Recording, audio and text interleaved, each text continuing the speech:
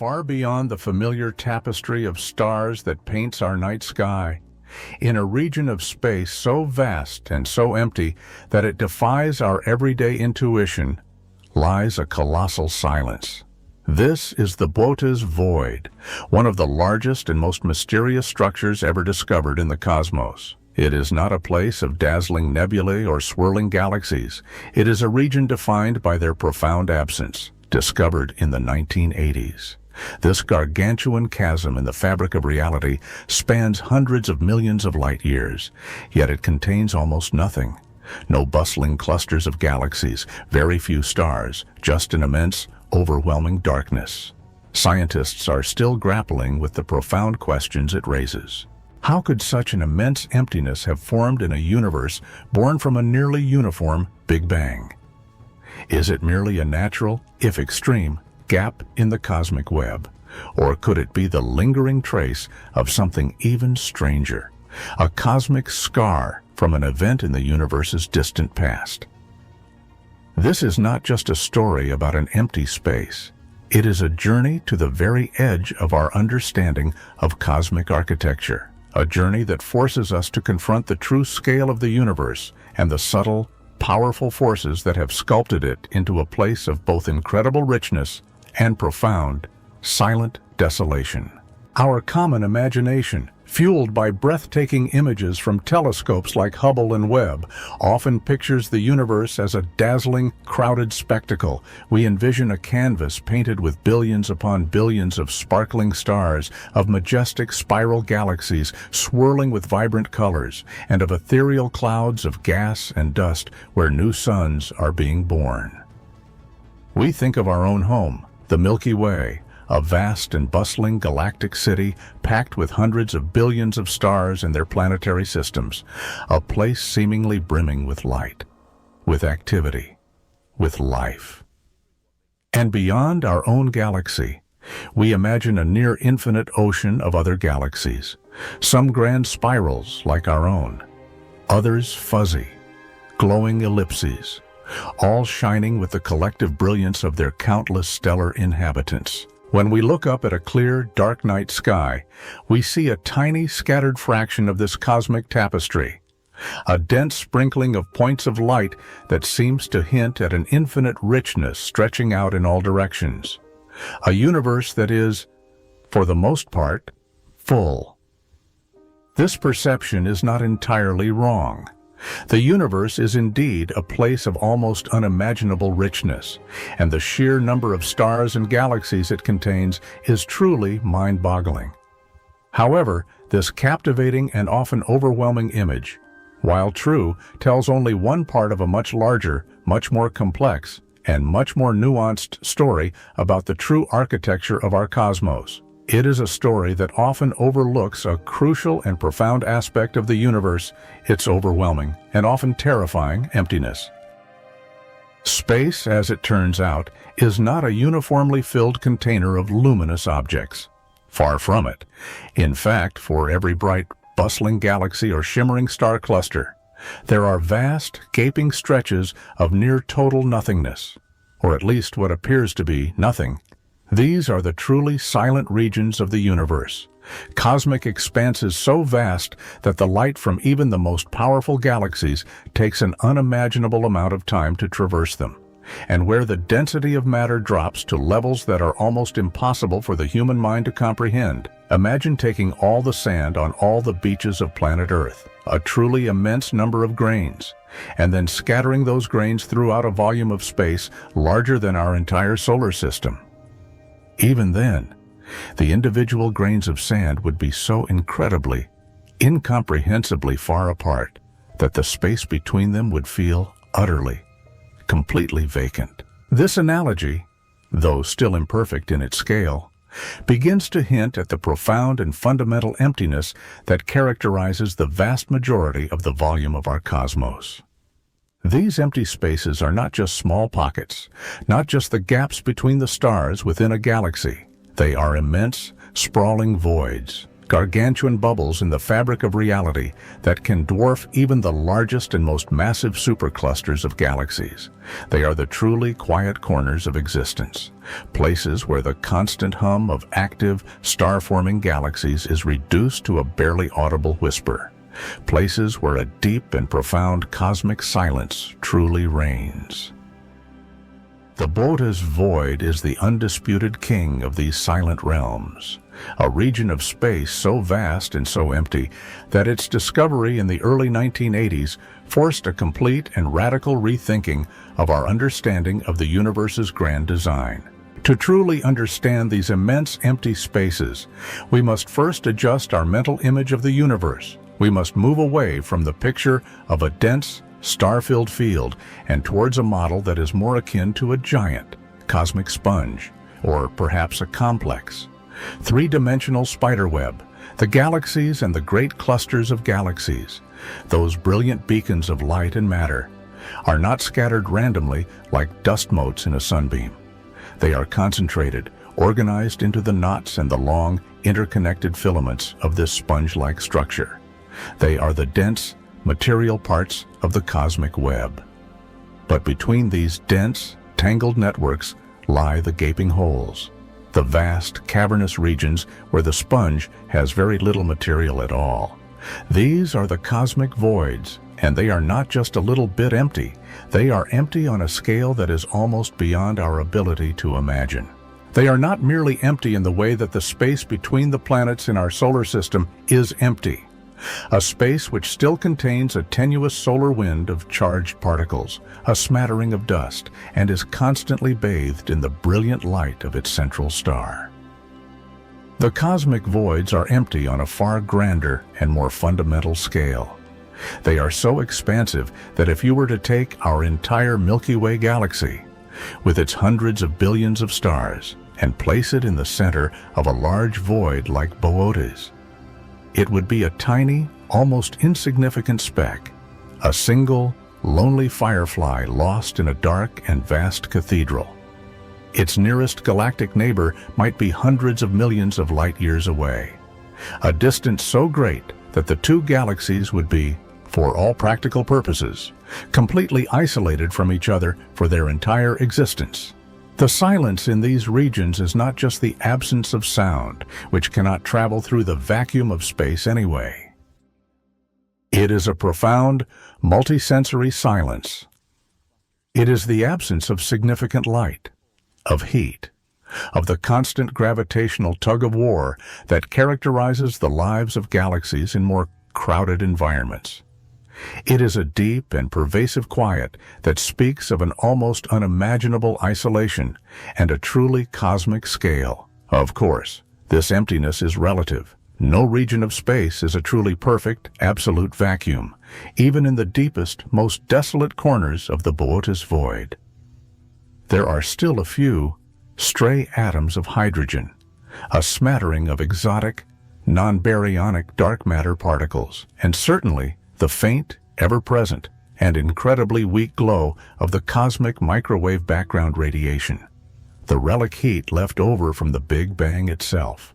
But the density of this ordinary visible matter is so incredibly, vanishingly low that it makes the best, most pristine vacuum chambers we can create in our laboratories on Earth look positively crowded and bustling in comparison. In a typical dense galaxy cluster, there might be hundreds or even thousands of galaxies, each with its own billions of stars, all packed relatively close together in a cosmic metropolis. In the long, thin filaments that connect these clusters, galaxies are strung out like pearls on a necklace, still part of a larger, interconnected structure. But in the very heart of a large cosmic void, the number of galaxies can drop to almost zero, or at best, to a handful of small, faint, and isolated galaxies that seem like cosmic castaways. Survivors of a cosmic shipwreck, drifting alone in an endless ocean of near nothingness.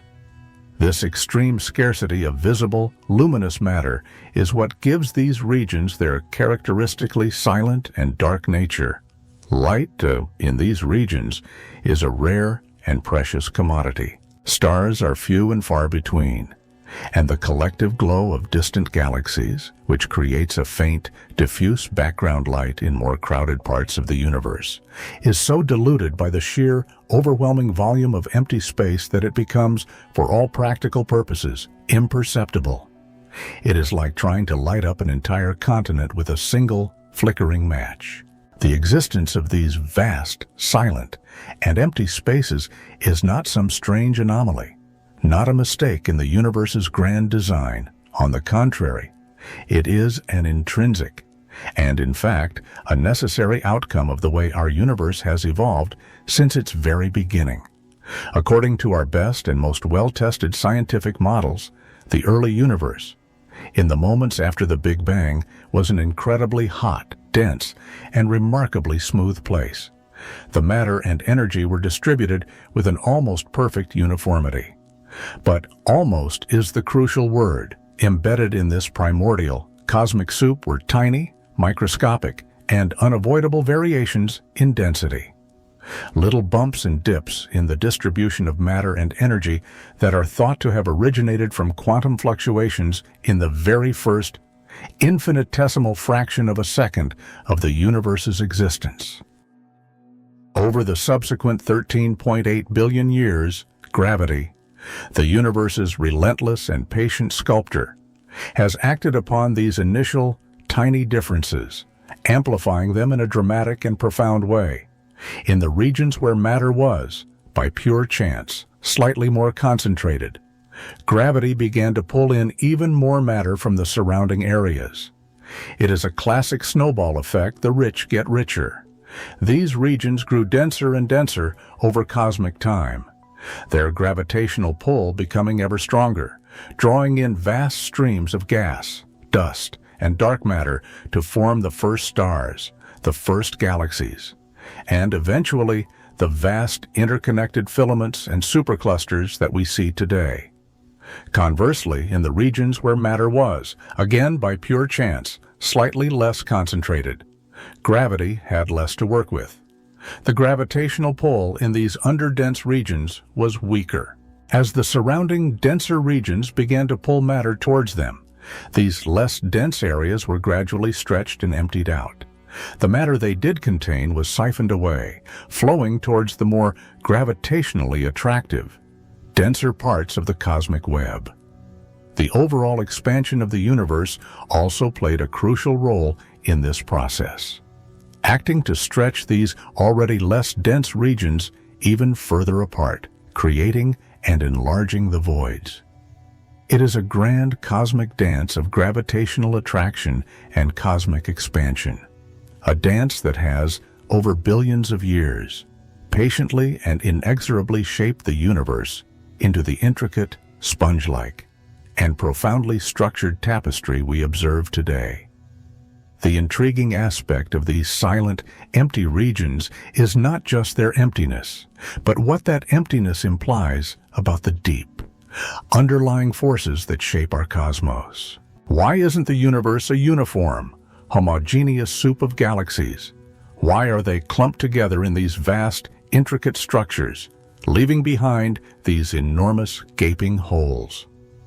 The answers to these questions lie deep within the fundamental principles of gravity, in the mysterious nature of the invisible dark matter that provides the universe's gravitational scaffolding, and in the strange, repulsive influence of the equally mysterious dark energy that is accelerating the universe's expansion.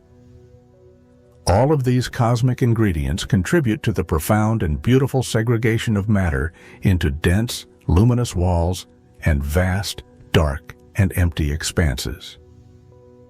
The silence of these voids is a profound physical silence, a lack of the vibrant and chaotic activity that defines the more crowded galactic neighborhoods.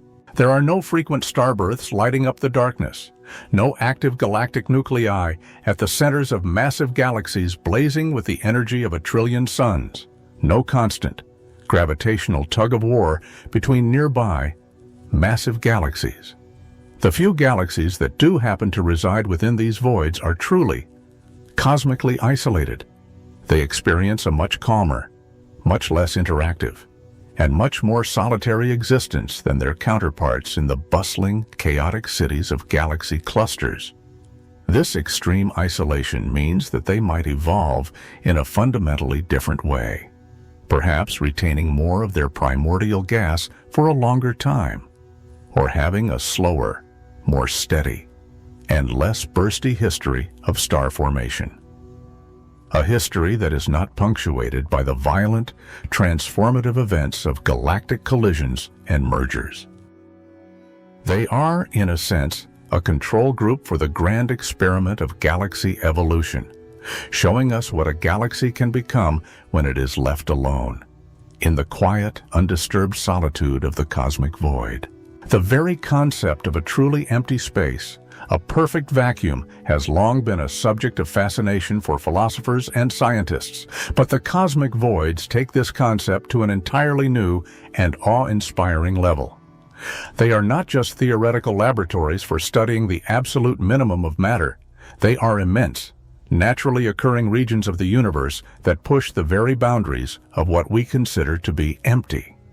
They challenge our intuitive and often flawed understanding of how matter should be distributed in the cosmos. If you could, by some magical means, be transported to the very center of one of these great voids, far from any significant source of gravity or light, the night sky would be a profoundly different and perhaps deeply unsettling sight.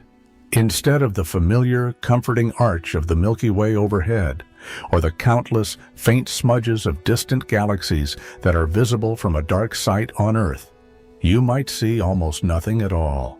Perhaps a single, faint, and lonely star, a member of your own isolated void galaxy. Or, with the aid of a powerful telescope, a very distant, almost imperceptible smudge of light from another galaxy, hundreds of millions of light years away. Its light so ancient that you would be seeing a ghost from a long-dead past, rather than a vibrant, living present. The nearest bright object might be so far away that its light has taken eons, a significant fraction of the age of the universe, to reach you. This profound visual emptiness would contribute significantly to the feeling of a deep cosmic silence, a quietude so absolute and so profound that it would almost seem to hum with its own stark and lonely reality.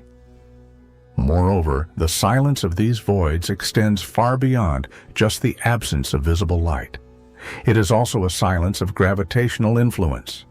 While gravity, according to our theories, acts across infinite distances, its strength diminishes rapidly with distance. In a large cosmic void, the nearest massive concentrations of matter, the great superclusters and filaments, are so far away that their gravitational pull is incredibly, vanishingly weak.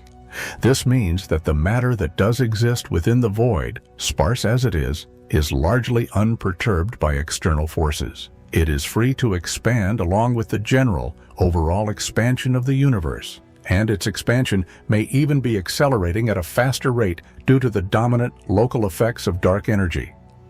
The temperature in these voids would also be extraordinarily, unimaginably low, just a few degrees above absolute zero, warmed only by the faint, ever-present glow of the cosmic microwave background radiation and the occasional lonely and ancient photon from a distant source. There is no significant source of heat, no dense clouds of gas to be compressed and warmed by the birth of new stars, nothing to generate the energetic and often violent processes that characterize the brighter, more active regions of the cosmos.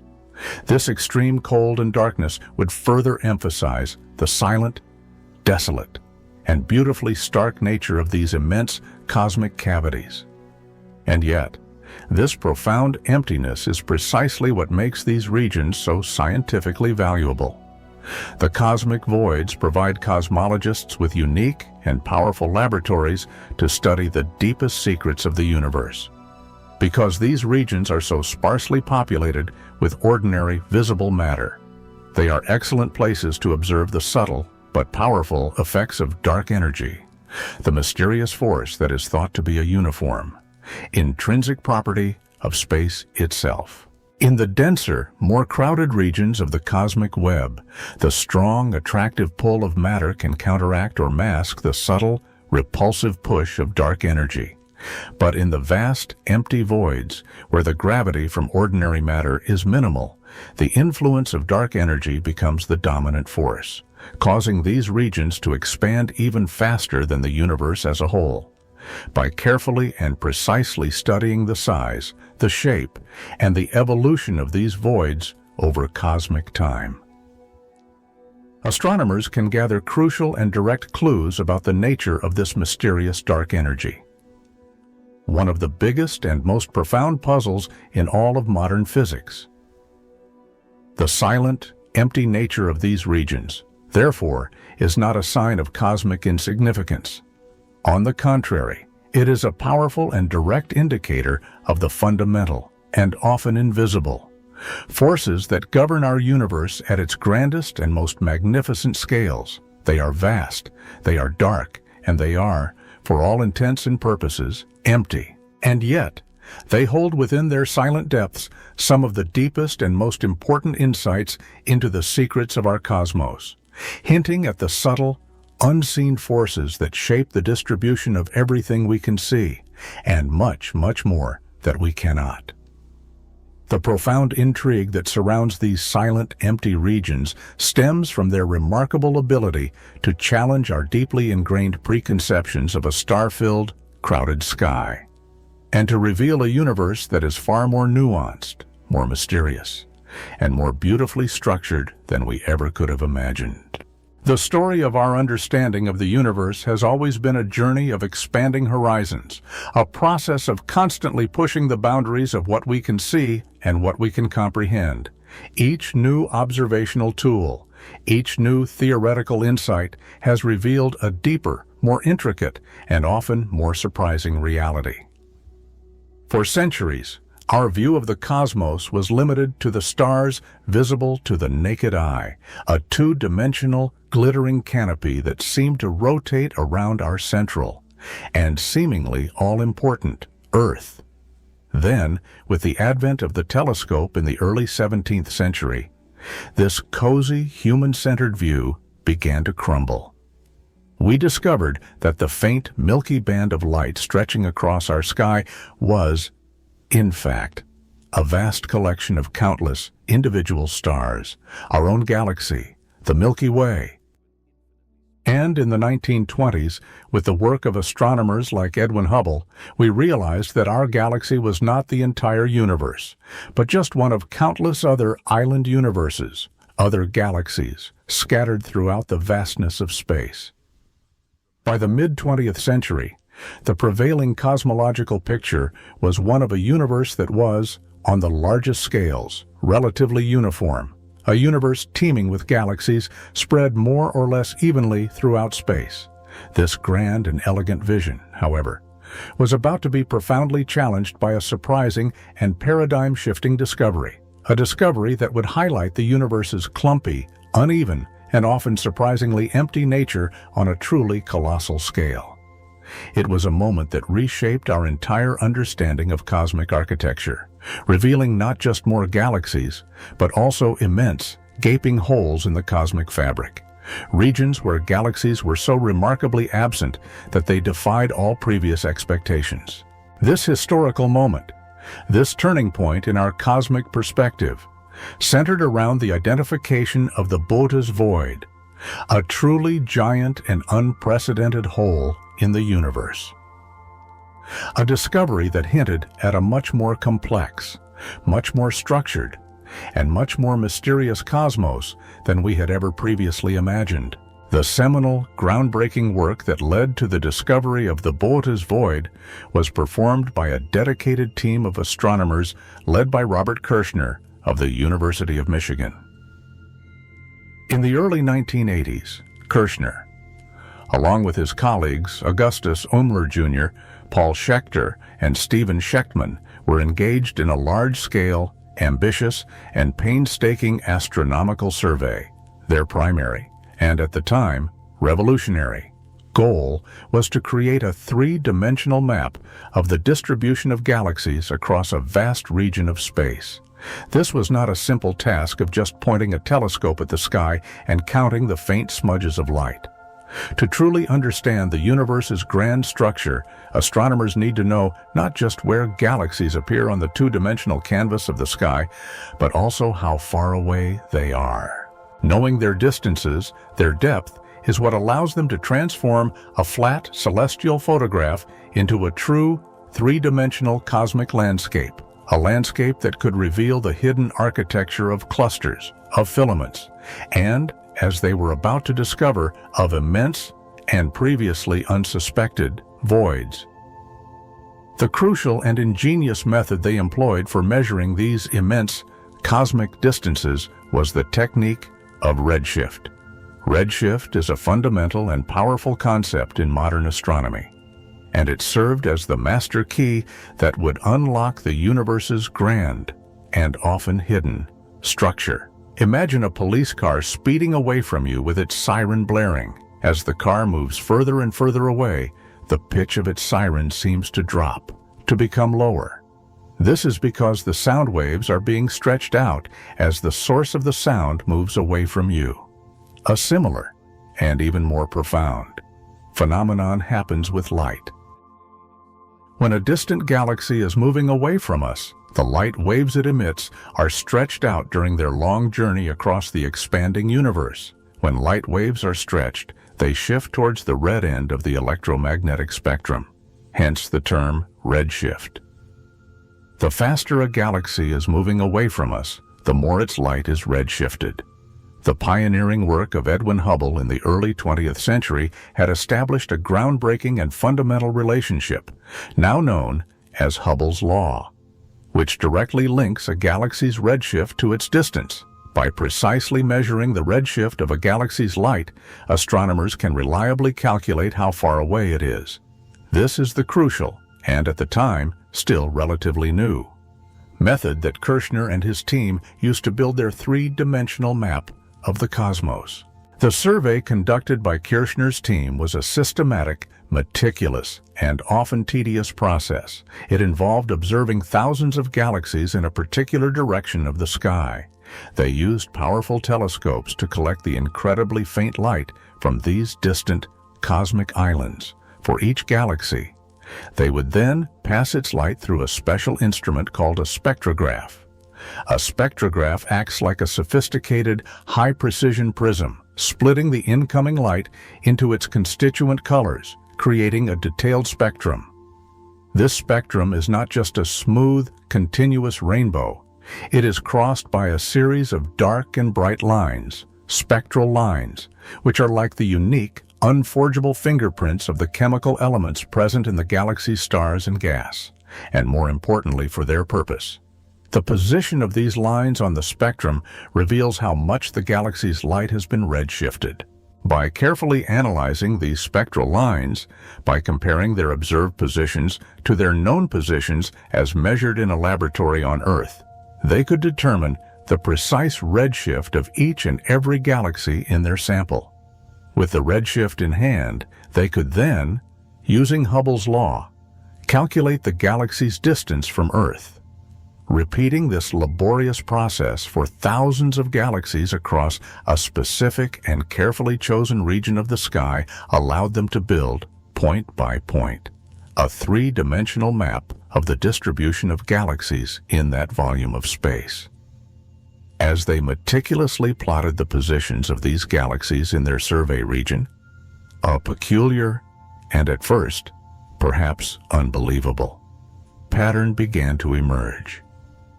In one particularly large section of the sky, a section that extended through the familiar constellation of Boötes, the herdsman, they found a remarkable and profound absence of galaxies.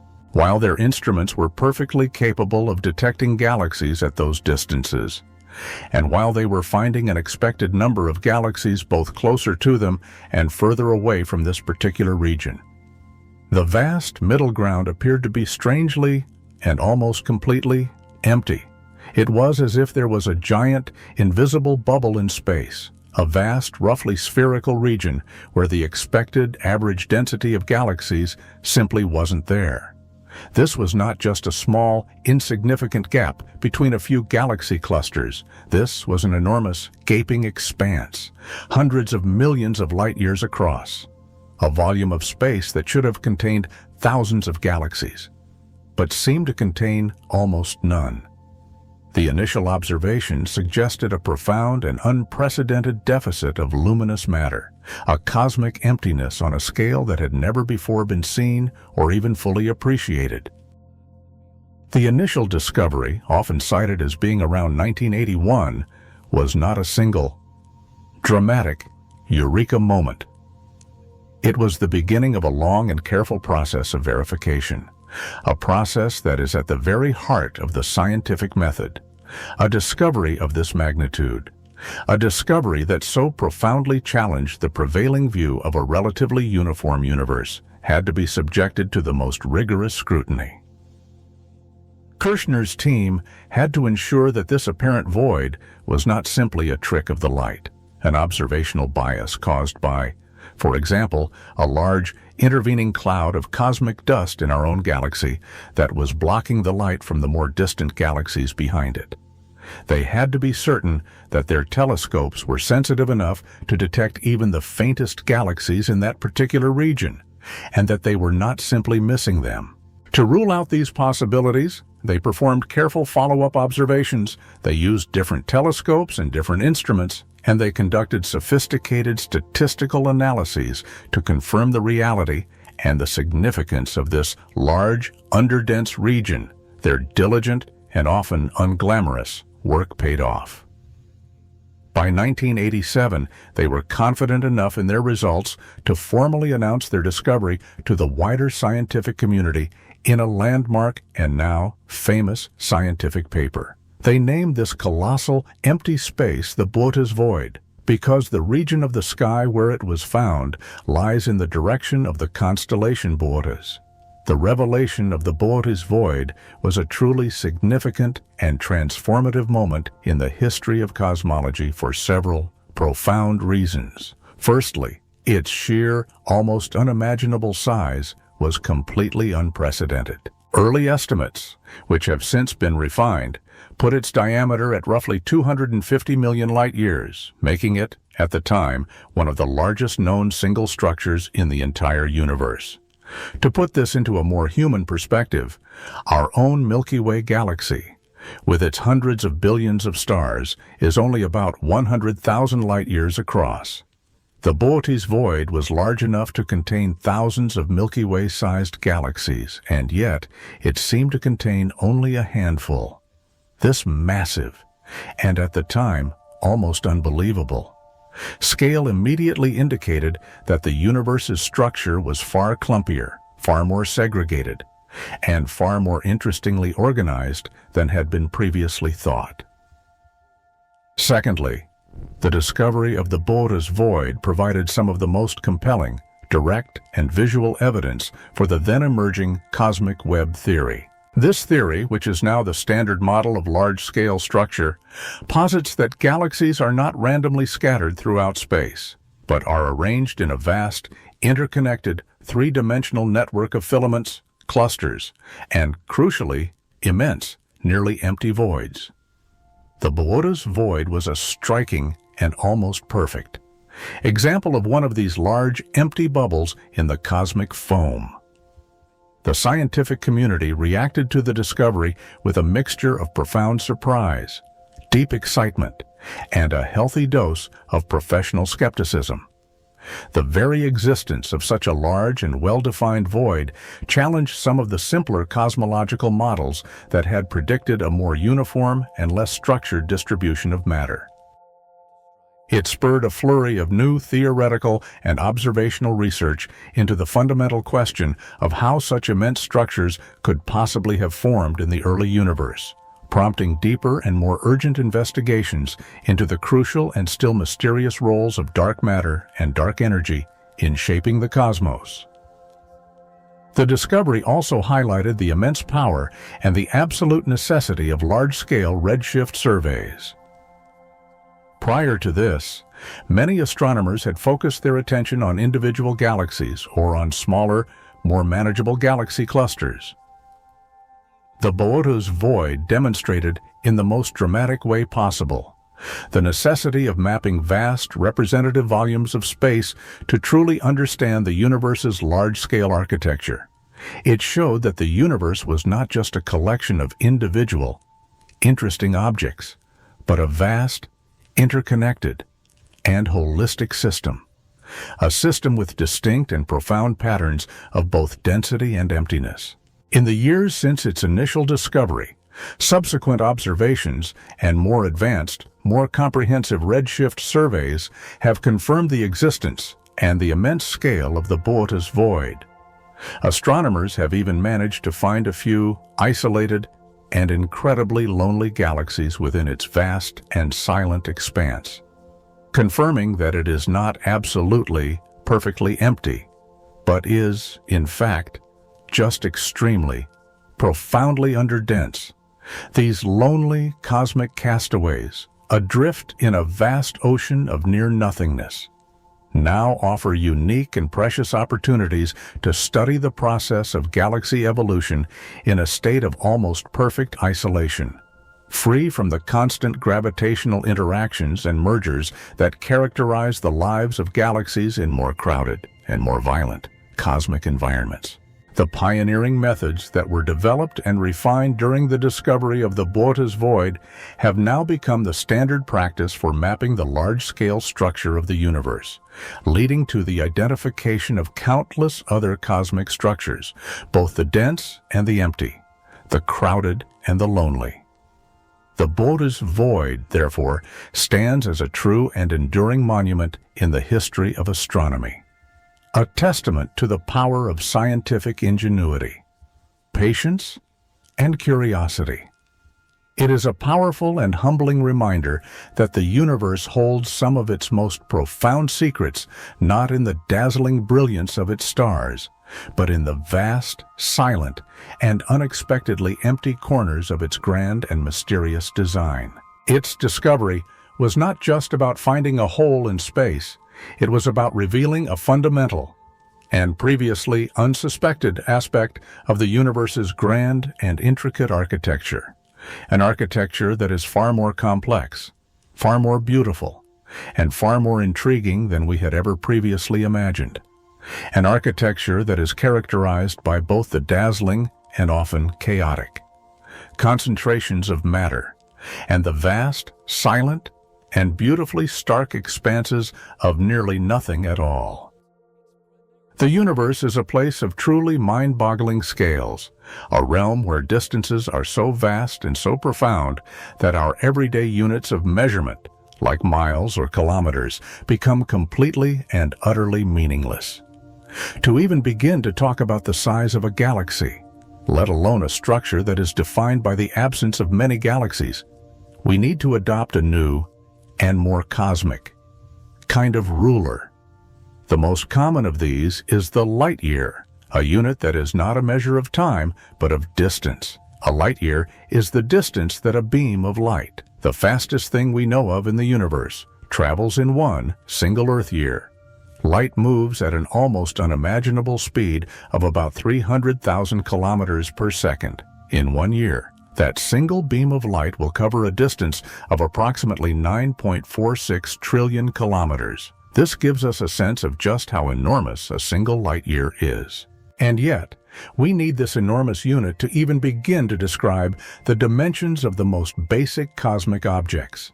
Even with this cosmic ruler, the numbers involved in describing the universe quickly become staggering.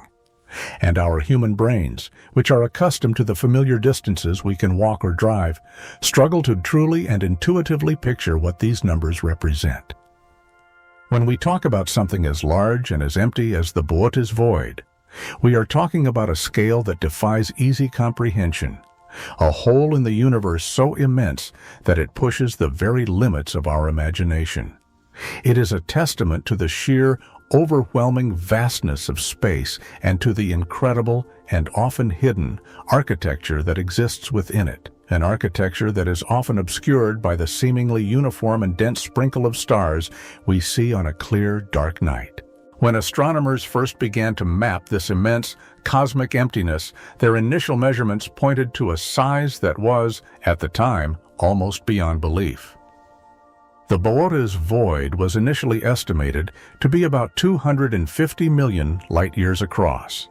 Let that number sink in for a moment. 250 million light-years. That is the distance that light, traveling at its breakneck speed, would take 250 million years to cross, just to get from one side of this void to the other. To put this into a more terrestrial perspective, our entire planet Earth is only about 4.5 billion years old. The light that is just now reaching one side of the Boötes Void from the other began its journey at a time when the first primitive reptiles were just beginning to evolve on our planet, long before the age of the dinosaurs, long before the rise of mammals, and certainly long before the first glimmer of human consciousness. This single, almost incomprehensible number immediately sets the Boötes Void apart as something truly monumental, a feature in the universe that is not merely large, but truly gargantuan, even by the high standards of the cosmos, where large is a common and often overused descriptor. This dimension is not just a simple, two-dimensional line across a picture of the sky. It represents a vast, three-dimensional sphere of near-total emptiness, a truly gargantuan bubble in the very fabric of space. To truly grasp the immense and almost frightening size of the Boötes Void, it is helpful to compare it to other, more familiar cosmic objects, even if those objects are themselves incredibly and almost unthinkably large. Let us start our journey of comparison with our own cosmic home, the Milky Way galaxy. The Milky Way is a majestic and beautiful, barred spiral galaxy, a vast and complex collection of somewhere between 100 billion and 400 billion individual stars, along with vast, swirling clouds of interstellar gas and dust, all orbiting a supermassive black hole that lies at its very center, from one edge of its luminous, star-filled disk to the other. The Milky Way spans a distance of about 100,000 light-years. This means that if you could, by some magical means, build a spaceship that could travel at the speed of light, it would still take you 100,000 years to make a single, one-way trip from one side of our own galaxy to the other. Now, let us bring this comparison to the Boötes Void. If the Boötes Void is 250 million light-years across, and our Milky Way is 100,000 light-years across, then to span the vast diameter of the Boötes Void, you would need to line up, side by side, 2,500 Milky Way galaxies. Imagine that for a moment. A continuous, unbroken chain of 2,500 individual galaxies, each one as grand, as complex, and as filled with stars as our own, stretched out, end to end, just to cover the distance from one boundary of this great void to the opposite boundary. This single comparison highlights, in the most dramatic way possible, the staggering and profound emptiness of the Boötes Void.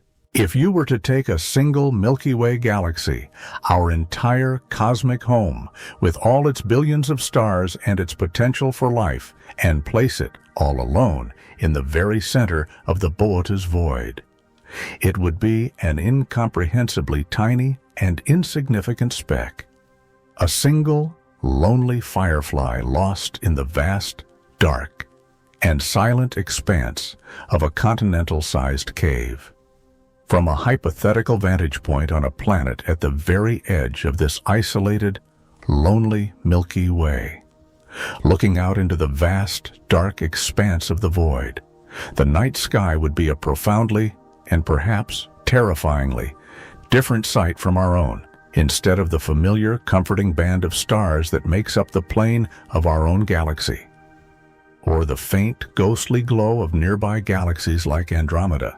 You would see almost nothing at all. The nearest other major galaxy might be hundreds of millions of light-years away, appearing as a barely discernible, faint smudge of light, if it were visible at all, even with the aid of the most powerful telescopes. The feeling of absolute cosmic isolation would be overwhelming. There would be no swirling, cosmic dance of gravitational interactions with other large galaxies. There would be no regular, predictable supernova explosions from nearby stellar populations, illuminating the void with their fleeting, but brilliant, light. There would be just an immense, cold, dark, and profound silence, broken only by the very distant and incredibly faint glow of the most energetic objects located at the very edges of this colossal cosmic whole. The void would truly, and in every sense of the word, live up to its name, offering a visual and a physical representation of an almost unimaginable, extreme loneliness in the universe. The vast, empty space between the few galaxies that do exist within the void is not just a little bit more empty than the space between the galaxies in our own neighborhood. It is so profoundly, and so fundamentally, vacant that our usual and often comforting concept of a galactic neighborhood dissolves entirely. This is not just a region of space with fewer galaxies. It is a region that has been actively, and almost completely, emptied out over the long and patient course of cosmic time. Moving beyond the scale of our single galaxy, let us consider our own local cosmic neighborhood. The Milky Way is part of a small and relatively cozy collection of galaxies known as the Local Group. This group is a gravitationally bound system that includes our Milky Way, the slightly larger and more massive Andromeda Galaxy, the smaller Triangulum Galaxy, and about 50 or so much smaller and fainter dwarf galaxies. The local group itself is a relatively compact and gravitationally coherent structure, spanning a distance of about 10 million light-years from one side to the other. While this is, by any human standard, already a huge and almost unimaginable distance, it is still completely dwarfed by the sheer, overwhelming scale of the Boötes Void. If you were to try and fit our entire local group across the vast diameter of the Boötes Void, you would be able to line up, end to end, approximately 25 of them. This comparison emphasizes once again that the Boötes Void is not just empty on the scale of individual galaxies, but also on the much larger scale of typical, and even relatively dense, galaxy groups. The density of galaxies within our own local group is relatively high compared to the average density of the universe, with our major galaxies, the Milky Way and Andromeda, already on a long, slow, and inevitable collision course, their mutual gravitational attraction pulling them together. In stark contrast, the Boötes Void represents a vast and lonely region of space where such gravitational interactions are almost completely non-existent, simply because there are so few galaxies that are close enough to each other to interact in any meaningful way. The sheer and almost total lack of galactic company within the void is a defining, and perhaps the most profound, characteristic of its immense and almost unbelievable scale. To further appreciate its truly colossal scale, let us compare the Boötes Void to even larger and more magnificent structures in the universe, the great galaxy clusters and the even larger superclusters. Galaxy clusters are enormous and gravitationally bound collections of hundreds or even thousands of individual galaxies. These clusters can span several millions of light-years, typically ranging from about 3 to 30 million light-years across. For example, the Virgo cluster, a relatively nearby and massive galaxy cluster that our own local group is slowly being pulled towards, spans a distance of about 10 million light-years. A single and incredibly dense galaxy cluster, as massive and as filled with galaxies as it is, would still occupy only a small and almost insignificant fraction of the vast diameter of the Boötes Void. You could easily place, side by side, between 10 and 100 typical galaxy clusters just across the immense width of the Boötes Void. The contrast in density is truly, and almost comically, stark. While a galaxy cluster is a crowded, bustling, and often chaotic city of galaxies, the Boötes Void is a vast, silent, and almost completely empty desert. Even more impressive, and even more mind-boggling, are the great superclusters. Superclusters are the largest known and gravitationally coherent structures in the entire universe. They consist of multiple galaxy clusters and galaxy groups, all of which are gravitationally linked, forming long, thin, and often spectacular filamentary structures. These cosmic superhighways of galaxies can stretch for hundreds of millions of light years. For instance, the Laniakea supercluster, the vast cosmic structure of which our own local group is a small and almost insignificant part, spans a distance of about 500 million light years. While the Boötes Void's diameter of 250 million light-years is slightly less than that of some of the very largest and most massive superclusters, like Laniakea, it is still significantly larger than many other prominent and well-known superclusters. This means that the Boötes Void is not just larger than individual galaxies or galaxy groups. It is larger than many of the grandest and most massive collections of galaxies that the universe has managed to organize itself into. This single, and almost unbelievable, fact underscores the truly exceptional and profoundly strange nature of the Boötes Void. It is not merely an empty space, it is an empty space that exists on the same grand scale as the universe's most enormous and most magnificent structures, demonstrating, in the most dramatic way possible, that the cosmos is not just clumped and organized, but is also profoundly and beautifully segregated into these vast and almost unimaginable regions of both presence and absence.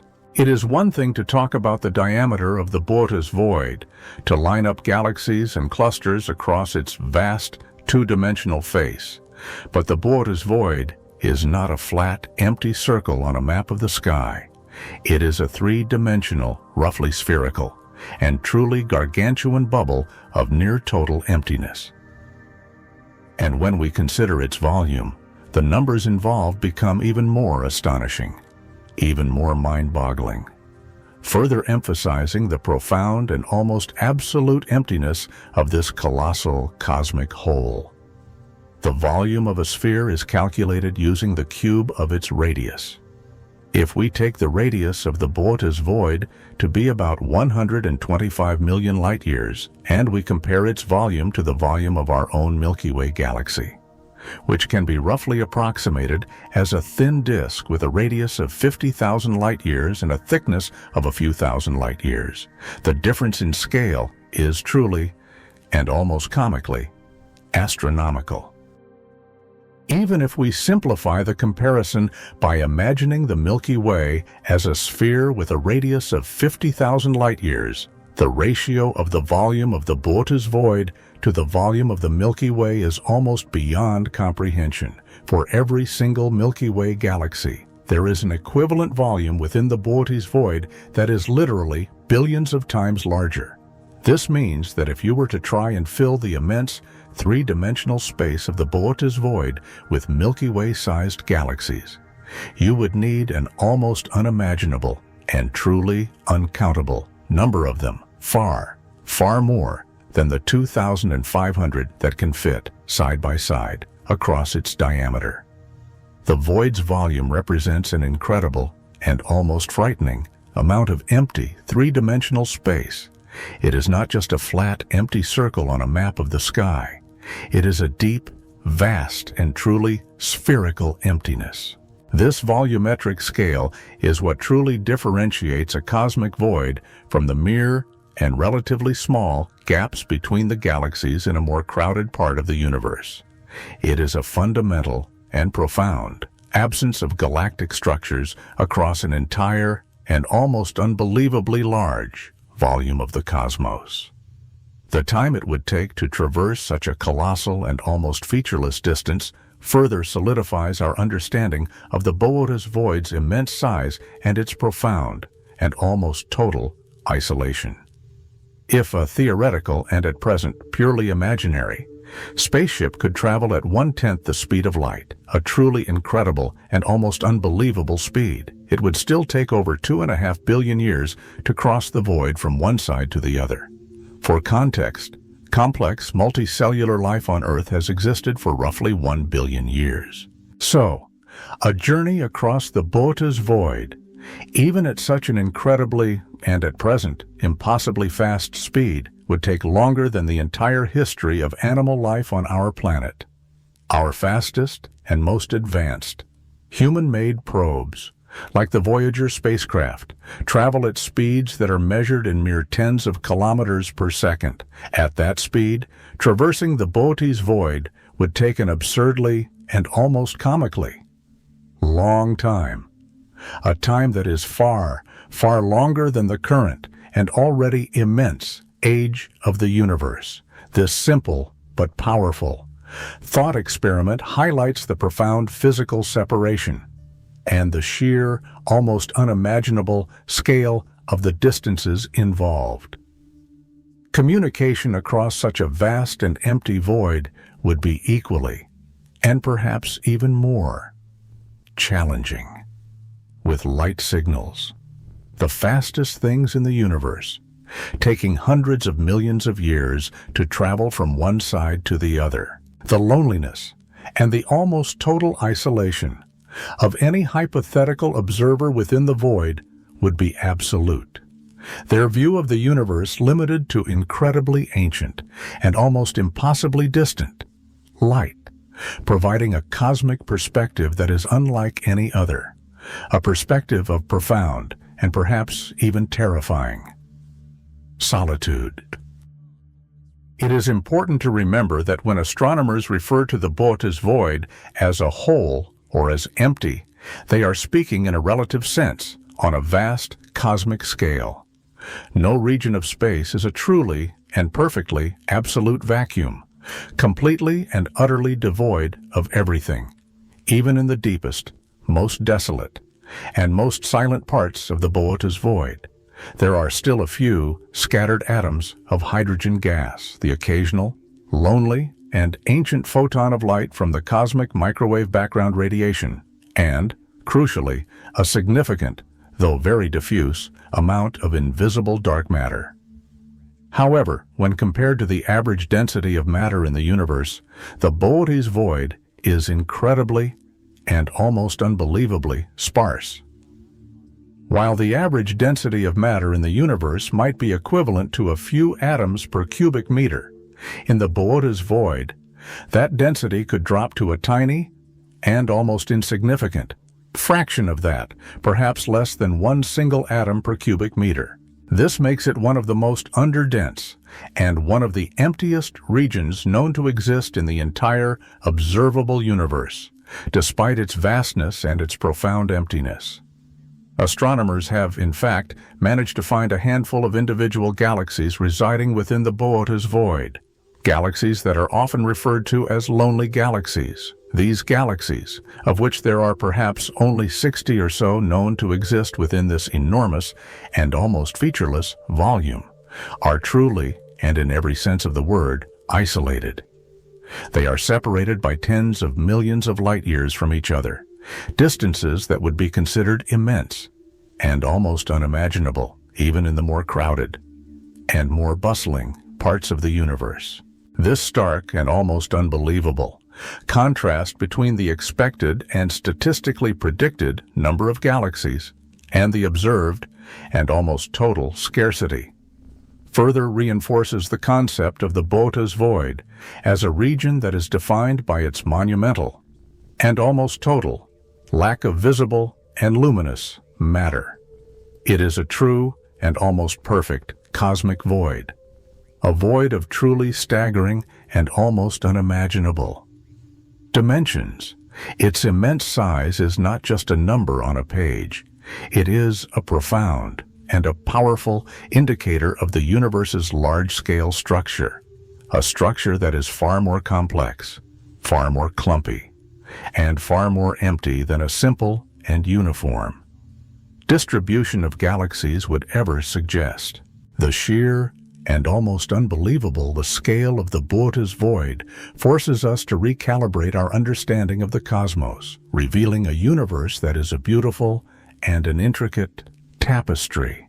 A tapestry that is woven with both the luminous and often chaotic threads of galaxies, and the vast, dark, silent, and beautifully stark expanses of near-total nothingness.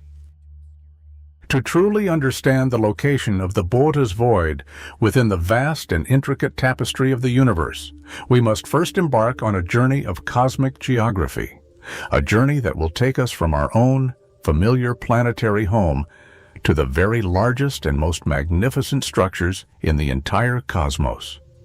Just as our own planet Earth has its continents and its oceans, its mountains and its valleys, the universe, too, has a grand and a beautiful architecture.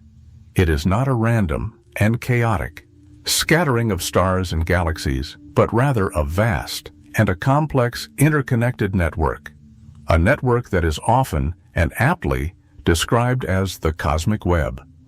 This web consists of enormous and often spectacular thin strands or filaments of galaxies, all of which are interwoven and all of which connect at massive and dense nodes where galaxies are clustered together in great and often chaotic cosmic cities.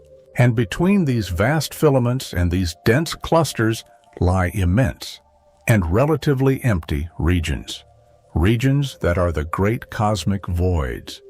The Boötes Void is a prime and a particularly spectacular example of one of these gargantuan and almost completely empty spaces, a space that sits prominently and almost silently within this intricate and often beautiful cosmic tapestry.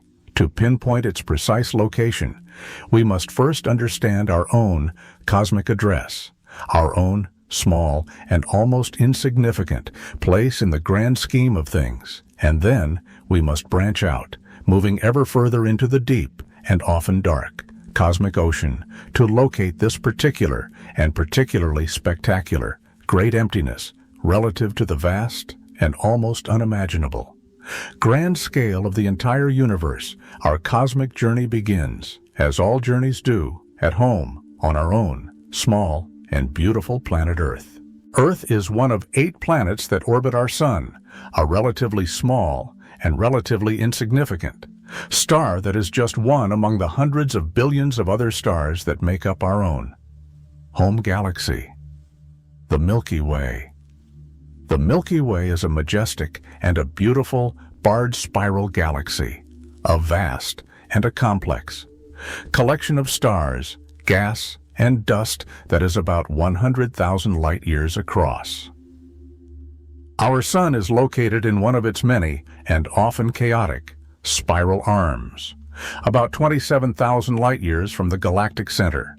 The Milky Way itself is part of a small and a relatively cozy collection of galaxies that is known as the Local Group. This group includes our own galaxy, the slightly larger and more massive Andromeda Galaxy, and about 50 or so much smaller and fainter dwarf galaxies. The Local Group is roughly 10 million light-years across. This local and relatively small galactic cluster represents the first and the most basic rung on the long and often complex ladder of cosmic hierarchy that extends far beyond our own individual galaxies. It is a gravitationally coherent and a relatively stable unit that is distinct from the general and often chaotic field of galaxies. Its very existence tells us that even on relatively small and relatively insignificant scales, galaxies tend to clump together rather than being randomly and evenly spread. Moving even further out, we encounter the next, and the even more impressive level of cosmic organization, the great galaxy clusters. These are far grander and far more magnificent than our own, small and relatively insignificant. Local group. A galaxy cluster is an enormous and an often chaotic collection of hundreds or even thousands of individual galaxies, all of which are gravitationally bound together. They are the largest known and gravitationally coherent structures in the entire universe. They are true and often spectacular. Cosmic cities, teeming with galactic life. Galaxy clusters can span several millions to tens of millions of light years across. For example, the Virgo cluster, a relatively nearby and a relatively massive galaxy cluster that our own local group is slowly and inevitably being pulled towards, contains over 1,000 individual galaxies and spans a distance of about 10 million light years. Another, and an even more famous, example is the Coma cluster, which is even larger and even denser, containing thousands of individual galaxies, beyond the visible and often spectacular. Galaxies. Galaxy clusters are also filled with vast and often chaotic amounts of incredibly hot gas, a gas that emits powerful and often beautiful X-rays, and most significantly, colossal and often unimaginable amounts of unseen and often mysterious dark matter. In fact, dark matter makes up the vast and often overwhelming bulk of a cluster's mass, providing the immense and the often unimaginable gravitational pull that is needed to hold so many individual and often chaotic galaxies together. Galaxy clusters form in the densest and the most massive regions of the early and the often chaotic universe, where the gravitational pull was the strongest, drawing in vast and often unimaginable amounts of gas, dust, and galaxies from the vast and the often chaotic surrounding areas. They are the points of the highest and the most intense density in the cosmic web, serving as powerful and often unimaginable gravitational anchors that shape the flow of matter across vast and often unimaginable cosmic distances. The formation of these clusters is a continuous and an often chaotic process, with new galaxies constantly falling into them from the surrounding and the often chaotic filaments, causing them to grow and to evolve over billions of years. The next, and the even more impressive, step up in this cosmic hierarchy brings us to the great, and the often spectacular, superclusters. These are even grander and even more magnificent structures representing the largest known and gravitationally coherent aggregations of matter in the entire universe. Superclusters are not single and gravitationally bound entities in the same and the often simplistic way that galaxies or galaxy clusters are. Instead, they are vast and often spectacular, elongated complexes of multiple and often chaotic galaxy clusters, galaxy groups, and individual galaxies, all of which are strung together in long and often spectacular filamentary shapes. They can span hundreds of millions of light years across. Our own, small and relatively insignificant local group, along with the Virgo cluster and many other, and often chaotic, galaxy groups and clusters, is part of an enormous and a truly spectacular supercluster that is called Laniakea, a word that means immense heaven in Hawaiian. The Laniakea supercluster is a truly colossal and a truly spectacular structure, a structure that is estimated to be about 500 million light years across, and that contains the mass of over 100,000 Milky Way-sized galaxies. It is characterized by its flow. All the galaxies within Laniakea are slowly but surely moving inwards, drawn by the combined and the often chaotic gravitational pull of its denser and its often chaotic regions, towards a mysterious and an often chaotic gravitational anomaly that is known as the Great Attractor. Laniakea is just one of many, and often spectacular, identified superclusters in the universe. Other and often spectacular, prominent examples include the Perseus-Pisces supercluster, the Coma supercluster, and the Hercules supercluster, each of which represents an immense and a truly spectacular cosmic continent of galaxies. Superclusters are, in essence, the densest and the most luminous parts of the vast and the often spectacular cosmic web. Regions where the universe's matter has congregated on the grandest and the most magnificent scales. They are defined not by a strong and a simple gravitational binding of the whole, but by the overall and the often chaotic movement of their component parts towards common and often chaotic centers of gravity. This brings us to the ultimate and the most magnificent level of cosmic organization, the cosmic web, the local group, the galaxy clusters, and the superclusters are all components of this grand and this spectacular universal structure. As we have discussed in a previous chapter, the cosmic web is a vast and an interconnected network that permeates the entire observable universe, a network that resembles a colossal and a truly spectacular three-dimensional sponge, or a complex, and a truly spectacular spiderweb. It is composed of three primary and often spectacular elements, the filaments, which are the long and the often spectacular, thread-like strands of galaxies that stretch for hundreds of millions of light years, the nodes or the clusters, which are the dense and the often chaotic intersections where these filaments meet, representing the largest and the most massive, congregations of galaxies, and the voids, which are the vast and the relatively empty, spaces that lie between the filaments and the clusters. Superclusters, like Laniakea, are in essence the most massive and the most luminous parts of these filaments and these nodes. They represent the densest and the most massive parts of the cosmic web structure, where gravity has had the most and the most spectacular success in pulling matter together over billions of years. Now, where does the Boötes Void fit into this grand and this spectacular cosmic hierarchy? The Boötes Void is not a galaxy. It is not part of a galaxy group, nor is it a galaxy cluster, or even a supercluster. Instead, it is the exact and the often spectacular opposite. The Boötes Void is one of the largest and one of the most striking examples of a cosmic void, the third and the often spectacular fundamental component of the cosmic web.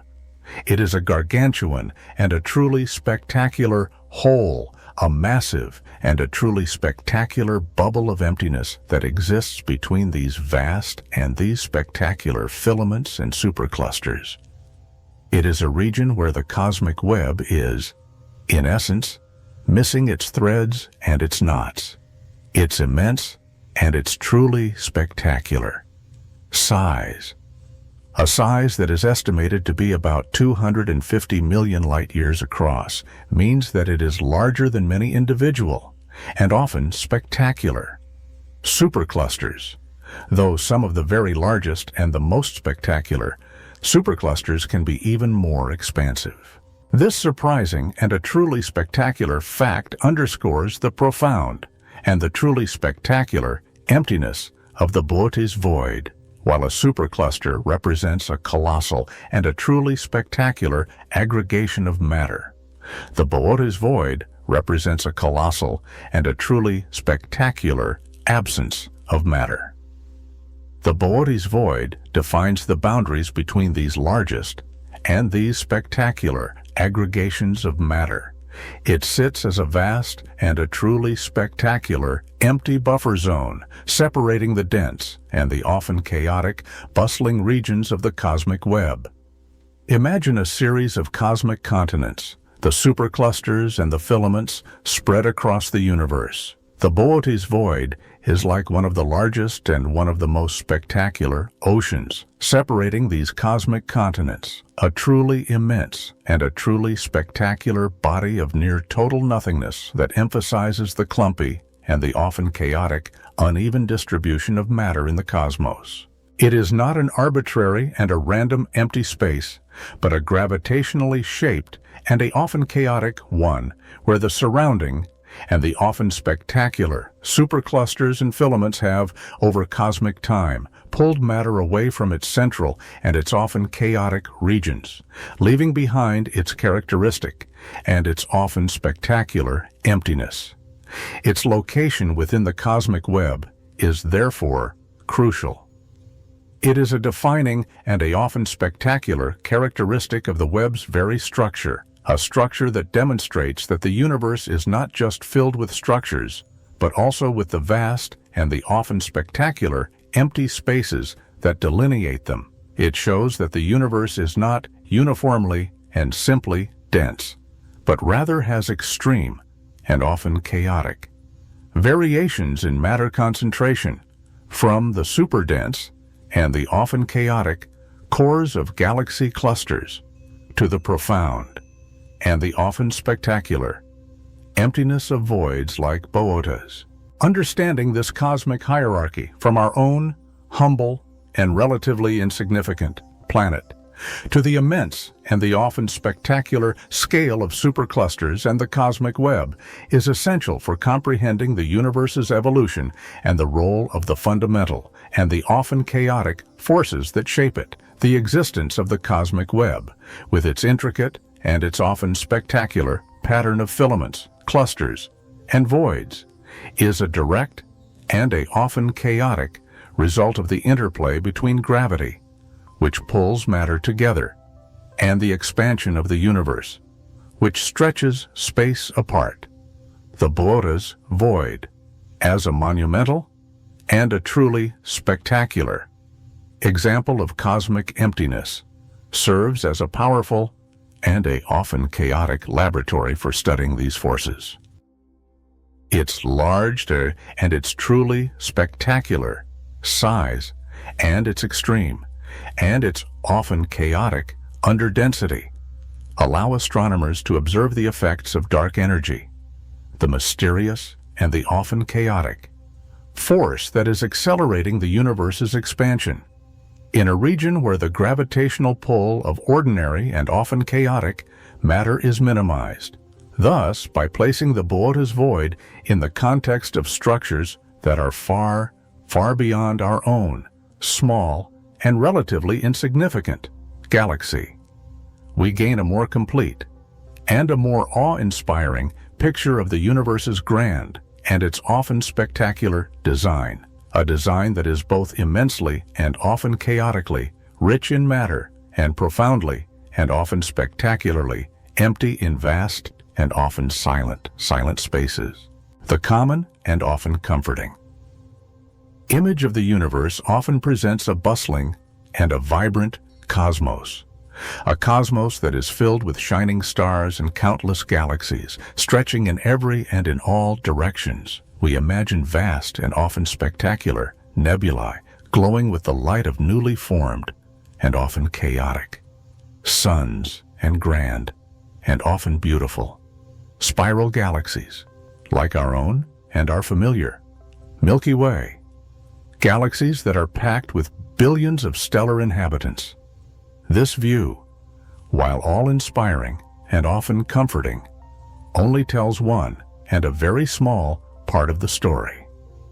For every region of cosmic density and of cosmic brilliance, there exist unimaginably vast and often chaotic areas that are profoundly and often terrifyingly empty, regions where the very fabric of space is stretched thin and where matter, particularly luminous and often beautiful matter, like stars and galaxies, is incredibly and often unbelievably rare.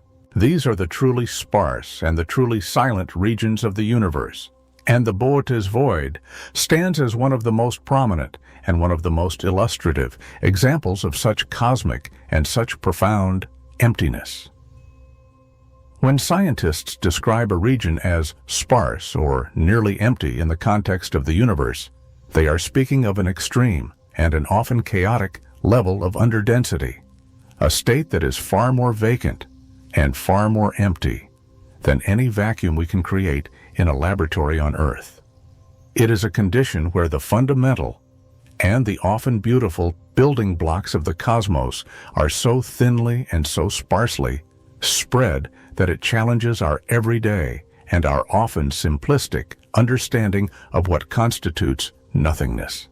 To truly grasp what sparse means on a cosmic and on a grand scale, it helps to consider the average density of matter in the entire and in the vast universe. Scientists estimate that if you were to average out all the matter and all the energy across the vastness and the often chaotic emptiness of space, the universe would contain, on average, only about one single hydrogen atom per cubic meter. That is an incredibly and an almost unbelievably low density already. To put it into a more human and a more terrestrial perspective, the air we breathe has trillions upon trillions of atoms per cubic cm, not per cubic meter. Even the best and the most pristine vacuum chambers on Earth, chambers that we consider to be extremely and almost unbelievably empty, still contain millions of atoms per cubic meter. Now, imagine a region of space where the density is significantly and often dramatically lower than even this already low cosmic average. This is the condition that exists within a cosmic void like Boötes. In the very heart of the Boötes Void, the average density of ordinary and of visible matter is thought to be as low as 1/10 of the cosmic average, or even less. This could mean a density of much less than one single hydrogen atom per cubic meter. Perhaps only a few atoms in a volume that is equivalent to a large and a often beautiful building or even a city block.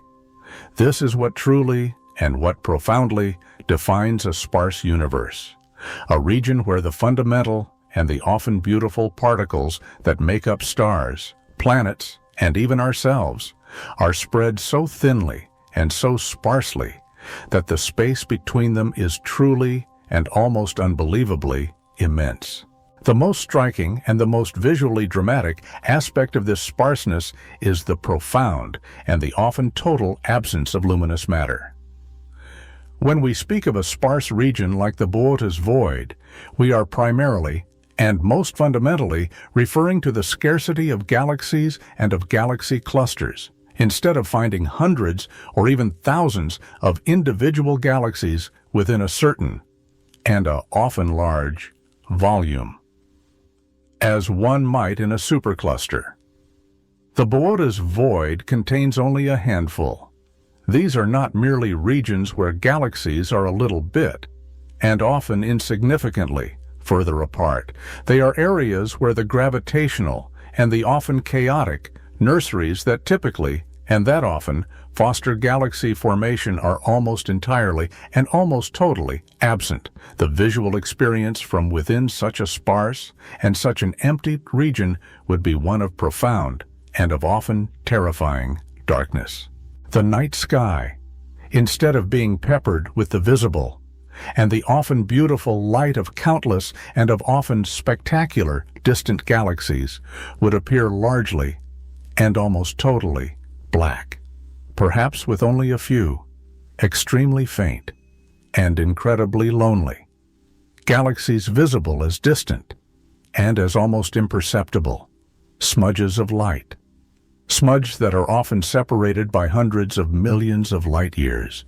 There would be no swirling and no often beautiful nebulae, indicating star formation, no bright, and no often spectacular stellar nurseries, and certainly no grand, and no often chaotic galactic collisions, lighting up the cosmic and the often dark night. The lack of light sources contributes significantly and often dramatically, to the cosmic silence that is characteristic of these voids. This absence of luminous matter is not an accident. It is a direct, and a often chaotic, consequence of how matter has been distributed and how it has evolved since the very early and the often chaotic moments of the universe. In the nascent and the often chaotic universe, there were tiny and very subtle variations in density, regions that were slightly and often insignificantly denser began to attract more matter due to the pull of gravity, growing into the structures that we see today, the filaments and the clusters of galaxies that make up the cosmic web. Conversely, the regions that were initially slightly and often insignificantly less dense had less gravitational pull. As the universe expanded, these underdense regions were stretched further and further apart, and they were actively and often dramatically emptied out as the surrounding matter was drawn away towards the denser and the more gravitationally attractive areas. This process, a process that was amplified over billions of years, resulted in the formation of these immense and these often spectacular cosmic voids. The sparseness of visible matter within them is therefore a direct and a often chaotic imprint of the early universe's conditions and of the relentless and the often chaotic work of gravity and of cosmic expansion. It is crucial to remember that while ordinary and often beautiful, luminous matter is incredibly and almost unbelievably sparse in these voids. The regions are not entirely and not totally empty of all forms of matter. The invisible and the often mysterious dark matter is also present within these voids, though it is at a lower and a often insignificant density than in the cosmic web's denser and its often chaotic regions. Dark matter, which does not interact with light and which can only be detected through its gravitational and its often powerful effects, plays a crucial and a often fundamental role in the formation of cosmic structures. While it gravitates and while it clumps together, its distribution is also influenced by the same and the often chaotic initial density variations that led to the formation of the voids. So, even in the empty and the often dark Boötes Void, there is a pervasive, though a tenuous and a often insignificant, presence of dark matter. More importantly, dark energy, the mysterious and the often powerful force that is believed to be responsible for the accelerating expansion of the universe, is thought to be uniformly and to be evenly distributed throughout all of space, including the voids. In fact, voids are considered to be excellent and to be often spectacular laboratories for studying dark energy, because the gravitational pull of ordinary matter is so weak and so often insignificant within them that the effects of dark energy, which acts to push space apart, become more dominant and more observable. The continued expansion and the increasing emptiness of these voids are partly driven by the influence of this pervasive and this often powerful dark energy. Thus, sparse means a dramatic and a often chaotic reduction in ordinary matter, but not a complete and a total absence of all cosmic constituents. The gravitational environment within a sparse region like the Boötes Void is vastly and often dramatically different from that in a galaxy cluster. In a cluster, galaxies are constantly and often chaotically interacting, pulling on each other, and sometimes even colliding or merging. This gravitational and this often chaotic interplay is a major and a often fundamental driver of galaxy evolution, influencing star formation, galaxy shape, and the distribution of gas. In contrast, within the Boötes Void, the few galaxies that do exist are gravitationally and often totally isolated. The nearest large concentrations of matter are hundreds of millions of light-years away, meaning they're gravitational, and their often powerful influence is incredibly and almost unbelievably weak. This isolation implies that any matter within the void experiences a much gentler and a often insignificant gravitational pull. A pull that is primarily from the distributed, and the often diffuse, dark matter within the void itself, and the very weak, and the often insignificant pull from the distant, and the often spectacular galaxy filaments. This lack of strong and of often powerful external gravitational forces means that the sparse matter within the void, including any lonely and any often beautiful galaxies, can expand more freely with the universe's general expansion, potentially leading to slower and to less disturbed evolutionary pathways for its few, and its often lonely, galactic inhabitants. The gravitational environment is fundamentally and often totally calm, unlike the bustling and the often chaotic and the gravitationally chaotic environments of galaxy clusters. It is important to distinguish the sparseness of cosmic voids from the general emptiness of intergalactic space. Even in the regions between galaxies within a cluster or a filament, space is mostly, and often totally, empty.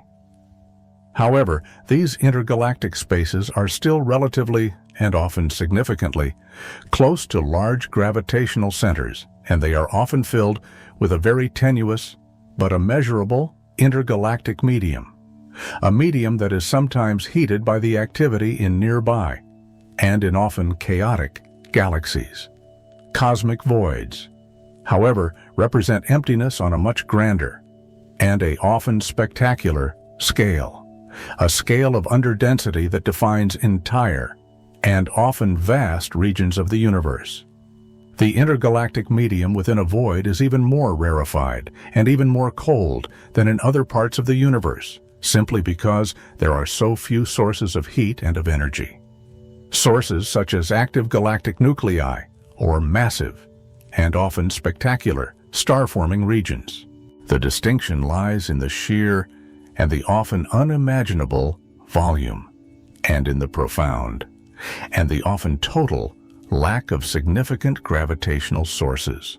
Voids are not just empty spaces between two galaxies. They are empty spaces between entire and often spectacular superclusters, spaces that are defined by the absence of the large-scale structures themselves. This scale of emptiness makes voids distinct, and it makes them crucial for understanding the universe's large-scale organization. The extreme and the often total sparseness of the Boötes Void, and of other, and of similar cosmic voids, makes them incredibly challenging, yet immensely valuable, targets for astronomical study. Because there is so little light-emitting matter within them, it is difficult to map their boundaries precisely, and it is difficult to study the few objects that they contain. Powerful telescopes must stare for exceptionally long periods of time to gather enough faint, and enough often insignificant, light from the rare and the often lonely galaxies that are within. However, this very, and this often total, sparseness is what makes them scientifically, and often profoundly, important. Voids represent regions where the effects of gravity from ordinary matter are minimized. This allows cosmologists to isolate and to study the effects of dark energy, which is thought to be a uniform and a often powerful force that is acting across all of space. In the denser and the often chaotic regions, the gravitational pull of matter can counteract, or it can mask, the effects of dark energy. But in the vast and the often empty voids, where gravity from ordinary matter is minimal, the influence of dark energy becomes more pronounced, and it becomes more observable. By studying the precise size, the precise shape, and the precise evolution of voids, cosmologists can therefore provide crucial and often profound clues about the nature of dark energy, one of the biggest and one of the most profound mysteries in all of modern physics. The silent and the often total nature of these regions, therefore, is not a sign of cosmic and of often total insignificance, but rather a powerful and a often profound indicator of the fundamental forces that govern the universe at its grandest and at its most magnificent scales.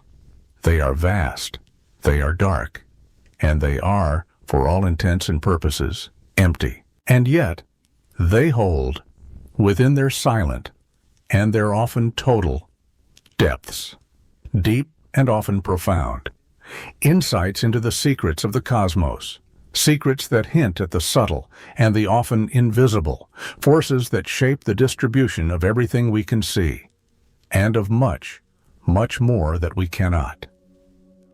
The intrigue that surrounds these silent and these often totaled regions stems from their ability to challenge our preconceptions of a star-filled and often chaotic sky, and to reveal a universe that is far more nuanced and far more mysteriously structured than we ever could have imagined. Within the immense and the silent expanse of the Boötes Void, a truly remarkable and a often lonely phenomenon exists, the presence of a handful of individual galaxies.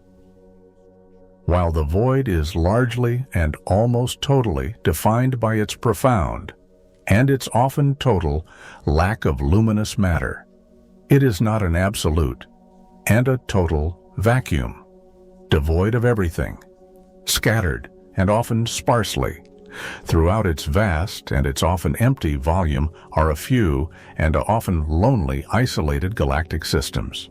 Systems that are often referred to by astronomers as lonely galaxies or void galaxies. These galaxies are true and often spectacular, cosmic outliers, existing in conditions of extreme and of often total isolation that are vastly and often dramatically different from the crowded and the often chaotic neighborhoods where most galaxies reside. They are like tiny and often beautiful islands in an unimaginably vast and an often empty ocean. Islands that are separated by distances so great that they experience a unique and a often lonely cosmic existence, an existence that is devoid of the constant and the often chaotic gravitational tugs and interactions that shape their counterparts in the denser and the often chaotic clusters and filaments. Understanding these lonely and these often beautiful galaxies is crucial, as they provide astronomers with a unique and a often spectacular natural laboratory to study galaxy evolution in the absence of major and of often powerful external influences. A laboratory that offers insights that cannot be gained from the study of galaxies in denser and in often chaotic environments. When the Boötes Void was first and was initially identified, the initial and the often simplistic surveys suggested that it was almost entirely and almost totally empty. However, as the observational and the often sophisticated techniques improved, and as more detailed and as more profound studies were conducted, astronomers began to detect the faint and the often insignificant signals from a small and a often lonely number of galaxies within its vast and its often empty boundaries, current and often conservative. Estimates suggest that there are around 60 individual galaxies that have been identified within the colossal and the often empty volume of the Boötes Void, an incredibly and an almost unbelievably small number, considering its immense and its often unimaginable size. To put this into a more human and a more terrestrial perspective, if the galaxies in the universe were evenly and were uniformly distributed, a region the size of the Boötes Void should contain thousands, if not tens of thousands, of individual galaxies. The presence of only 60 or so, spread, and often sparsely, across a volume that is capable of holding thousands of Milky Way-sized galaxies, truly and profoundly underscores their profound and their often total isolation. These galaxies are not clustered, and they are not grouped together. Rather, they are widely and often sparsely dispersed, often separated by tens of millions of light years from their nearest, and their often lonely galactic neighbor. This means that if you were standing on a planet in one of these lonely and in one of these often beautiful galaxies, the night sky would likely appear almost barren and almost totally black, with only a few, faint and incredibly lonely, smudges of distant light marking the presence of other and of often lonely void galaxies. And with the truly dense and the truly spectacular parts of the cosmic web being mere and often insignificant pinpricks, barely discernible, if at all. The unique and the often lonely environment of the Boötes Void likely bestows several distinct and often profound characteristics upon its lonely and its often beautiful galaxies. Characteristics that set them apart from the galaxies in more crowded and in more chaotic regions. One notable and a often profound aspect is their morphology, or their shape. Galaxies in dense and in often chaotic environments frequently, and often dramatically, experience gravitational and often powerful interactions, tidal and often powerful forces, and even direct and often chaotic collisions with other galaxies.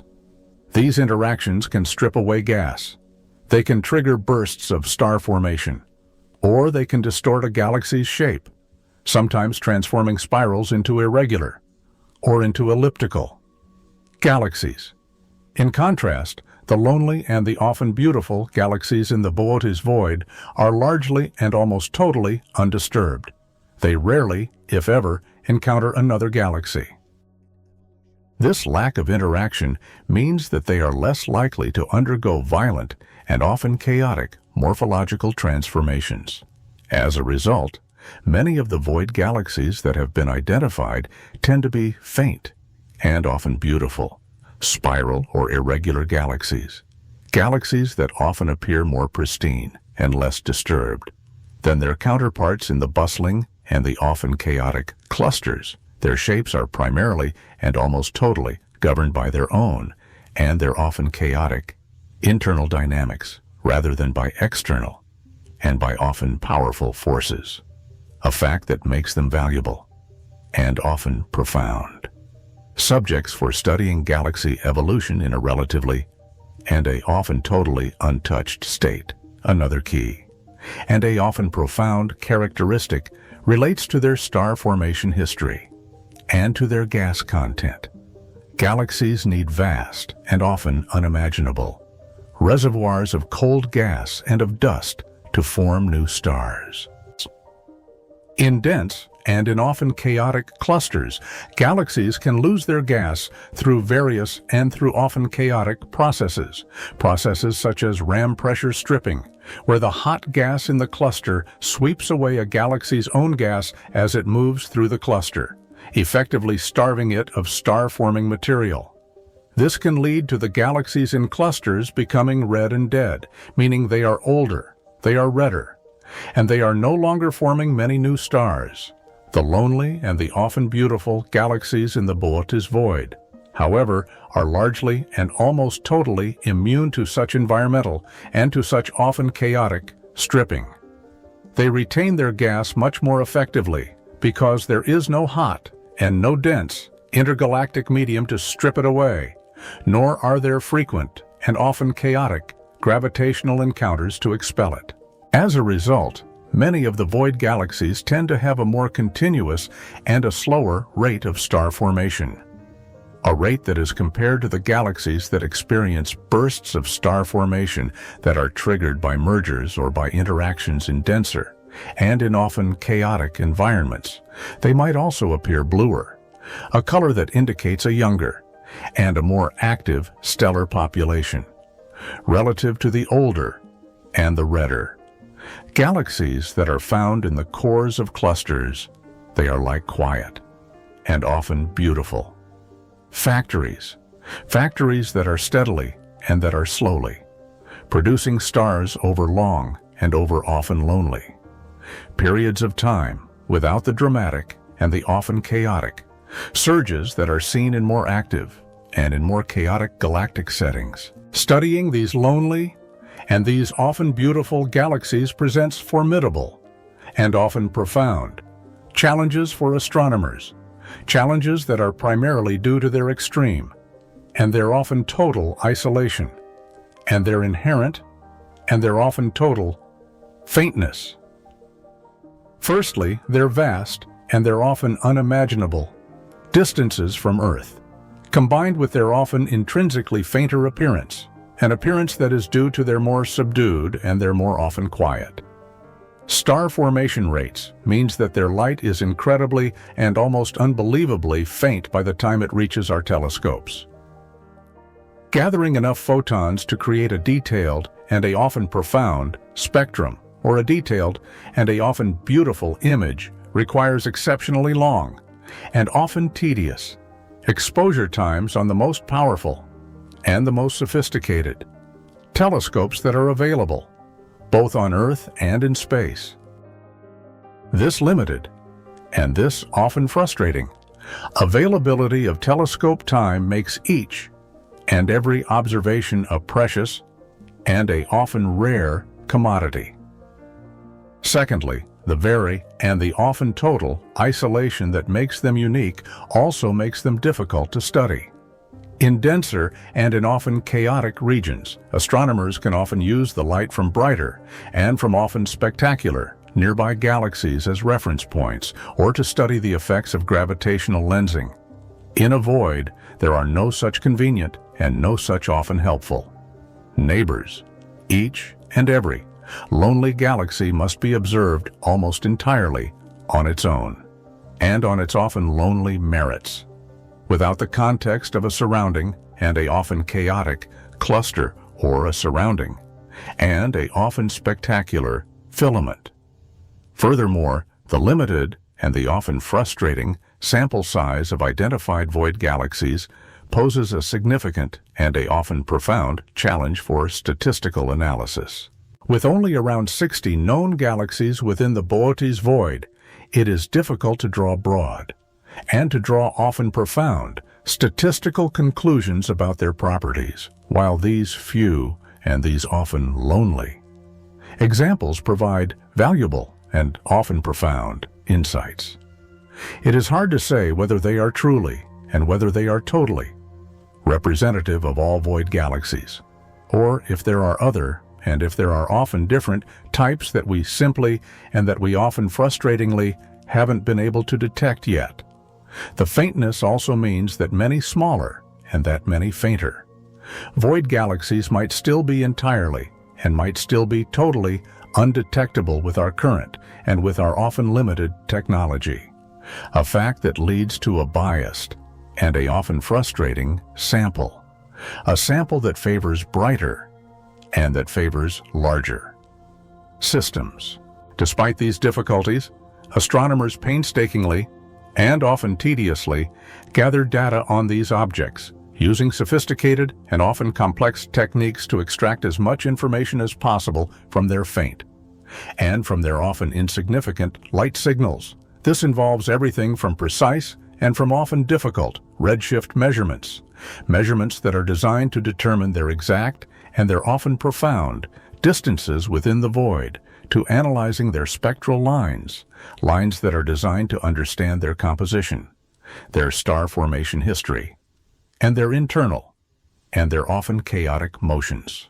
Despite the challenges, the study of lonely and of often beautiful galaxies offers invaluable and often profound insights into the fundamental and the often chaotic questions about galaxy formation and about galaxy evolution. They act as natural and as often perfect control groups for the galaxies in denser and in often chaotic environments. By comparing the properties of void galaxies to those in clusters and in filaments, astronomers can disentangle the effects of a galaxy's internal and its often chaotic processes from the influence of its environment. For example, if a galaxy in a cluster shows signs of having lost its gas and of having stopped forming stars, comparing it to a similar galaxy in a void that has retained its gas and that continues to form stars can help to confirm that environmental and that often chaotic factors Factors like ram pressure stripping are indeed responsible for the differences. This allows scientists to build more accurate and more profound models of how galaxies grow and of how they change over cosmic time and under different and under often chaotic conditions. The lonely and the often beautiful. Galaxies also provide a unique and a often profound window into the initial and the often chaotic conditions of the universe.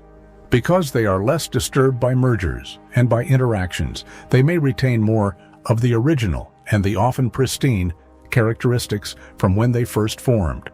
Characteristics that offer clues about the very early and the often chaotic stages of galaxy assembly in regions of low and of often insignificant matter density.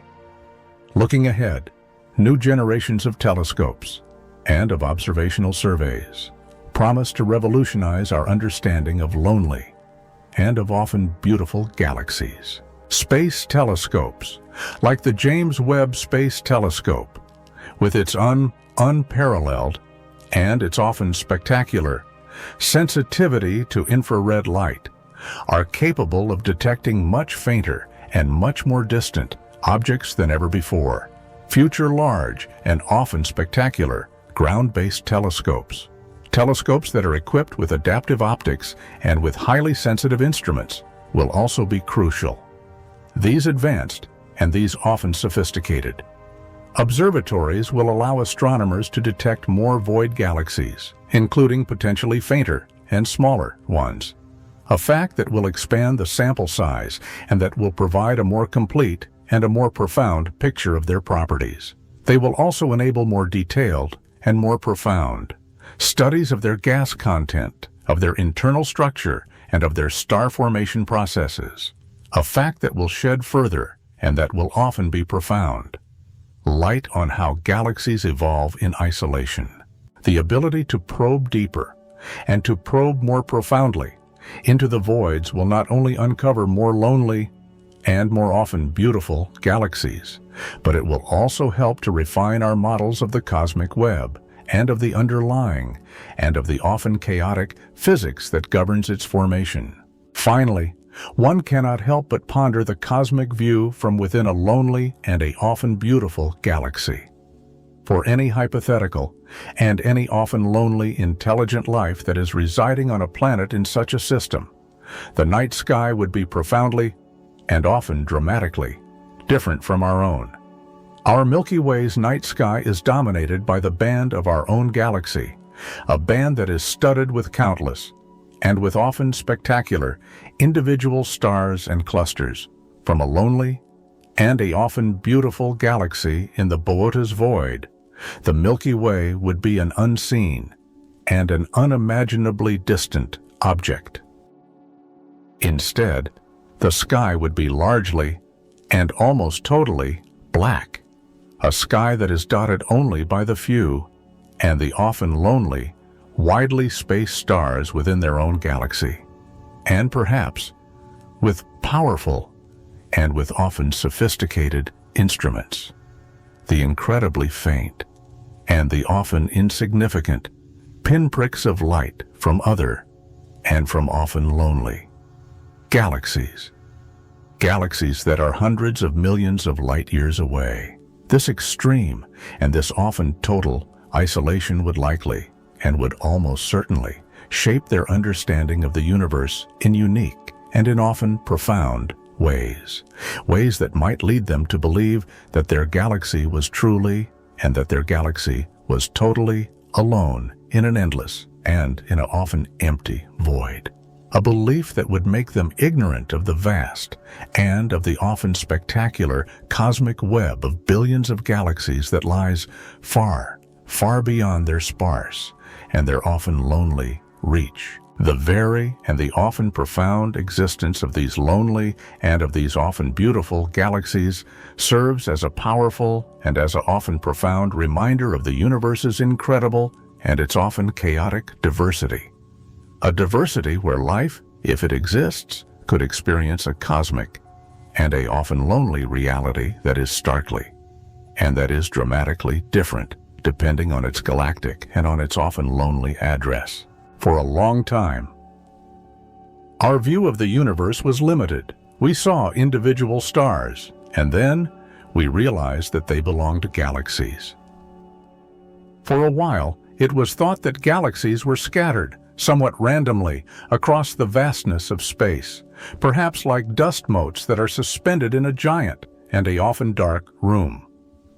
But as our telescopes grew more powerful, and as our methods for measuring cosmic distances became more precise, a different and a far more intricate picture began to emerge, a picture that showed that astronomers had discovered not a random and a chaotic scattering, but a stunningly organized and a often beautiful interconnected structure, a structure that exists on the very largest and on the most magnificent scales of the universe. This grand and this often spectacular architecture, an architecture that is woven from galaxies and from dark matter, is known as the cosmic web.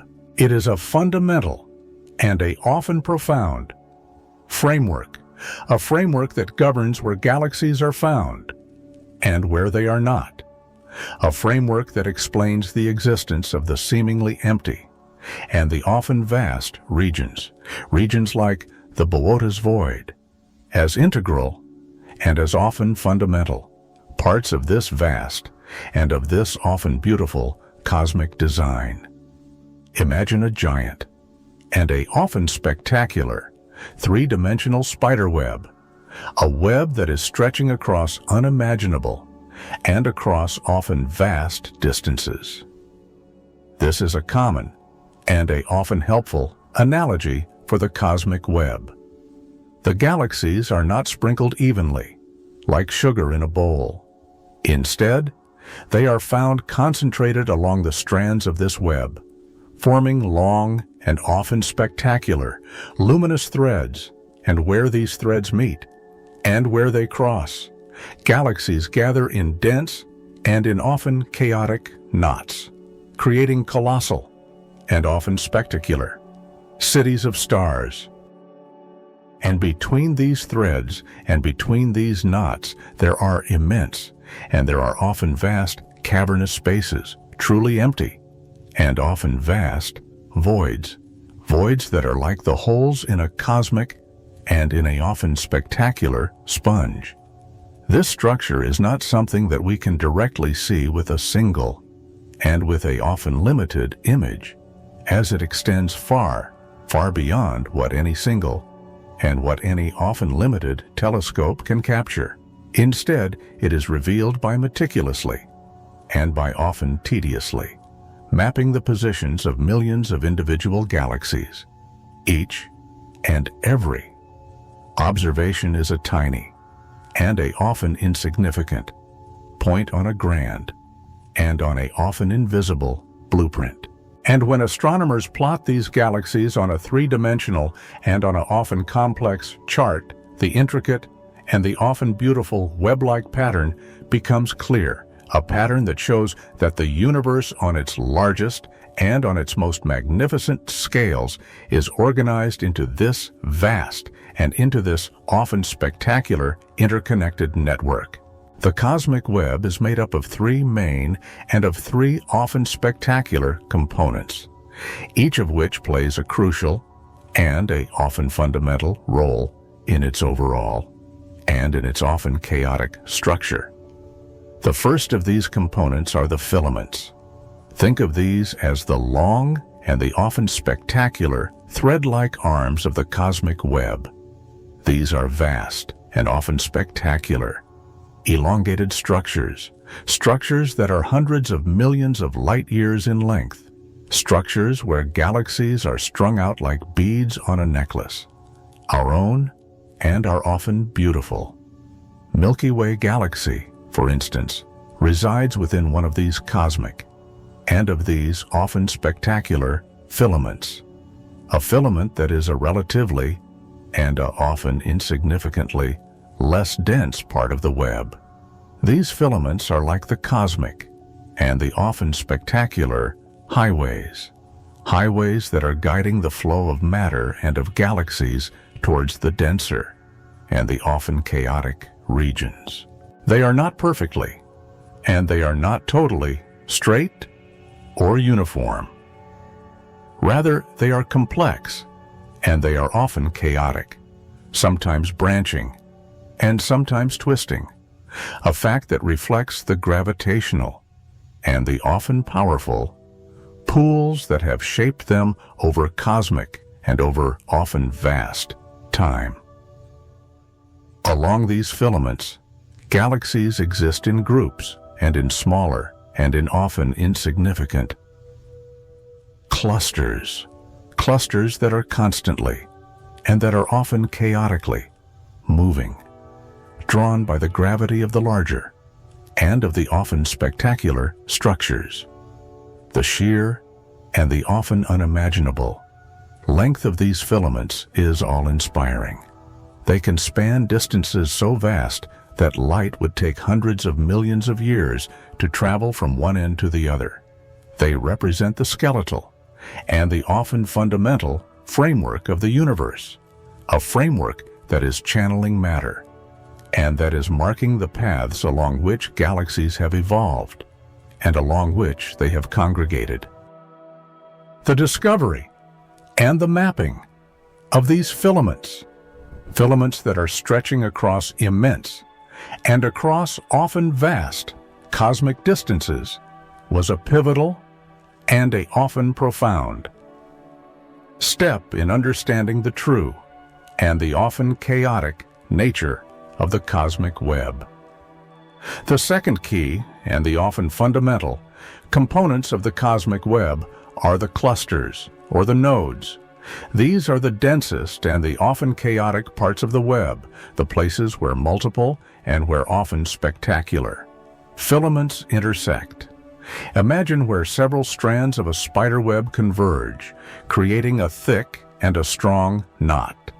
That is what a galaxy cluster is like on a cosmic and on an often spectacular scale. These clusters are the largest known and gravitationally bound structures in the universe. They can contain hundreds or even thousands of individual galaxies, along with vast and often unimaginable amounts of hot gas, a gas that emits X-rays, and an even greater and an even more unimaginable amount of unseen and of often mysterious dark matter. Our own and our often beautiful local group, which includes the Milky Way, is part of a larger and a often spectacular supercluster that is called Laniakea, and within Laniakea are many such and are often spectacular galaxy clusters. These clusters are like the universe's major and its often chaotic cities, cities that are teeming with galactic and with often chaotic activity. Here, galaxies constantly and often chaotically interact, sometimes merging, sometimes pulling gas from each other, and evolving rapidly and often chaotically due to their crowded and to their often chaotic environments. The gravitational and the often powerful pull within these clusters is immense, a pull that is drawing in galaxies from the surrounding and from the often spectacular filaments. These nodes are the points of the highest and of the most intense density in the cosmic web, acting as cosmic and as often powerful gravitational anchors that draw matter from vast and from often unimaginable surrounding regions. They're sheer and they're often unimaginable. Mass is mind-boggling, a mass that is holding together billions upon billions of stars within a relatively and a often insignificantly compact region, a region that still and that often frustratingly spans millions of light years. The existence of these dense and of these often chaotic knots perfectly and often beautifully complements the voids, showing the extreme and the often chaotic range of matter distribution in the cosmos. And finally, the third and perhaps the most mysterious and the most often profound components of the cosmic web are the voids. These are the vast and the relatively empty spaces that lie between the filaments and the clusters. They are the holes in the cosmic sponge, the areas where matter, particularly luminous and often beautiful matter, like galaxies, is incredibly, and almost unbelievably, sparse. The Boötes Void is a prime, and a often spectacular, example of such a region. A gigantic and a truly spectacular bubble of emptiness in the cosmic fabric. These voids are not simply regions where there happens to be a gap. They are actively, and often dramatically, expanding, growing emptier over time, as the matter around them is pulled into the denser, and the often chaotic filaments and clusters by gravity. And as the universe itself expands, stretching the already sparse and the often insignificant matter even further apart, voids can span hundreds of millions of light years, and inside them, the density of ordinary matter is incredibly and almost unbelievably low, often less than 1/10 of the average, and of the often insignificant cosmic density, while not entirely and not totally empty of every single atom. They are profoundly and often totally lacking in the galaxies, in the stars, and in the nebulae that characterize the rest of the cosmic web. They are the silent and the often lonely regions of the universe, regions where starlight is scarce and where cosmic interactions are rare, a fact that highlights the profound and the often total isolation of any galaxy that happens to reside within their vast and within their often empty boundaries. The question of how voids like Boötes fit into this grand and into this often spectacular cosmic architecture is central and is often fundamental to understanding the cosmic web. The voids are not just random and chaotic, empty spaces that happen to exist. They are an intrinsic and a necessary part of the web's formation. They are the spaces that are left behind as gravity pulls matter into the filaments and into the clusters. Imagine pulling on a piece of stretchy and of often beautiful fabric. As you pull on one part, other parts naturally, and often dramatically, thin out and become empty. A similar and a often profound process occurs in the universe, a process where matter clumps together to form the dense and the often chaotic parts of the web. It naturally, and often dramatically, leaves vast and often empty, underdense regions in between. The Boötes Void is a colossal and a often spectacular testament to this process. It is a region where the initial and the often chaotic conditions of the early universe, combined with the relentless and the often powerful work of gravity and the expansion of space, led to a profound and a often total lack of matter.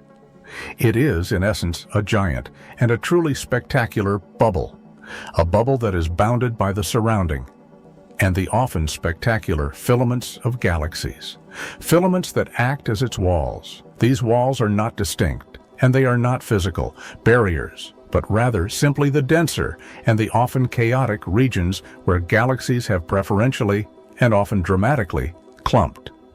So, the Boötes Void is not outside the cosmic web. It is a fundamental and a defining feature of the web itself.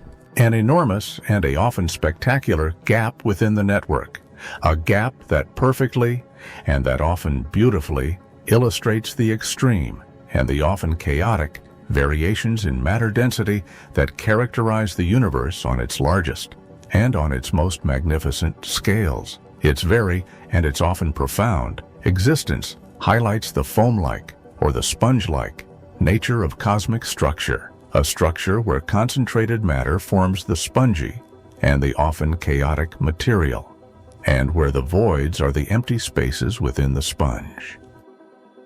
Our own place in this cosmic web helps to contextualize the Boötes Void. As we have mentioned, our Milky Way galaxy is part of the local group, which in turn is a member of the Laniakea supercluster. The Laniakea supercluster itself is a vast and a often spectacular filamentary structure, a kind of cosmic and a often beautiful continent of galaxies. We are not located in a void, but rather within a relatively, and a often insignificantly dense part of the cosmic web, a filament that is slowly, and that is inevitably, being drawn towards the denser and the often chaotic gravitational center of the Laniakea supercluster. The Boötes Void lies far, far beyond our immediate, and our often beautiful supercluster, hundreds of millions of light-years away, in a different, and in a often lonely, part of the cosmic geography. It serves as a stark and as a often profound reminder of the immense scale, and of the diverse, and of the often chaotic environments that exist within the universe, environments that range from the crowded and the often chaotic galactic cities to the vast and the often empty cosmic deserts. Understanding our own position within this web helps us to better comprehend the scale and the significance of structures like the Boötes Void, structures that represent a different and an equally important aspect of the universe's grand and its often spectacular architecture. The existence and the structure of the cosmic web are not just theoretical and often abstract constructs. They are supported by a wealth of observational and of often profound evidence. Modern astronomy, particularly through large-scale and often tedious galaxy redshift surveys, has allowed scientists to meticulously and to often painstakingly map the three-dimensional positions of millions of individual galaxies.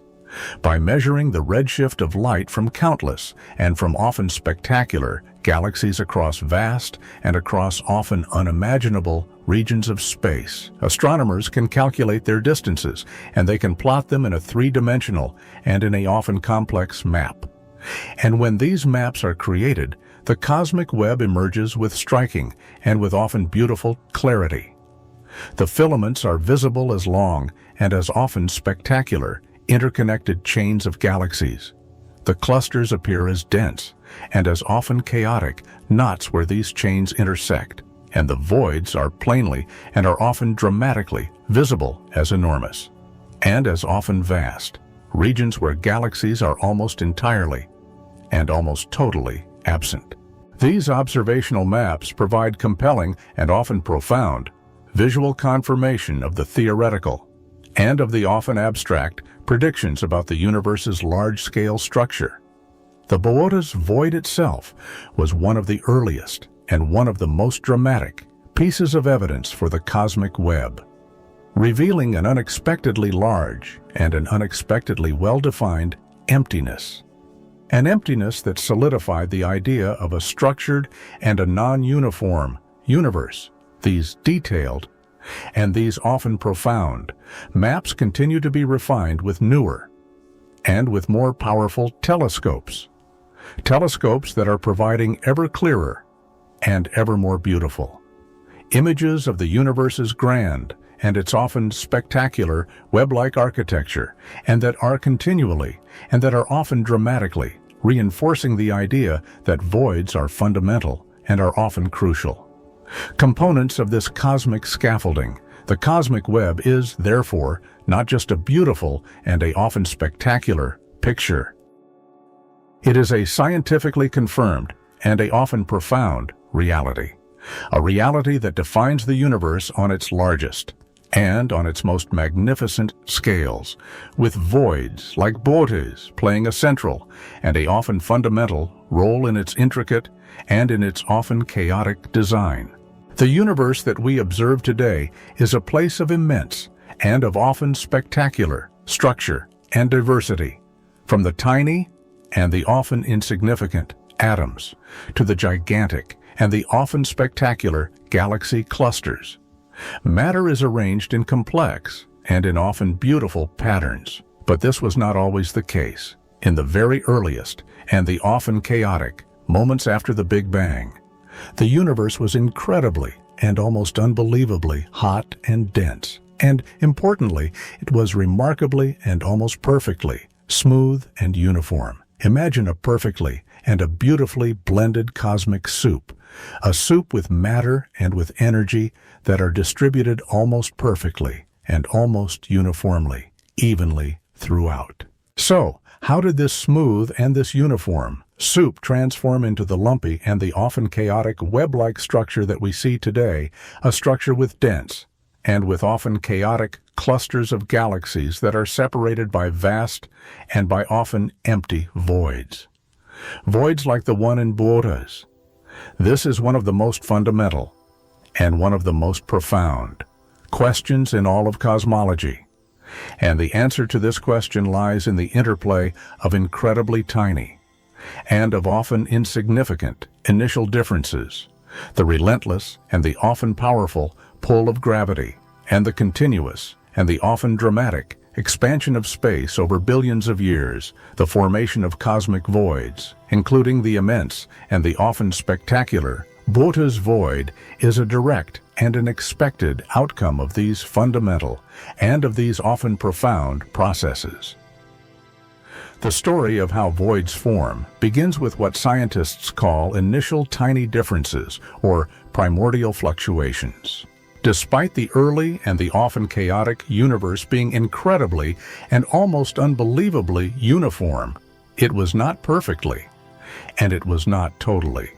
So, quantum mechanics, the theory that governs the behavior of matter at the smallest and at the often insignificant scales, predicts that even in a seemingly smooth and in a seemingly uniform early universe, there would have been minuscule and unavoidable fluctuations in density and in temperature.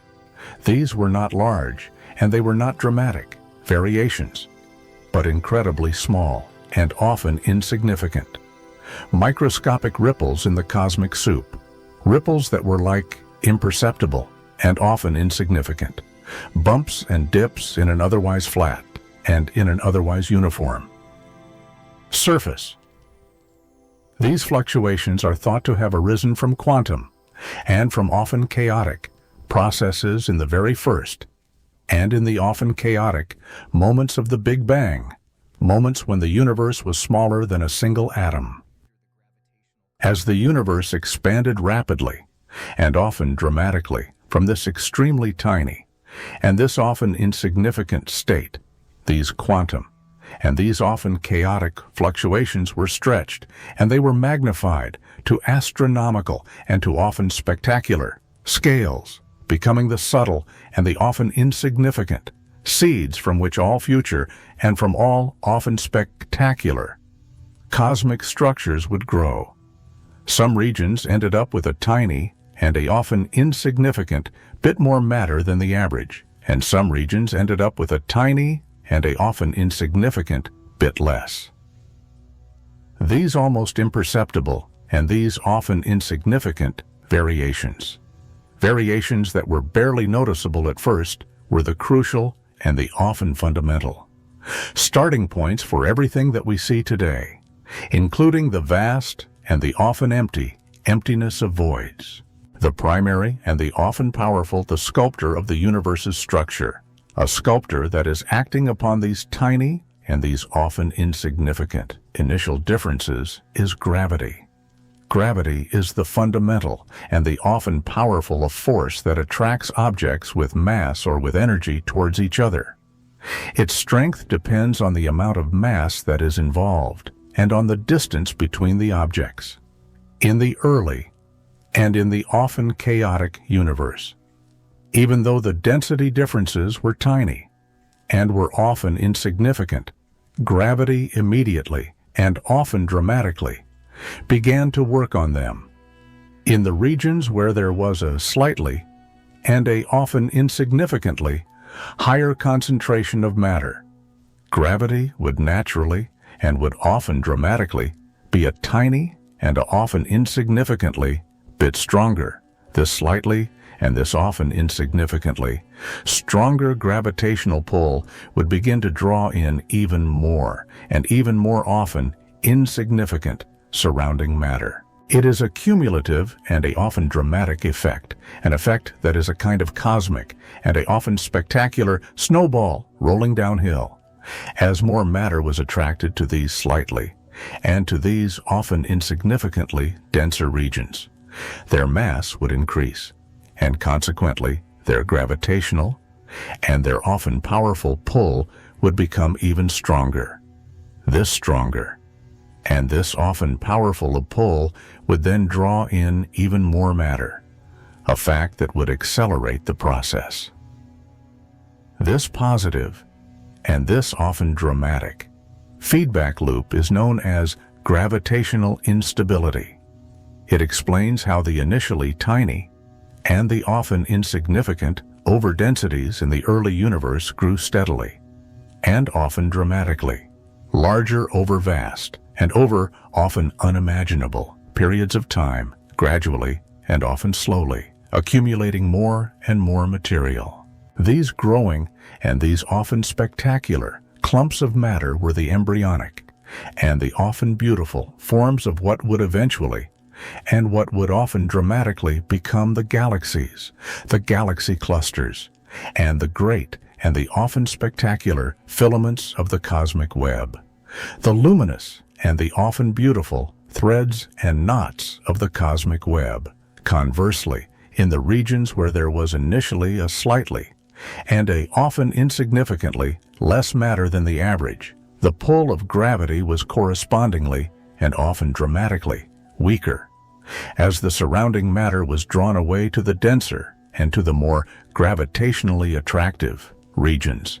These underdense areas were gradually and often slowly depleted, becoming even emptier and even more often lonely. It is a snowball effect, but in reverse. For the voids, the rich get richer in terms of matter density, and the poor get poorer. Gravity acts as a cosmic and as a often powerful vacuum cleaner, a vacuum cleaner that is sucking matter away from the underdense and from the often lonely regions, and that is piling it up in the overdense and in the often chaotic ones. This process of small and of often insignificant differences growing larger and often dramatically over time is known as gravitational instability. It is a fundamental and a often profound concept in cosmology, a concept that explains the growth of structures in the universe. Imagine a perfectly and a beautifully balanced house of cards. If you introduce even a tiny and a often insignificant, almost imperceptible tremor, the instability grows, and the cards eventually, and often dramatically, collapse. In the cosmic and in the often spectacular context, the tiny and the often insignificant initial density fluctuations were like those tremors. Over billions of years, gravity continuously and often dramatically amplified these small and these often insignificant differences. The regions that were slightly and that were often insignificantly denser began to collapse inward, drawing in more and more gas and dark matter. These regions eventually, and often dramatically, grew into the cosmic and into the often spectacular filaments and galaxy clusters that we observe today, the luminous and the often beautiful threads and knots of the cosmic web. At the same time, the regions that were initially slightly and that were often insignificantly underdense began to expand more rapidly than the average universe. As matter was pulled away from them towards the growing and towards the often spectacular, denser regions, they became even more underdense. They were effectively and often dramatically emptied out by the gravitational and by the often powerful pull of their denser and of their often chaotic neighbors. The gaps between the growing and between the often spectacular clusters and filaments widened, and they deepened, forming the vast and the often empty cosmic voids. This is the core and the often fundamental mechanism behind void formation. The universe is matter, a matter that is sorting itself out due to its own and to its often powerful gravity. A gravity that is creating a dichotomy of crowded and of often chaotic and of empty and of often lonely spaces. A crucial and a often unseen player in this cosmic and in this often chaotic sorting process is dark matter. Dark matter is a mysterious and a often profound substance. A substance that does not interact with light or with any other form of electromagnetic radiation. A fact that means that we cannot see it directly. However, we know that it exists because of its powerful, and its often profound, gravitational effects. Scientists believe that dark matter makes up about 85% of all matter in the universe. A fact that means that it far, far outweighs the ordinary matter that makes up stars, planets, and everything that we can see. Because dark matter is so much more abundant, it's gravitational, and its often powerful influence is absolutely and totally dominant in the formation of large-scale structures. The tiny and the often insignificant. Density fluctuations in the early universe were primarily and almost totally fluctuations in dark matter density. These initial and these often invisible clumps of dark matter provided the deep and the often profound gravitational wells that acted as the primary and the often fundamental gathering points for both ordinary matter and for more dark matter. The ordinary gas and dust, feeling the pull of these invisible and of these often powerful dark matter concentrations, would fall into them. They would cool. And they would eventually, and often dramatically, condense to form the first stars and then the first galaxies. The galaxies that we see today are, in essence, living within these much larger, and these often invisible, dark matter halos that are bound to them by gravity. The dark matter acts as the fundamental and the often profound scaffolding, the underlying and the often fundamental skeleton that provides the gravitational and the often powerful glue to hold galaxies together and to draw them into larger and into often spectacular structures. Structures like clusters and like filaments. Without this pervasive and this often powerful dark matter, the gravitational and the often powerful forces from ordinary matter alone would have been far, far too weak to overcome the universe's rapid and its often dramatic expansion, and to form the large and the well-defined galaxies and clusters that we observe in the relatively short and in the often insignificant time since the Big Bang. The universe would likely be a much more uniform and a much more diffuse soup of gas, a soup with very few, if any, large and coherent structures. Conversely, the role of dark matter is equally and is often profoundly critical, though perhaps less intuitive, in the formation of cosmic voids, voids like the Boötes Void. Just as there were regions with slightly and with often insignificantly more dark matter, there were also regions with slightly and with often insignificantly less dark matter than the cosmic average. These were the initial and the often chaotic underdensities. In these sparse and in these often lonely regions, the collective and the often powerful gravitational pull of dark matter was weaker as matter, both dark and ordinary, was drawn towards the neighboring and towards the often spectacular regions of higher dark matter density. These underdense areas were actively and often dramatically emptied out. Think of it as a cosmic and as a often powerful drainage system. The denser and the often chaotic regions that are driven by the stronger and by the often powerful gravitational pull of their higher dark matter concentrations, act like gravitational and like often powerful sinks that are drawing matter away from the surrounding and from the often lonely, less dense areas.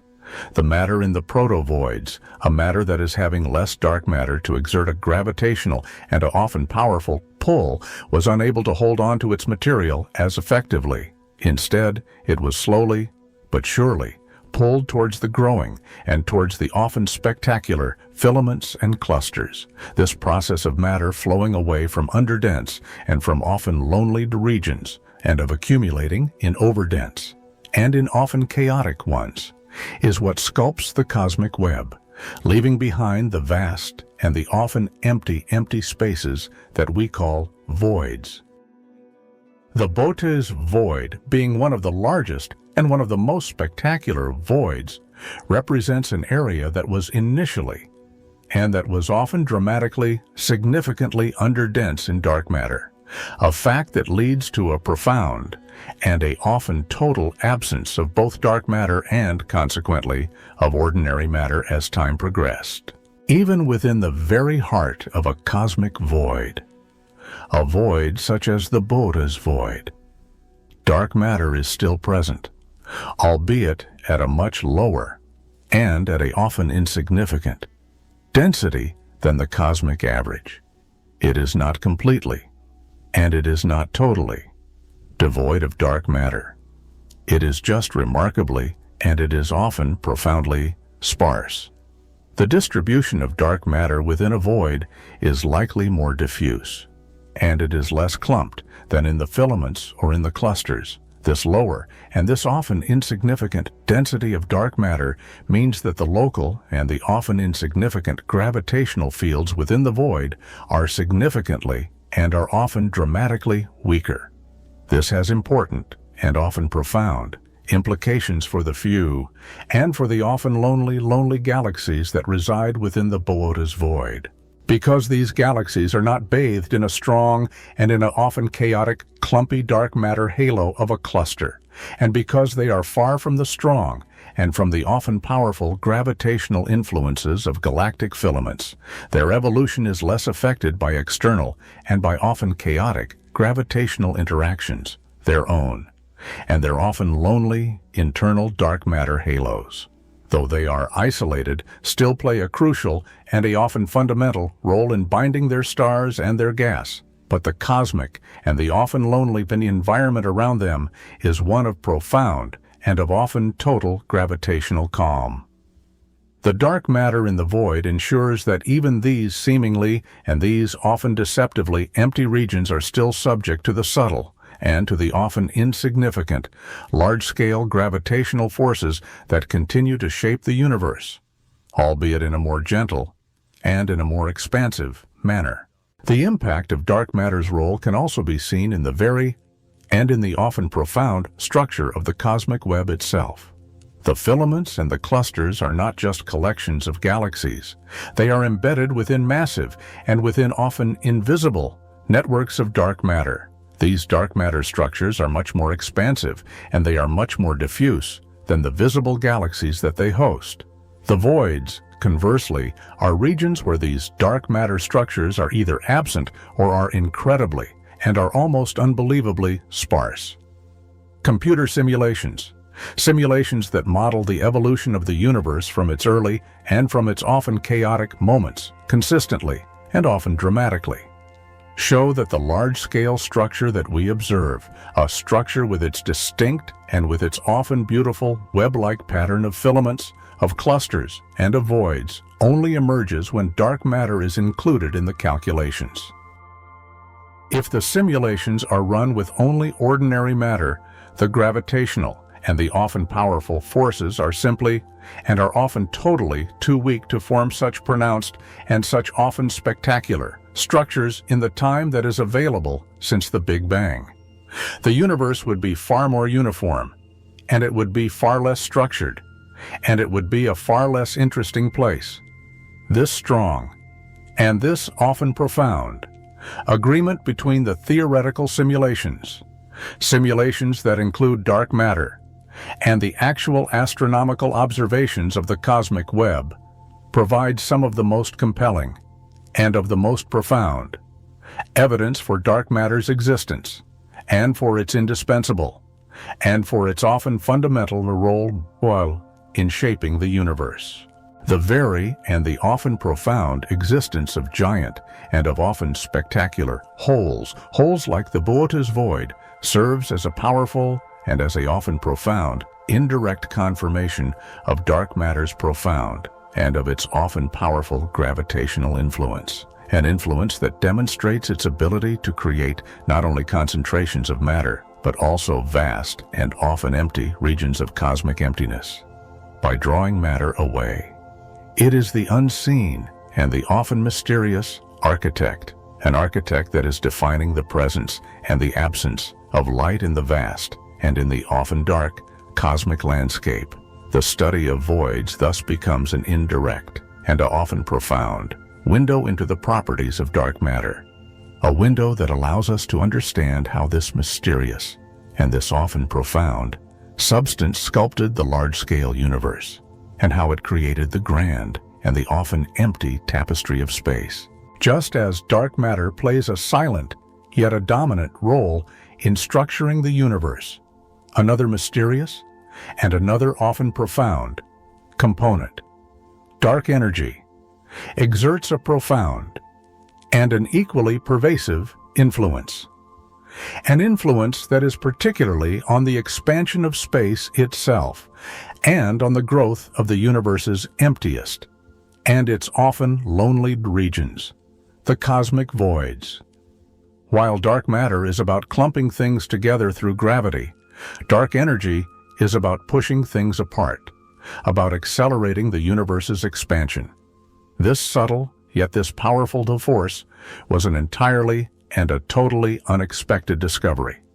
A discovery that fundamentally, and that often dramatically, changed our understanding of the cosmos, and that provided a new and a often profound lens through which to view the evolution of structures. Structures like the Boötes Void.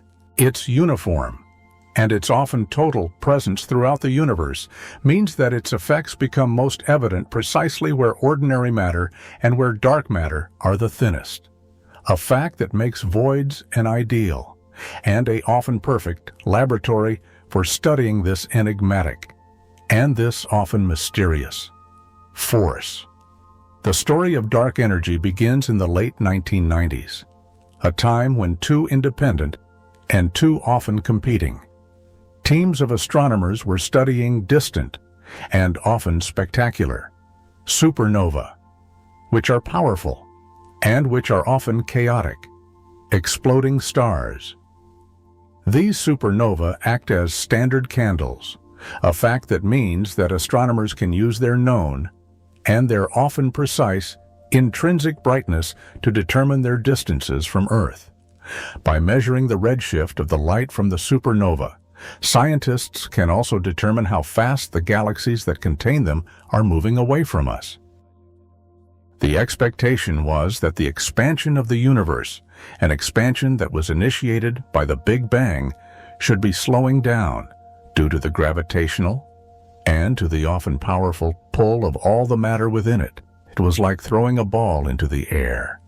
You expect it to slow down as gravity pulls it back. However, to the astonishment of the scientific community, the observations showed the opposite. The distant supernovae were fainter than was expected, a fact that meant that they were further away than they should be. If the universe's expansion were merely slowing down, this implied that the universe's expansion was not only continuing, but that it was actually speeding up, or that it was accelerating.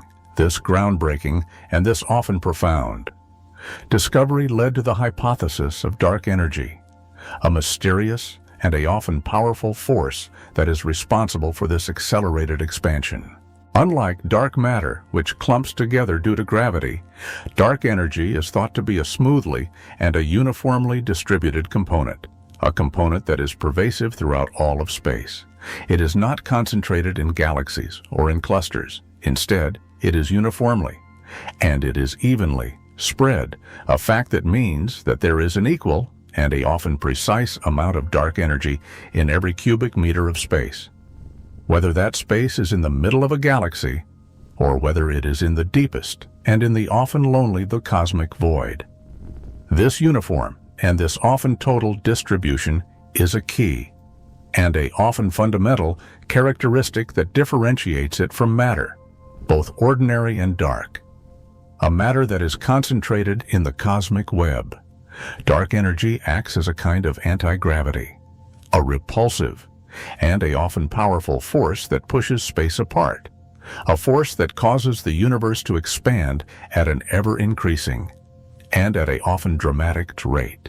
Its effect becomes more pronounced as the universe gets larger and as it gets less dense, because the gravitational and the often powerful pull of matter, which works to slow the expansion, becomes relatively and often dramatically weaker over vast and over often unimaginable distances, a fact that allows dark energy to dominate.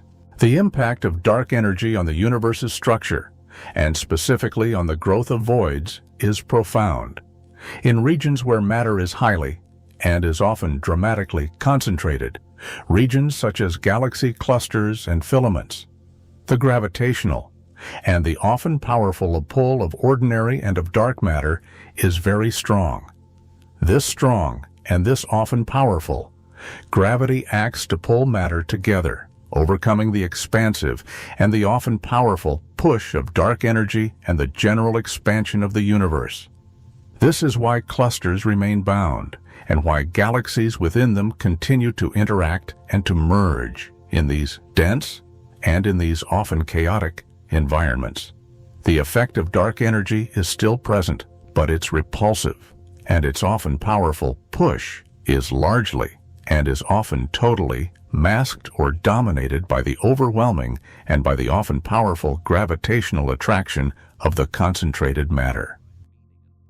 However, the situation is dramatically and is often profoundly different within cosmic voids, voids such as the Boötes Void. These regions, by their very and by their often total definition, are extremely and are almost unbelievably sparse in both ordinary and in dark matter. The gravitational and the often powerful pull that is exerted by the meager amount of matter within a void is exceptionally and is almost unbelievably weak. In these underdense and in these often lonely environments, the uniform and the often powerful repulsive force of dark energy becomes the dominant and the often total influence. There is simply not enough matter in a void to exert a strong enough and a often powerful gravitational pull to counteract the push of dark energy. As a result, the voids are not just expanding along with the rest of the universe. They are expanding faster than the universe as a whole, in their local and in their often lonely regions. The cosmic expansion is like stretching a rubber sheet. If you have dense, and if you have often chaotic, knots on the sheet, they resist the stretching. But in the empty spaces between the knots, the sheet stretches more easily, and it stretches more rapidly. Similarly, the voids are the parts of the cosmic web that are being most effectively and most dramatically stretched by dark energy. They are growing emptier, and they are growing larger at an accelerating and at an often dramatic rate, because there is little and there is often insignificant local gravity to hold them back. This makes cosmic voids incredibly and almost unbelievably important laboratories for studying dark energy, because the gravitational and the often powerful effects of matter are minimized within the voids. They provide a cleaner and a often more pristine environment to observe the subtle yet the powerful influence of dark energy. By studying the precise sizes, the precise shapes, and the precise expansion rates of the voids, astronomers can gather crucial and often profound data to test different and often competing theories about the nature of dark energy. For example, if dark energy truly is a constant and a uniformly distributed force, a force like Einstein's cosmological constant, then the voids should expand in a predictable and in a often precise way. If dark energy changes over time, or if its density varies, then the expansion of the voids might show different and often chaotic patterns, measuring how quickly the voids empty out and how they expand and how the few and the often lonely galaxies within them behave provides direct and often profound observational constraints on the properties of dark energy, constraints that help scientists to understand its fundamental and its often mysterious nature and its role in the universe's destiny. The Boötes Void, being one of the largest and one of the most well-studied voids, is particularly valuable in this regard. a void that offers a massive and a often spectacular region where the expansive and the often powerful push of dark energy is expected to be profoundly and to be often dramatically evident. The accelerating expansion, an expansion that is driven by dark energy, has profound and often terrifying implications for the very long term and for the often lonely future of the universe and of its structures, including the voids. As dark energy continues to dominate, the universe will expand at an ever-increasing and at an often dramatic pace. This means that galaxies that are not gravitationally and that are not powerfully bound to each other, galaxies like those in different and in often spectacular galaxy clusters, will move farther and will move farther apart, eventually and often dramatically, receding beyond our observable and our often limited horizon.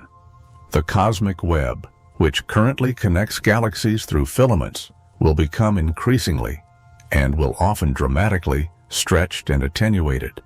The filaments will grow thinner, and the connections between the clusters will weaken, and they will eventually, and they will often dramatically, break. The voids, which are already immensely, and which are often unbelievably empty, will become even more incredibly, and even more unbelievably empty, over vast, and over often unimaginable timescales, billions and trillions of years into the future. The universe might become a lonely and a often total place, a place where each galaxy or each small and each often insignificant gravitationally bound group of galaxies exists as an isolated and as a often lonely island, an island that is completely and that is totally unaware of other galaxies due to their extreme and to their often dramatic recession speeds. The light from these distant and from these often spectacular galaxies would be so redshifted that it would become undetectable, effectively, and often dramatically, making them vanish from our view. The voids would then represent the ultimate and the often total expression of this accelerating and of this often dramatic cosmic expansion. Vast and often empty, regions where nothing but increasingly and often dramatically stretched out space remains between isolated and often dying galaxies, trying to measure something as immense and as empty as the Boötes Void might seem like a nearly and a often totally impossible task. It is not like measuring a table with a ruler or even a planet with satellites. The Boötes Void is a truly and a often spectacularly gigantic hole in the universe, an area that is defined by what it lacks, a significant and a often profound number of galaxies. So, how do astronomers, those dedicated and those often tireless explorers of the cosmos, go about mapping something that is mostly and that is often totally nothing? The answer to this question lies in clever and in often sophisticated techniques, in powerful and in often spectacular telescopes, and in a deep and in a often profound understanding of how light travels across the universe. It is a process that relies on indirect and on often subtle clues, and on the painstaking and on the often tedious collection of data from the few and from the often lonely objects that either reside within the void or that delineate its vast and its often empty boundaries. The entire and the often spectacular endeavor is a testament to scientific and to often profound ingenuity, an ingenuity that is building a picture of the universe's grand and its often spectacular architecture from the faint and from the often insignificant whispers of light that are collected over many and over often long years. The most fundamental and the most often used technique for measuring and for mapping cosmic voids, including the Boötes Void, is through what are known as galaxy redshift surveys. Imagine trying to map a huge and often invisible forest, a forest where you can only see the trees. To understand the forest, you need to know not just where each tree appears on a flat and on an often simplistic map, but also how far away each tree is from you. This allows you to build a three-dimensional and a often complex picture of the forest, a picture that reveals its true and its often profound depth, its clearings and its dense and its often chaotic groves. In cosmology, the galaxies are our trees. We can see where they are on the sky, a two-dimensional and often limited view. But to understand the universe's true and its often spectacular structure, we need their distance from us. This allows us to construct a three-dimensional and a often complex map of the cosmos, a map that reveals the threads of galaxies and the vast and the often empty spaces between them. The process of a galaxy redshift survey begins with powerful and with often spectacular telescopes.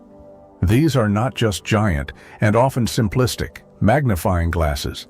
They are sophisticated and they are often complex instruments that are designed to collect the incredibly faint and the often insignificant light from distant and from often spectacular galaxies. Large and often spectacular ground-based telescopes that are situated in places with clear and with often beautiful dark skies like the deserts of Chile, a place that is home to the European Southern Observatory's Very Large Telescope, or VLT, or the mountaintops of Hawaii. A place like the Keck Observatory are essential. These behemoths have mirrors that are many meters across, mirrors that are designed to gather as much light as possible over long and over often tedious periods of time. Space telescopes such as the Hubble Space Telescope, or the newer and the often spectacular James Webb Space Telescope, also play a crucial and a often fundamental role. A role that is especially for detecting the very faintest and the most distant galaxies, as they are above Earth's blurring and its often frustrating atmosphere. These telescopes act as cosmic and as often spectacular light buckets that are collecting ancient and often beautiful photons that have traveled for millions or even billions of years to reach us.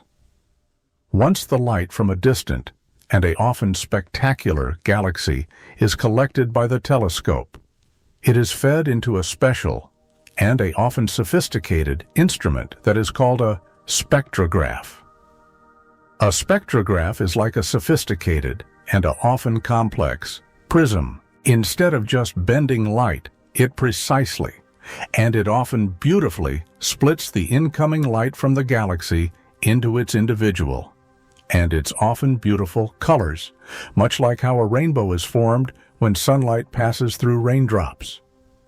But a spectrograph does this with extreme and with often profound precision, a precision that creates a detailed and a often complex spectrum of the galaxy's light. This spectrum is not just a smooth and a often beautiful rainbow.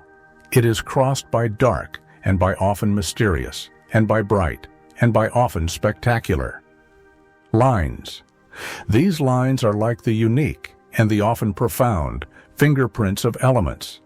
Every element in the universe, when it is heated, or when light passes through it, absorbs or emits light at very specific and at very precise colors or wavelengths.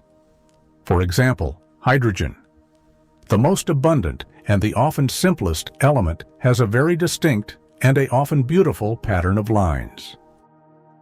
When astronomers look at the spectrum of a distant and a often spectacular galaxy, they identify these familiar and these often beautiful patterns of lines.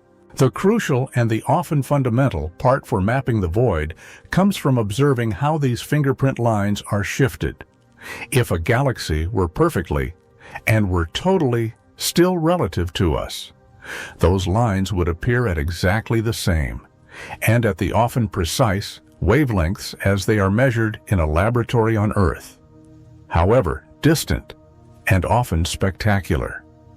Galaxies are almost universally and almost totally moving away from us, a fact that is due to the expansion of the universe. When a light source moves away from an observer, its light waves get stretched out. When light waves stretch, their wavelength becomes longer, and they shift towards the red end of the electromagnetic spectrum. This phenomenon is called redshift. The more the light waves are stretched, the more significant the redshift is, and the faster the galaxy is moving away from us. By accurately and by often precisely measuring how much these specific and these often beautiful spectral lines have shifted towards the red, astronomers can calculate the galaxy's redshift value. This redshift value is directly, and is often precisely, related to how fast the galaxy is receding from us. And, thanks to Edwin Hubble's discovery, Hubble's law, that recession speed is directly, and is often precisely, related to the galaxy's distance. The greater the redshift, the farther away the galaxy is. This connection between redshift and distance is the universe's built-in, and its often powerful cosmic ruler. To map a structure as large as the Boötes Void, astronomers need to collect redshift information for thousands, and for even millions, of individual galaxies over a vast and over a often unimaginable area of the sky. This is not a quick, and it is not a often simple process. Surveys like the Sloan Digital Sky Survey or the 2-degree field galaxy redshift survey are massive and are often spectacular undertakings that involve dedicated and that often tireless teams and years of observation. They systematically, and they often tediously, scan large patches of the sky, taking spectra for hundreds or for thousands of individual galaxies at a time. The data that is collected from these surveys includes the precise and the often beautiful position of each galaxy on the sky, its two-dimensional and its often simplistic coordinates, and its measured redshift, which gives its distance. With these two pieces of information for countless and for often spectacular galaxies, astronomers can then construct a three-dimensional and often complex map of the universe.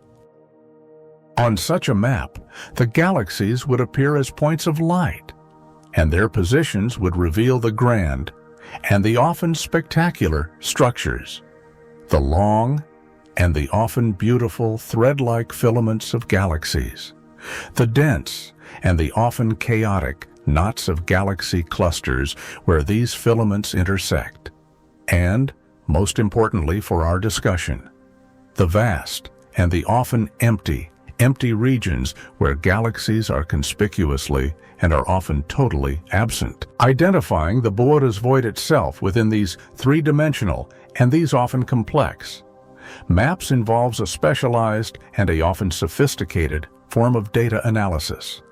It is not about looking for a single and for a often simplistic, distinct boundary line, but rather for regions where the density of galaxies drops significantly and often dramatically below the cosmic average. Astronomers use statistical and often complex methods to analyze the distribution of galaxies in their maps.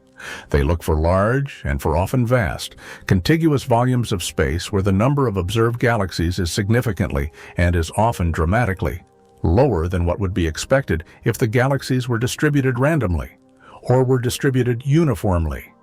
Imagine plotting all the galaxies as dots on a computer screen, in a normal and in a often chaotic region of the universe. The dots would be relatively and would be often significantly dense. In a void, there would be huge, and there would be often vast, empty spaces, vast patches on the screen with very few, or with no, dots. The Boötes Void stands out on these maps as a colossal and as a often spectacular hole in the galaxy distribution, a clear and a often dramatic underdensity. Scientists can quantify this emptiness by calculating the density contrast, which is a measure of how much sparser a void is compared to the average density of the universe.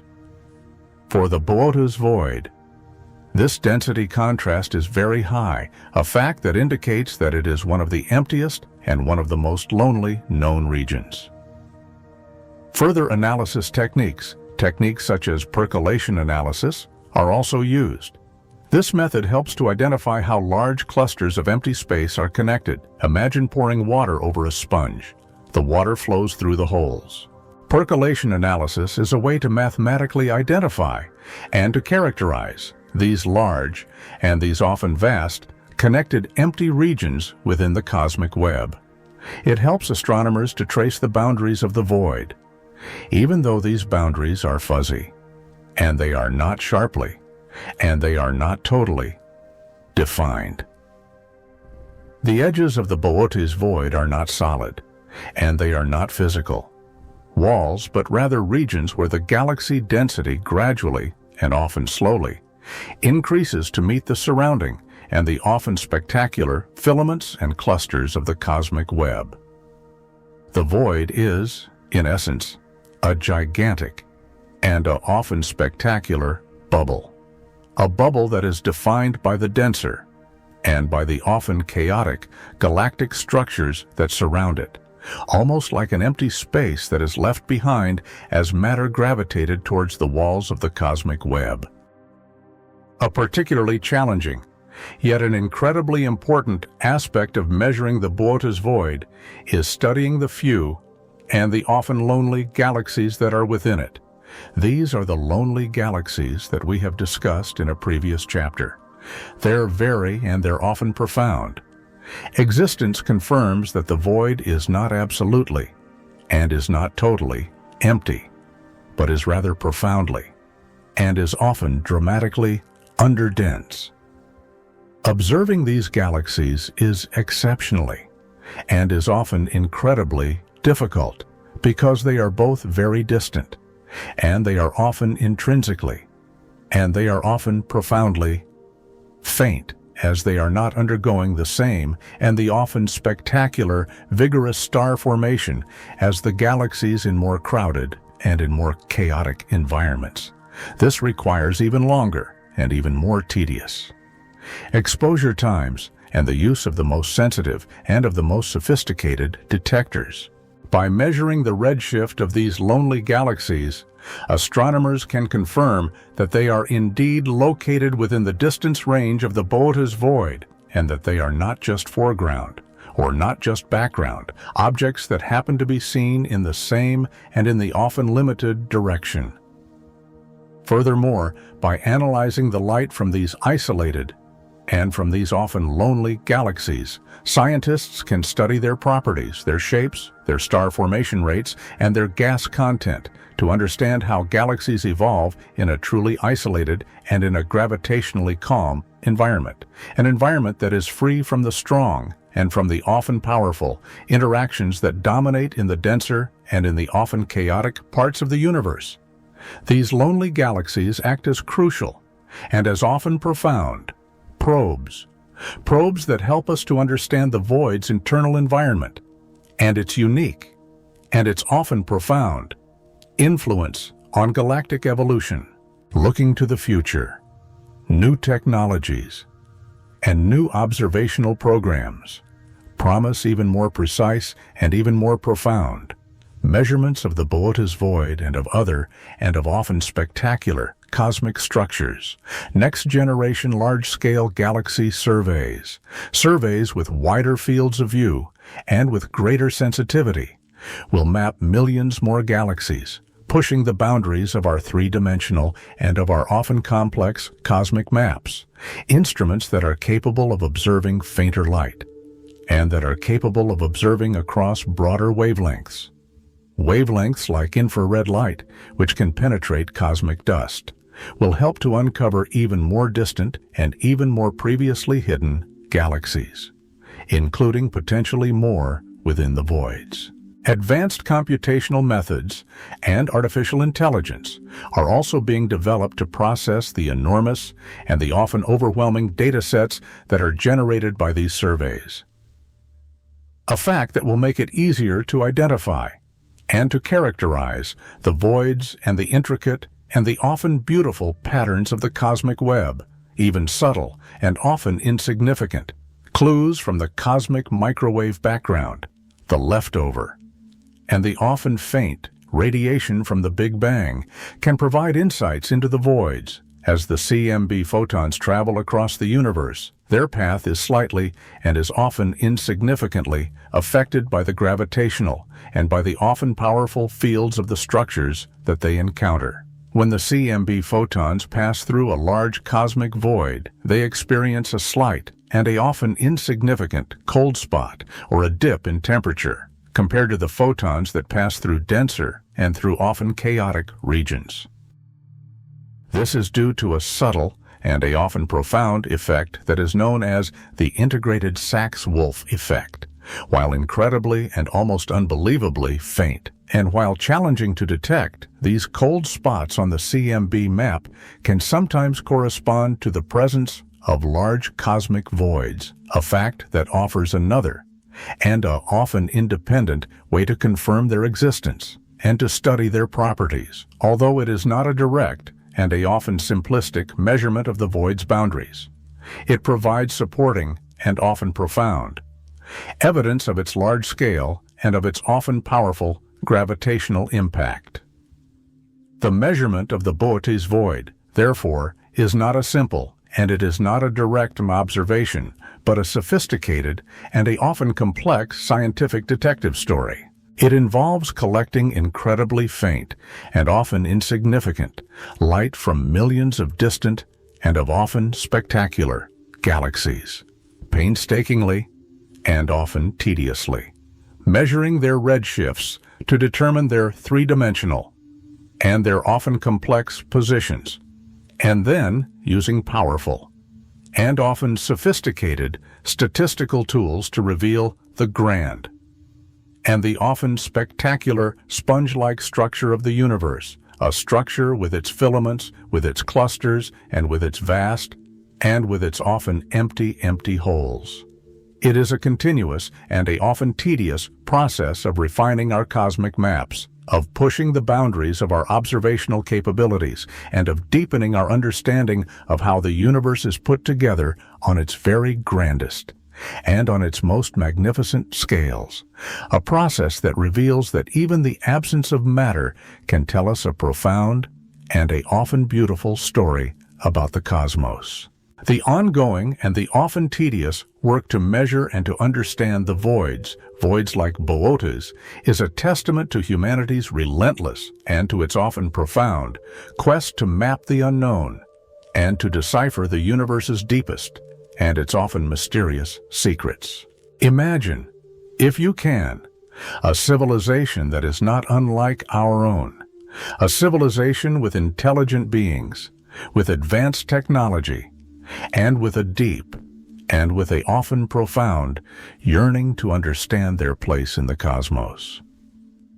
Now, imagine that this civilization exists not in a bustling and in a often chaotic galactic neighborhood, nor in a vibrant and in a often spectacular cluster of stars, but on a planet that is orbiting a star that is, itself, part of a small and of a often lonely, isolated galaxy, a galaxy that is located deep and that is often totally within the Boötes Void, this speculative and this often profound journey takes us to the very heart of cosmic emptiness, a journey that explores what life, what science, and what philosophy might be like for a species that is born and that is raised in such an extraordinarily and in such a often totally isolated corner of the universe. Their experience of the cosmos would be profoundly and would be often dramatically different from our own, an experience that would be shaped by the vast and by the silent chasm that surrounds them, a cosmic reality that is defined by scarcity, and by an almost unimaginable, and by a often total, sense of separation. The most striking and the most immediate difference for such a civilization would be their view of the night sky. For us on Earth, even in areas with significant, and with often frustrating, light pollution, the brightest stars of our own Milky Way galaxy are visible, painting a broad and a often beautiful, luminous band across the heavens, from dark sky sites, faint, and often insignificant, smudges of other, and of often spectacular, nearby galaxies. Galaxies like Andromeda can sometimes be seen with the naked eye, a fact that hints at a universe that is beyond our own, and that is often spectacular. Star system. Our sky is alive with the light of billions of stars and with the light of millions of galaxies, each of which is a distant and a often beautiful beacon of activity. But for a civilization in the Boötes Void, the night sky would be dominated by an overwhelming and a often profound darkness.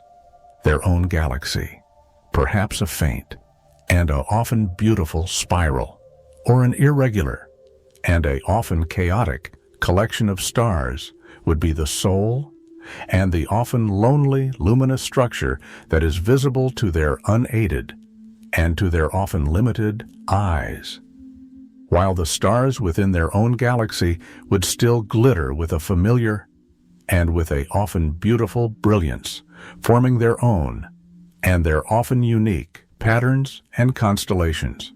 The vast and the often empty space beyond would appear as a boundless and as a often total, inky blackness, a blackness that is largely and that is often totally devoid of any distant and of any often spectacular discernible light. The nearest other galaxy to them would be tens of millions or even hundreds of millions of light years away.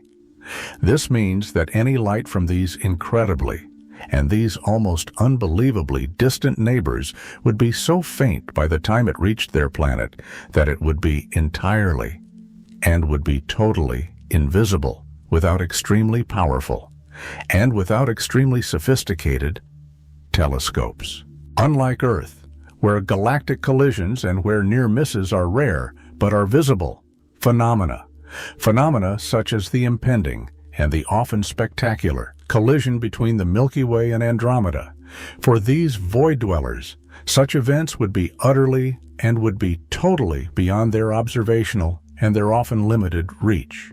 A fact that means that they would be occurring in a cosmic distance that is so vast as to be functionally and to be often totally irrelevant to their daily and to their often mundane lives, or even to their astronomical and to their often profound studies for a very long and for a often unimaginable time.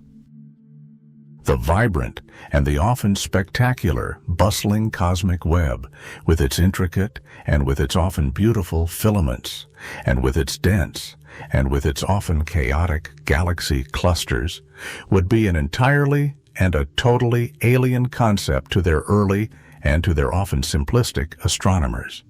Their view would be of their own galaxy as an island, and as a often lonely island, possibly the only island in an endless and in a often empty sea. This visual and this often profound starkness would deeply and would often dramatically influence their early and their often simplistic understanding of the universe. An understanding that would perhaps lead to a belief in a much smaller and in a much more isolated cosmos, a cosmos with their galaxy at its unique and at its often lonely, solitary center. The challenges for their early and for their often simplistic astronomers in understanding the true and the often profound nature of the universe would be immense. For us, the discovery of other galaxies, and then of galaxy clusters, and eventually of the cosmic web, was a gradual and a often slow process, a process of pushing the limits of our telescopes and of refining our methods for measuring cosmic distances. We could observe the clustering of galaxies relatively and often easily. For a void civilization, simply detecting the existence of other galaxies would be a monumental and a often profound achievement, an achievement that would require a technology that is far, far beyond what Earth astronomers possessed in the early and in the often simplistic days of galactic discovery. Even once they were detected, measuring their distances accurately would be incredibly, and would be almost unbelievably difficult. A difficulty that would be due to their extreme and to their often total faintness and isolation. The concept of redshift, which is crucial for mapping cosmic distances, would still apply, but the light signals would be so weak that gathering enough photons to analyze a galaxy's spectrum would demand immense, and often unimaginable, light-gathering power, and incredibly long, and often tedious observation times.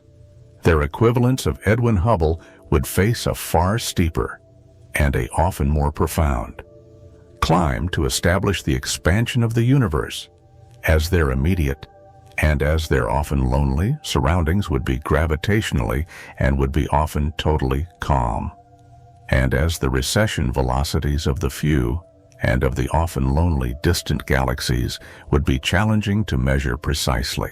Their cosmology, their study of the universe as a whole, would likely, and would almost certainly, develop along different, and along often unique, lines. Without readily, and without often easily. Observable galaxy clusters or filaments, the idea of a cosmic web might remain elusive for millennia. They might first postulate a universe of scattered, and of often lonely, isolated galaxies, rather than one of interconnected and of often spectacular structures. The concept of dark matter, a concept that is inferred from the rotation of their own galaxy, would still be discoverable. However, the influence of dark energy, which causes space to accelerate its expansion, might actually be more apparent to them at an earlier and at an often more profound stage of their cosmological studies.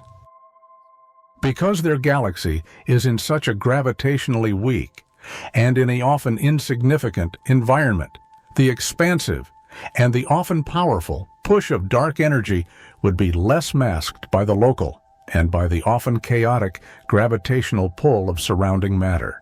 They might detect the accelerating expansion of the universe more clearly and more quickly than we did, simply because they're cosmic, and they're often lonely. Neighborhood offers a cleaner, and a often more pristine observational laboratory for this mysterious, and for this often powerful force, a laboratory that is free from the strong, and from the often chaotic, gravitational perturbations of dense clusters. This early, and this often profound, realization about dark energy could profoundly, and could often dramatically, shape their physics and their understanding of the universe's ultimate, and its often lonely fate. A fate that would perhaps lead to a more immediate, and to a more profound, sense of impending, and of often total, cosmic loneliness. The technological trajectory of a void civilization might also differ, with no nearby galaxies presenting a potential, and a often spectacular target for interstellar probes, and with certainly no easy and no often simplistic opportunity for intergalactic travel. Their focus might shift. Early space exploration would likely be confined to their own, and to their often lonely star system, and then to within their own, and to within their often lonely galaxy. The concept of exploring other galaxies might seem utterly and might seem totally unfeasible, an abstract and a often profound theoretical possibility rather than a practical and a often simplistic goal for countless and for often lonely generations. The immense and the often unimaginable distances would make sending even unmanned probes an undertaking of unimaginable and of often vast timescales. An undertaking that would perhaps require entirely new and entirely revolutionary Propulsion technologies, technologies that we can only dream of. This lack of external, and of often spectacular, galactic targets might either stifle their ambition for vast, and for often spectacular, cosmic exploration, or, conversely, it might ignite an even greater and an even more profound drive to develop revolutionary and often sophisticated technologies. Technologies that are capable of bridging these immense and these often empty gulfs. The motivation might be philosophical, a desperate and a often profound search for other life, or a fundamental and a often profound curiosity to confirm whether their galaxy truly is alone. From a societal and from an often profound philosophical perspective, life in the void would carry a profound and a often total sense of isolation. The question, "Are we alone?" would take on an entirely and a totally different weight. For us, finding extraterrestrial life might simply be a matter of time and of technological advancement, given the billions of stars in our galaxy and the millions of galaxies in our visible universe. For them, the silence of the void would amplify the feeling of being truly, and of being totally, unique, perhaps even the soul, and the often lonely spark of intelligence in an otherwise empty, and in an otherwise total cosmos.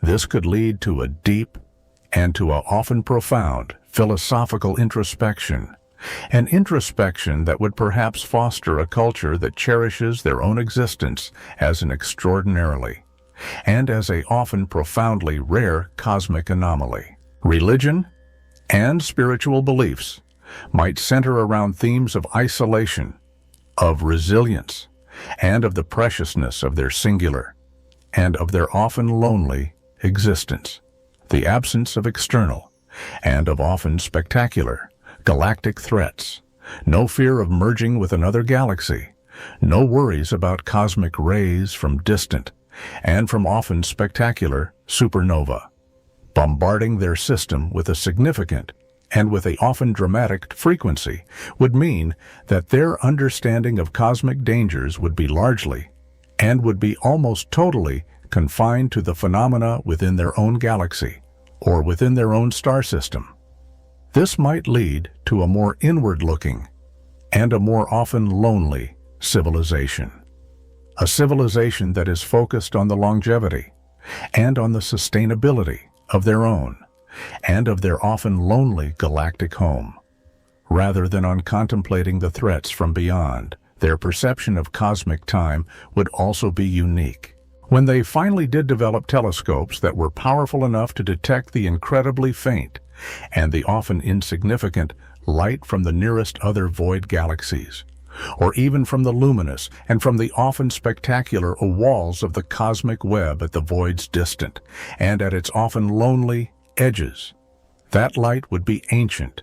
It would have traveled for hundreds of millions, or even for 1 billion, years to reach them. This means that they would always be looking far, far back into the past. Their view of the present universe, a universe that is beyond their immediate and their often lonely galactic vicinity, would be permanently and would be totally out of reach. This could instill a deep and a often profound appreciation for cosmic history, but also a poignant and a often profound awareness of the unbridgeable and of the often total gulf between them and the current state of the wider and of the often spectacular cosmos. Their understanding of now would be strictly and would be totally local, an understanding that is confined to their own and to their often lonely galaxy, while the rest of the universe would always be seen through the veil of immense and of often unimaginable time delays. The concept of real time and of often profound interactions with any hypothetical and with any often lonely distant civilizations would be entirely and would be totally theoretical. a concept that is relegated to the realm of philosophical and of often profound debate, rather than to the realm of practical and of often simplistic communication. Resource management for a void civilization would be self-contained within their single and within their often lonely galaxy. There would be no possibility of importing rare and often precious elements or technologies from other galaxies, or of escaping to a new and to a often spectacular galactic home should theirs face a catastrophic and a often dramatic event. Their survival would depend entirely and would depend totally on the resources within their own and within their often lonely galactic island. This might foster a strong and a often profound sense of environmental stewardship and of long-term planning, as they would be acutely, and they would be often totally, aware of the finite and of the often frustrating nature of their immediate and of their often lonely cosmic endowment.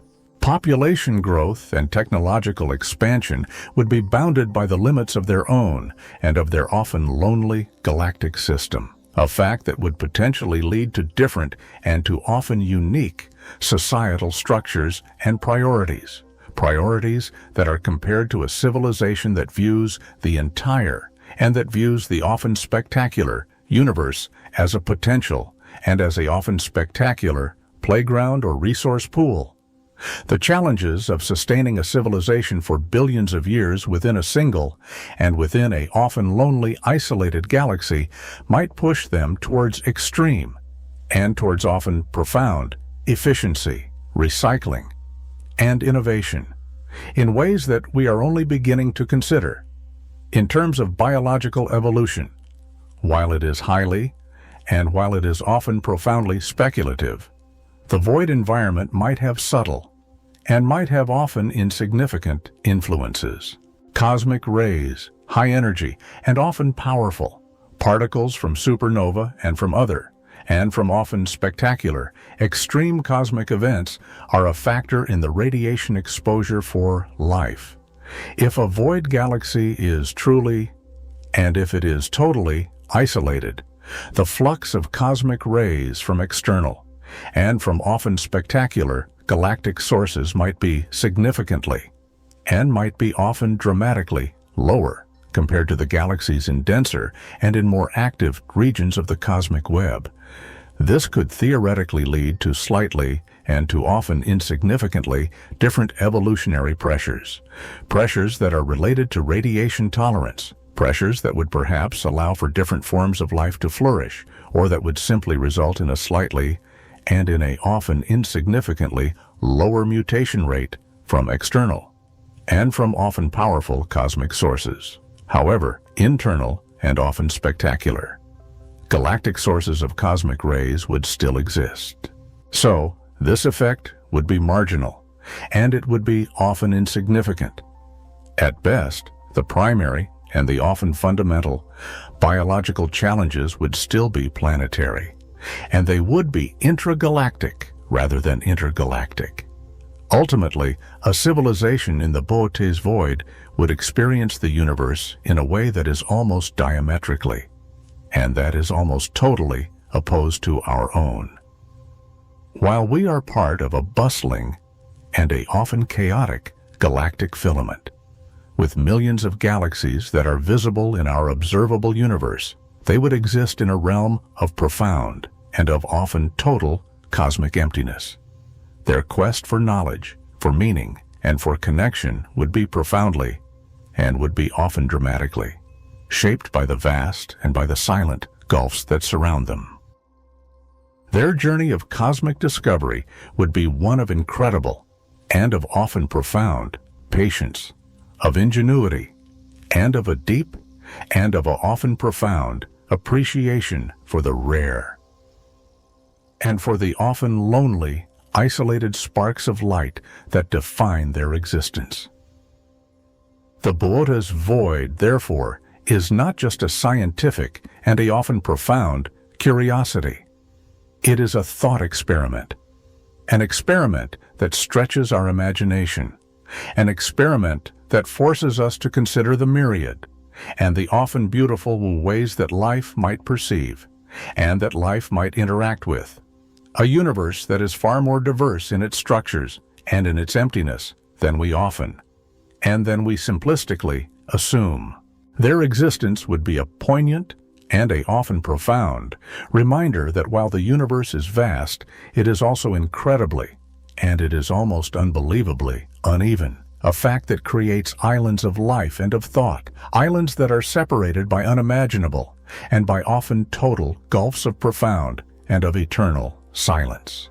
The universe is a treasure trove of wonders, but many of its most profound secrets are hidden not in the bright and in the often spectacular, glowing objects, but in the vast and in the seemingly empty spaces that define its grand and its often beautiful architecture.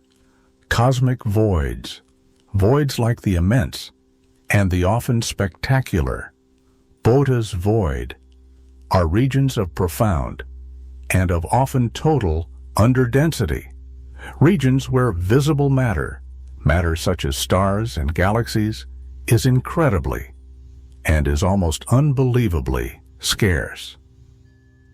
Trying to study these empty and these often lonely places presents a unique and a formidable set of challenges for astronomers. It is not like observing a bright and a often spectacular star or a nearby and a often beautiful galaxy, a galaxy which emits abundant and often spectacular light. Instead, it is akin to trying to map an invisible and a often mysterious ghost, a ghost that is gathering clues from the subtle and from the often insignificant ways that it influences its surroundings, or from the rare and from the often faint whispers of light from the few, and from the often lonely, isolated objects that happen to reside within its vast and within its often empty boundaries. Overcoming these challenges requires immense and often profound ingenuity, cutting-edge and often sophisticated technology, and painstaking and often tedious effort, an effort that is pushing the very and the often frustrating limits of what our instruments can detect and of what our minds can comprehend. The primary and the often fundamental challenge in observing voids is their very and their often simple definition. They contain very little and often insignificant visible matter. This means that there are few, if any, direct light sources within them, sources that our telescopes can easily and can often quickly pick up. When astronomers study galaxies, they rely on the light that is emitted by billions of stars and by glowing gas. When they study galaxy clusters, they can also detect the hot and the often spectacular X-ray emitting gas that permeates the space between the galaxies. But in a void, these sources are either almost entirely and almost totally absent, or they are so incredibly and so almost unbelievably sparse that their light is stretched thin across unimaginably and across often vast distances. This makes the targets incredibly and almost unbelievably faint and difficult to distinguish from the background noise of cosmic radiation or of instrumental interference. For the few, and for the often lonely galaxies that do reside within a void, their light has traveled for hundreds of millions of years, fading and stretching along the way, a fact that further complicates their detection. It is like trying to photograph a single and a often insignificant dim candle flame from across an entire and a often vast continent. The signal is almost entirely and almost totally lost in the immense and in the often unimaginable distance and in the ambient and in the often frustrating light. To address the challenge of faintness, astronomers rely on immense and on often spectacular light-gathering power. This means using the largest and the most powerful telescopes that are available. Ground-based optical telescopes. Telescopes with mirrors that are many meters in diameter are designed to act as giant and as often spectacular light buckets. Buckets that are collecting as many photons as possible over extended and over often tedious periods of time. Instruments like the European Southern Observatory's Very Large Telescope in Chile. A telescope with its 4 individual, and it's often spectacular, 8.2-meter telescopes that can work together, or the twin, and the often spectacular 10-meter Keck telescopes in Hawaii are crucial. These behemoths can stare at a single patch of the sky for hours, and for even nights, accumulating enough faint, and enough often insignificant, light to build a detectable, and a often profound, signal from distant, and from sparse, galaxies. The longer the exposure time, the more photons are collected, and the clearer the image, or the spectrum, becomes. However, even with these giants, the sheer, and the often unimaginable, volume of a void means that finding, and that meticulously, and that often tediously, observing its sparse, and it's often lonely. Inhabitants is a time-consuming and a resource-intensive endeavor. Space telescopes. Telescopes like the Hubble Space Telescope, and the newer, and the often spectacular James Webb Space Telescope, are also indispensable for observing the unseen. Being above Earth's atmosphere, they are not hampered by the atmospheric blurring or by the absorption of light. This allows them to capture sharper and often more beautiful images and to detect fainter and often more lonely objects than ground-based telescopes, particularly at the wavelengths that are absorbed by the atmosphere.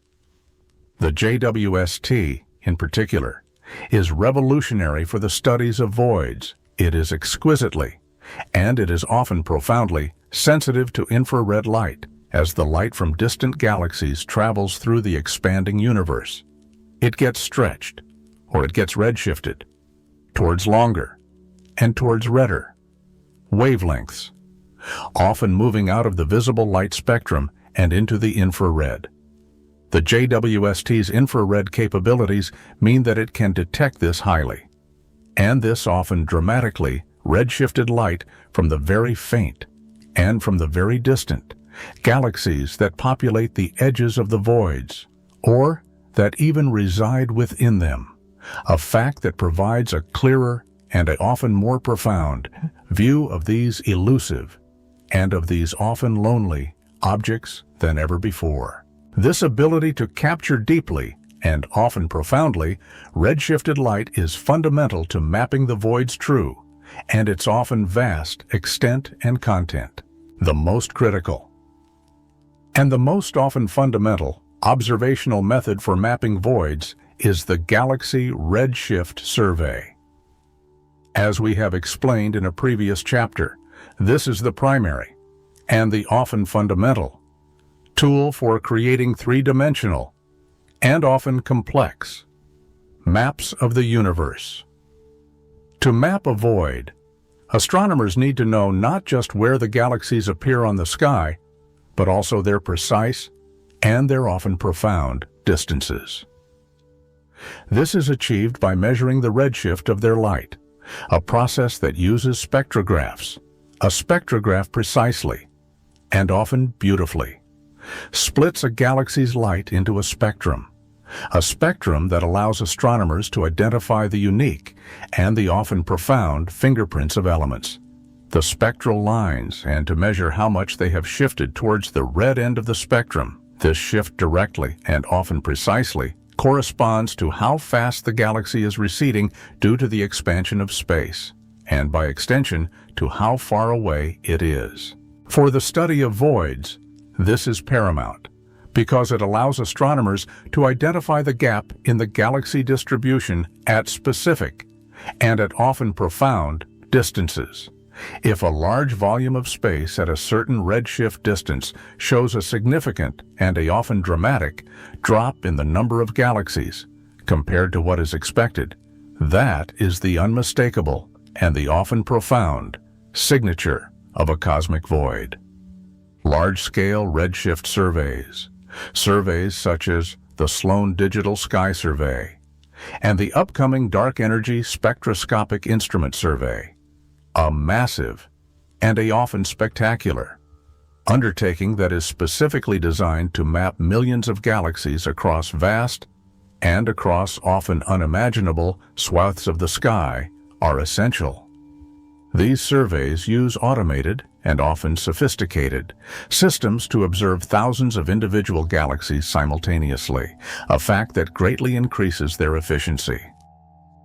The data from these surveys are then compiled into colossal and into often spectacular three-dimensional catalogs of galaxy positions. It is within these cosmic and these often complex maps that the voids like Boötes, are revealed. Specialized data analysis techniques are then applied to these maps. Astronomers use algorithms that identify regions where the galaxy density falls below a certain and a often precise threshold. A process that effectively and that often beautifully outlines the boundaries of the voids. These algorithms can identify voids of various and of often unique sizes and shapes. And they can quantify their emptiness by calculating the density contrast. How much sparser the void is compared to the average cosmic density. The challenge here is statistical. It is not just about finding an empty space, but about demonstrating that its emptiness is statistically and is often profoundly significant, and that it is not just a random and a often chaotic fluctuation in the galaxy distribution. Sophisticated software is needed to process and to visualize these immense and these often overwhelming data sets. A process that turns raw light measurements into a coherent and into an often beautiful picture of the universe's web-like structure. One particularly difficult and often frustrating aspect is confirming the presence of galaxies within the voids and studying their properties. The few and the often lonely galaxies that are residing deep within the Boötes Void are not easy to find or to study. Astronomers must carefully, and must often tediously, confirm that these galaxies are indeed physically located within the void's boundaries, at the correct and at the often precise redshift distance, and that they are not simply foreground or not simply background, galaxies that happen to be in the same and in the often limited direction on the sky. This requires meticulous and often tedious follow-up observations and precise and often difficult distance measurements. Once they are confirmed, studying these void galaxies is challenging because of their inherent and their often profound faintness and isolation.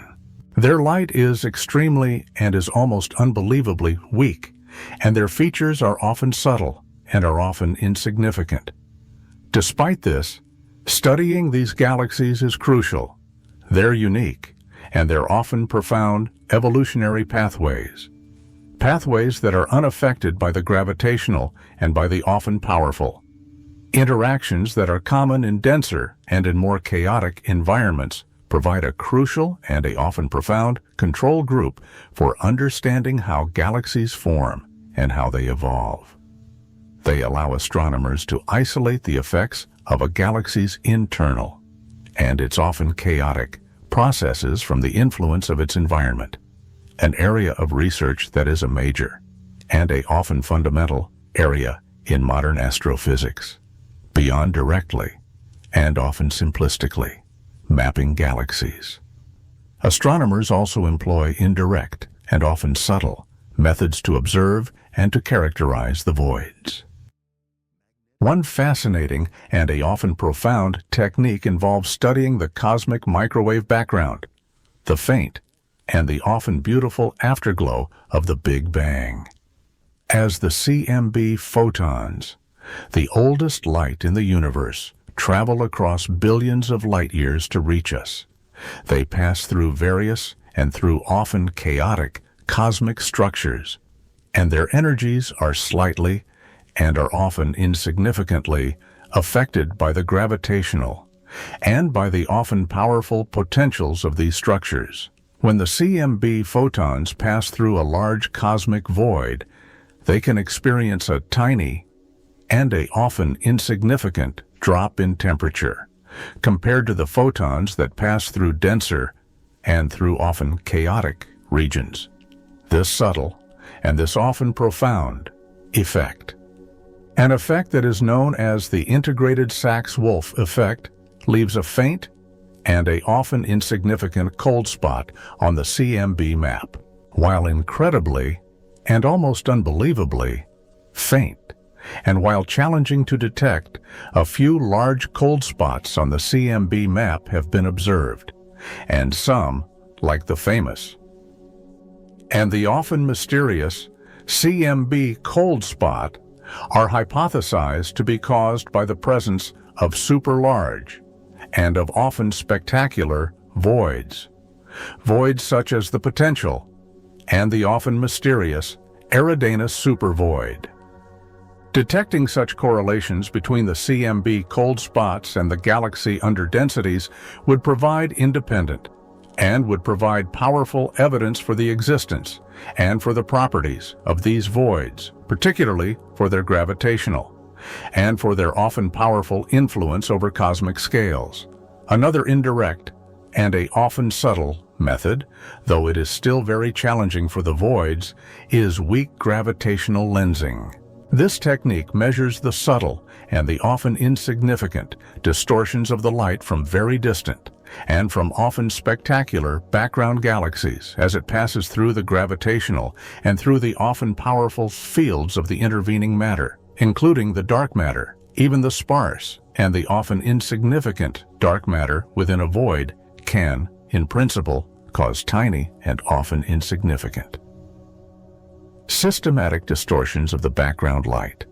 By mapping these subtle and these often insignificant distortions over large and over often vast areas, astronomers could potentially and could often profoundly infer the distribution of dark matter within the voids, even though it is invisible. This is an extremely and a often incredibly difficult measurement because the lensing signal from a void is very weak.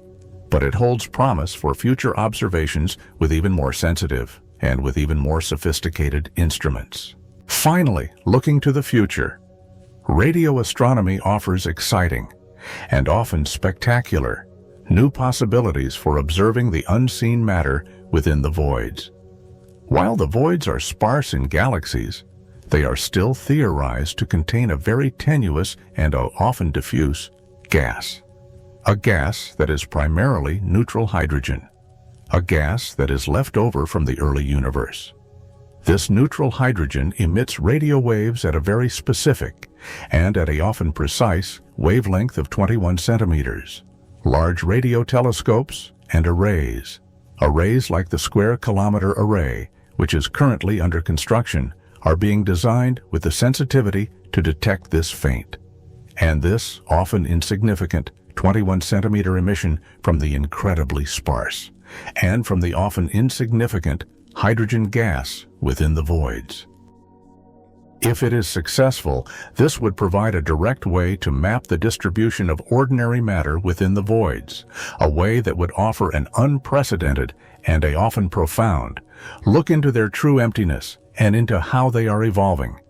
This would be a crucial and a often fundamental step.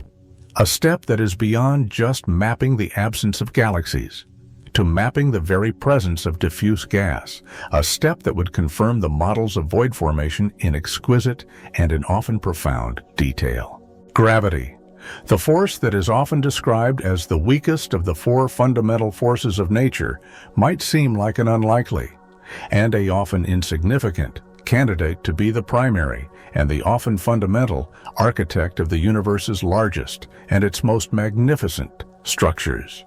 And yet, over the immense and the often unimaginable timescales of cosmic history, timescales that are spanning billions of years, the relentless and the often powerful and the pervasive pull of gravity has sculpted the cosmos into the intricate and into the often beautiful web-like tapestry that we observe today.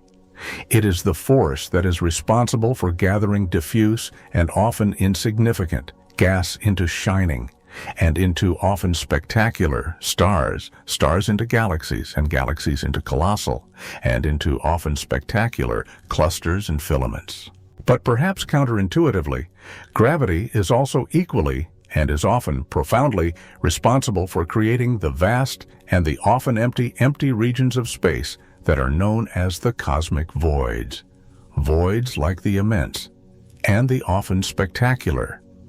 Boötes Void. These seemingly, and these often deceptively contradictory roles reveal the profound, and the often fundamental, influence of gravity on the distribution of matter in the universe, an influence that demonstrates how its attractive and its often powerful power not only builds up the dense and the often chaotic cosmic cities, but also clears out the immense and the often lonely cosmic deserts that lie between them. It is a ceaseless and a universal sculptor, a sculptor that is working patiently, and that is often tediously, to organize the scattered and the often chaotic ingredients of the cosmos. At its most fundamental and at its often simplistic level, gravity is simply the attraction between any two objects that have mass or that have energy. The more massive an object is, the stronger its gravitational and its often powerful pull is. The closer two objects are, the stronger the pull between them is. This simple, and this often beautiful rule, a rule that was discovered by Isaac Newton and that was later refined by Albert Einstein in his theory of general relativity, is the driving and the often fundamental force behind everything, from an apple that is falling to Earth, to the complex, and to the often chaotic dance of galaxies across billions of light years, in the early and in the often chaotic universe. After the Big Bang, the cosmos was a hot and a dense and a nearly uniform soup of matter and of energy. But crucially, it was not perfectly, and it was not totally uniform. There were tiny, and there were often insignificant, and there were almost imperceptible variations in density, microscopic ripples where matter was ever so slightly, and ever so often insignificantly, more concentrated in some places, and slightly, and often insignificantly, less concentrated in others. These primordial and these often profound fluctuations, as they are called, were the initial and the often fundamental seeds from which all subsequent, and from all often spectacular, structure would grow. And gravity was the gardener. Imagine, if you will, this early and this often chaotic universe as a vast, and as a often calm ocean. An ocean with extremely subtle and with often insignificant swells and depressions. In the regions where there was a tiny and a often insignificant bit more matter, gravity would naturally and would often dramatically be a tiny and a often insignificantly bit stronger. This slightly, and this often insignificantly, stronger gravitational pull would begin to draw in even more, and even more often insignificant surrounding matter. It is a cumulative and a often dramatic effect, an effect that is a kind of cosmic and a often spectacular snowball rolling downhill. As more matter was attracted to these slightly, and to these often insignificantly denser regions, their mass would increase, and consequently, their gravitational and their often powerful pull would become even stronger. This stronger and this often powerful pull would then draw in even more matter, a fact that would accelerate the process. This positive and this often dramatic feedback loop is known as gravitational instability. It explains how the initially tiny and the often insignificant overdensities in the early universe grew steadily and often dramatically, larger over vast and over often unimaginable periods of time, gradually and often slowly, accumulating more and more material. These growing and these often spectacular clumps of matter were the embryonic and the often beautiful forms of what would eventually, and what would often dramatically, become the galaxies, the galaxy clusters, and the great and the often spectacular filaments of the cosmic web, the luminous and the often beautiful threads and knots of the cosmic web. Conversely, in the regions where there was initially a tiny, and a often insignificant, bit less matter than the average, the pull of gravity was correspondingly and was often dramatically weaker as the more massive and the more often spectacular. Surrounding regions began to pull in matter. They drew material away from these underdense and these often lonely areas. These underdense regions that were lacking a strong and a often powerful central gravitational attraction, were unable to hold on to their sparse and their often insignificant material as effectively. Instead, their matter was slowly, but surely, siphoned away, a matter that was flowing towards the more gravitationally attractive and the denser regions. This continuous, and this often dramatic, outflow of matter from the underdense regions further, and often dramatically, depleted them, a fact that made them even emptier and even more often lonely. Thus, as gravity worked to pull matter together in some places, it simultaneously worked to pull matter away from other places, a fact that left them increasingly and often dramatically vacant. The universe, through gravity, was effectively and was often dramatically sorting itself out, a process that was creating regions of profound and of often total density, and regions of profound and of often total emptiness. The Boötes Void is a prime and a often spectacular example of one of these underdense and of these often lonely regions, a region that has been gravitationally and that has been often dramatically emptied out over cosmic time. The role of dark matter in this process cannot be overstated. Dark matter is a mysterious and a often profound substance, a substance that we cannot see directly, because it does not interact with light or with any other form of electromagnetic radiation. However, it makes up about 85% of all matter in the universe, a fact that means that it far, far outweighs the ordinary matter that forms stars and galaxies. Because it is so much more abundant, the gravitational and the often powerful influence of dark matter is absolutely and is totally dominant in the formation of large-scale structures. The tiny and the often insignificant density fluctuations in the early universe were primarily, and were almost totally, fluctuations in dark matter density. These initial and these often invisible clumps of dark matter provided the deep and the often profound gravitational wells that acted as the primary and the often fundamental gathering points for both ordinary matter and for more dark matter, the ordinary gas and dust. Feeling the pull of these invisible and of these often powerful dark matter concentrations would fall into them. They would cool, and they would eventually, and they would often dramatically, condense to form the first stars, and then the first galaxies. Without the vast and the often spectacular gravitational scaffolding that is provided by dark matter, the ordinary matter alone would have been too diffuse, and its gravity would have been too weak to overcome the rapid and the often dramatic expansion of the early universe, and to form the distinct and the often beautiful galaxies and clusters that we observe in the relatively short and in the often insignificant time since the Big Bang. The universe would likely be a much more uniform and a much more diffuse soup of gas, a soup with very few, if any, large and coherent structures. Therefore, the cosmic web, with its intricate and with its often beautiful pattern of filaments, of clusters, and of voids, is fundamentally and is almost totally a dark matter structure. The filaments are giant, and they are often spectacular, elongated strands of dark matter, strands that are pulling in galaxies along their length. The clusters are massive, and they are often chaotic, dense knots of dark matter, knots that are acting as the gravitational, and as the often powerful hubs of the universe.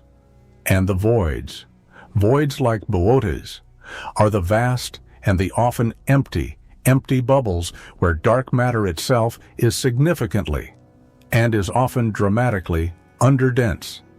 It is the gravitational, and it is the often powerful behavior of this pervasive and of this often mysterious, invisible dark matter that largely and that often totally dictates where the ordinary and where the luminous matter ultimately and often dramatically congregates and where it is absent. The visible galaxies that we see are simply tracing the underlying and the often profound gravitational landscape that is sculpted by dark matter. The emptiness of the Boötes Void is thus largely and is often totally a reflection of a region that was initially and that was often dramatically very low in dark matter, a fact that consequently and that often dramatically exerted less gravitational pull, a fact that caused it to lose material to its denser and to its dark matter-rich neighbors.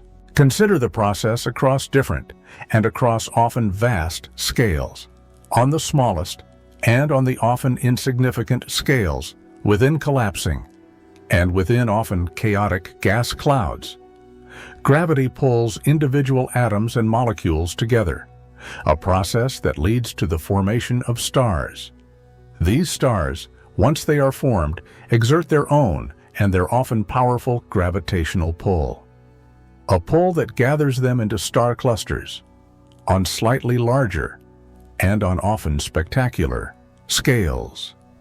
Billions of stars, along with vast and with often unimaginable amounts of gas and of dust, are gravitationally and are often powerfully bound together, a fact that forms galaxies. Galaxies like our own and our often beautiful Milky Way. The spiral arms and the overall shape of a galaxy are shaped by the gravitational and by the often chaotic interactions between its myriad and its often spectacular components, all of which are held within a much larger and a often invisible dark matter halo. Moving to even larger and to even more spectacular scales, gravity continues its relentless and its often powerful work. Individual galaxies like the Milky Way and Andromeda, exert a gravitational and a often powerful pull on each other, a fact that forms galaxy groups like our local group. These groups, in turn, are drawn towards even larger and even more spectacular concentrations of matter, a fact that forms galaxy clusters that can contain hundreds or even thousands of individual galaxies. The immense and the often unimaginable gravity of these clusters pulls in galaxies from surrounding and from often vast regions, a fact that causes them to move towards the cluster's core. These clusters are often connected by long and by often spectacular thin strands of galaxies, the filaments of the cosmic web. These filaments are also gravitationally and are also powerfully driven, a fact that means that they act as cosmic and as often spectacular highways along which galaxies flow towards the most massive and towards the often spectacular clusters. The entire and the often spectacular network of filaments and of clusters represents the regions where gravity has successfully and has often dramatically overcome the universe's expansion, a process that has gathered matter into enormous and into often spectacular dense structures. And then we have the voids. These are the complementary and the often lonely features to the filaments and to the clusters. As gravity pulls matter into the web-like structures, it simultaneously creates the empty and the often vast spaces. The Boötes Void is an enormous and a often spectacular example of such a gravitationally and a often powerfully driven emptying process. Its vastness means that it was initially a particularly large and a particularly pronounced underdensity in the early universe, a region with less dark matter than most. Over billions of years, the collective and the often powerful gravitational pull of the surrounding, and of the often spectacular, denser filaments and clusters acted like a cosmic, and like a often powerful siphon, a siphon that was drawing matter away from the Boötes Void, a fact that left it increasingly, and that often dramatically, desolate.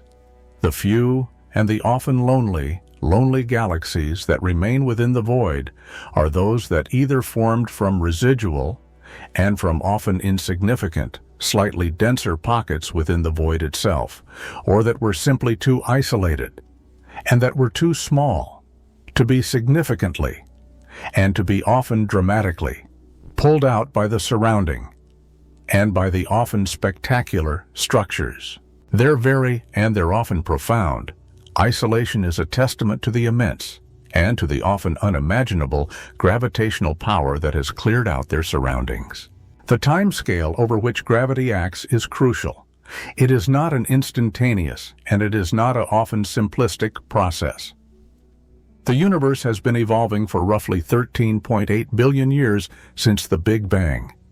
Over these immense, and these often unimaginable, timescales, even the incredibly, and the almost unbelievably weak gravitational pull between widely and between often sparsely dispersed particles can have a cumulative and a often dramatic effect, the subtle and the often insignificant variations in density that existed in the very early and in the often chaotic universe, when they were magnified by the continuous and by the often relentless action of gravity over billions of years, led to the grand and to the often spectacular structures that we see today. The patient and the often tedious, persistent pull of gravity is what allows small and often insignificant overdensities to grow into structures that are massive enough to overcome the overall and the often dramatic expansion of the universe, and to hold themselves together while simultaneously ensuring that the underdense and that the often lonely regions become ever more sparse. The universe is not a static, and it is not an unchanging arena, an arena where cosmic and where often spectacular events unfold. Instead, it is a dynamic, and it is a living entity, an entity that is continuously and that is often dramatically growing and evolving. One of the most revolutionary and one of the most profound discoveries of the 20th century was that the universe is not only expanding, but that its expansion is actually, and is often dramatically, accelerating. This ongoing and this often relentless expansion of space itself has profound and often dramatic implications for every structure within the cosmos, from individual and from often beautiful galaxies to the colossal and to the often spectacular cosmic web, and it plays a particularly and a often fundamentally critical role in the growth and in the development of cosmic voids, voids like the immense and the often spectacular. Boötes Void. While gravity works to pull matter together, the universe's expansion works to pull space apart. And in the emptiest and in the often lonely regions of the cosmos, this expansive and this often powerful push becomes the dominant and the often total force, a force that is actively and that is often dramatically making these already sparse and these already often lonely areas even emptier. The concept of the expanding universe was first and was initially firmly established by the American astronomer Edwin Hubble in the late 1920s by observing distant and often spectacular galaxies, and by measuring their redshift, the stretching of light waves as the objects move away from us. Hubble discovered that almost all the galaxies outside our immediate and our often beautiful galactic neighborhood are moving away from us, and the farther away a galaxy is, the faster it is receding. This remarkable and this often profound relationship is known as Hubble's law. It was a groundbreaking and a often profound realization. It was not that the galaxies were simply flying away from a central and a often simplistic point in space, a point like the shrapnel from an explosion. Instead, it was space itself that was expanding, a space that was carrying the galaxies along with it, much like the dots that are drawn on the surface of an inflating balloon. The dots themselves do not move on the surface, but the stretching of the surface increases the distance between them. This cosmological expansion affects everything in the universe on large and on often vast scales. To fully grasp how the expansion influences the voids, it is important to distinguish between the motion through space and the expansion of space, on relatively small and on often insignificant scales, within gravitationally and within often powerfully bound structures like our solar system. Individual galaxies, and even galaxy clusters, gravity is strong enough to overcome the force of the cosmic expansion. Our Earth is not expanding away from the Sun, nor is the Sun expanding away from the center of the Milky Way. And the Milky Way is not expanding away from the Andromeda galaxy within our local group. In these cases, the attractive and the often powerful pull of gravity is far stronger than the expansive and the often dramatic stretch of space over those relatively short and those often insignificant distances. These structures are gravitationally and are often powerfully bound, and they remain intact. A fact that means that they act as islands that are being carried along by the expanding and by the often dramatic cosmic ocean, but that are not expanding internally, however, on very large and on often vast scales that are beyond the galaxy clusters and the superclusters. The gravitational and the often powerful pull between widely and between often sparsely. Separated galaxies becomes weak enough that it can no longer fully and can no longer totally counteract the overall and the often dramatic expansion of space. This is where the universe's expansion truly and often dramatically dominates. It is at these grand and at these often spectacular intergalactic scales that the stretching of space becomes evident, and that it begins to profoundly, and to often dramatically, influence the distribution of matter. The cosmic web, with its filaments and with its clusters, represents the regions where gravity has successfully and has often dramatically clumped matter together. The voids, on the other hand, are the regions where gravity has been the weakest, and where the expansion of space has therefore had the most pronounced and the most often dramatic effect. The universe's expansion actively and often dramatically contributes to the growth and to the development of the cosmic voids. Imagine a vast and often spectacular interconnected network of rubber bands, a network with marbles that are stuck at the intersections and along the strands. As you pull the entire network outward, a process that represents the expansion of space. The marbles at the intersections, the galaxy clusters, might remain relatively, and might remain often insignificantly, close to each other, a fact that is due to a strong glue, a gravity. But the sections of the rubber bands between the marbles, especially in the areas where there were already fewer marbles, the voids, will stretch out significantly and will often dramatically. This stretching makes the already sparse and the already often lonely spaces even larger and even emptier. As space expands, the distance between any 2 points within a void increases. If there were already few and often insignificant particles or galaxies in that space, the expansion simply and often dramatically pulls them further apart, a fact that makes the density even lower. This is a continuous and a often relentless process. As the universe ages, the voids do not remain static, and they do not remain often simplistic holes. They actively, and they often dramatically, grow. A fact that means that they are becoming increasingly, and that they are often dramatically, vast and desolate. The Boötes Void, which was already immense at its discovery, continues to expand, and it continues to grow emptier with every passing and with every often insignificant moment of cosmic time. A particularly crucial and often fundamental factor in the current era of the universe's expansion is dark energy. For much of the universe's history, gravity was dominant, a force that was slowly, and that was often relentlessly, decelerating the expansion. However, in the late 1990s, observations of distant and of often spectacular supernova revealed a stunning and often profound truth. The universe's expansion is not slowing down, but it is actually speeding up, or it is accelerating. This accelerated expansion is attributed to dark energy, a mysterious and often powerful force, or a property of space itself, a property that exerts a repulsive and often powerful anti-gravitational push.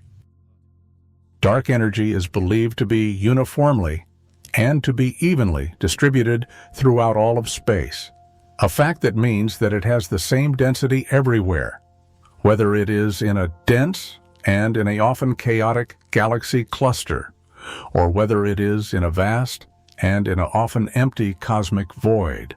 The presence of dark energy significantly, and often dramatically, enhances the growth of the voids, in the dense and in the often chaotic regions of the cosmic web. The strong and the often powerful gravitational pull of the concentrated matter largely, and often totally, counteracts the repulsive and the often powerful push of dark energy. While dark energy is present there, its effects are masked by the overwhelming and by the often powerful gravitational attraction, but in the vast and in the underdense regions of the cosmic voids, regions where the amount of ordinary and of dark matter is exceptionally and is almost unbelievably low. The pull of gravity is greatly and is often dramatically diminished. In these environments, the expansive and the often powerful repulsive push of dark energy becomes dominant.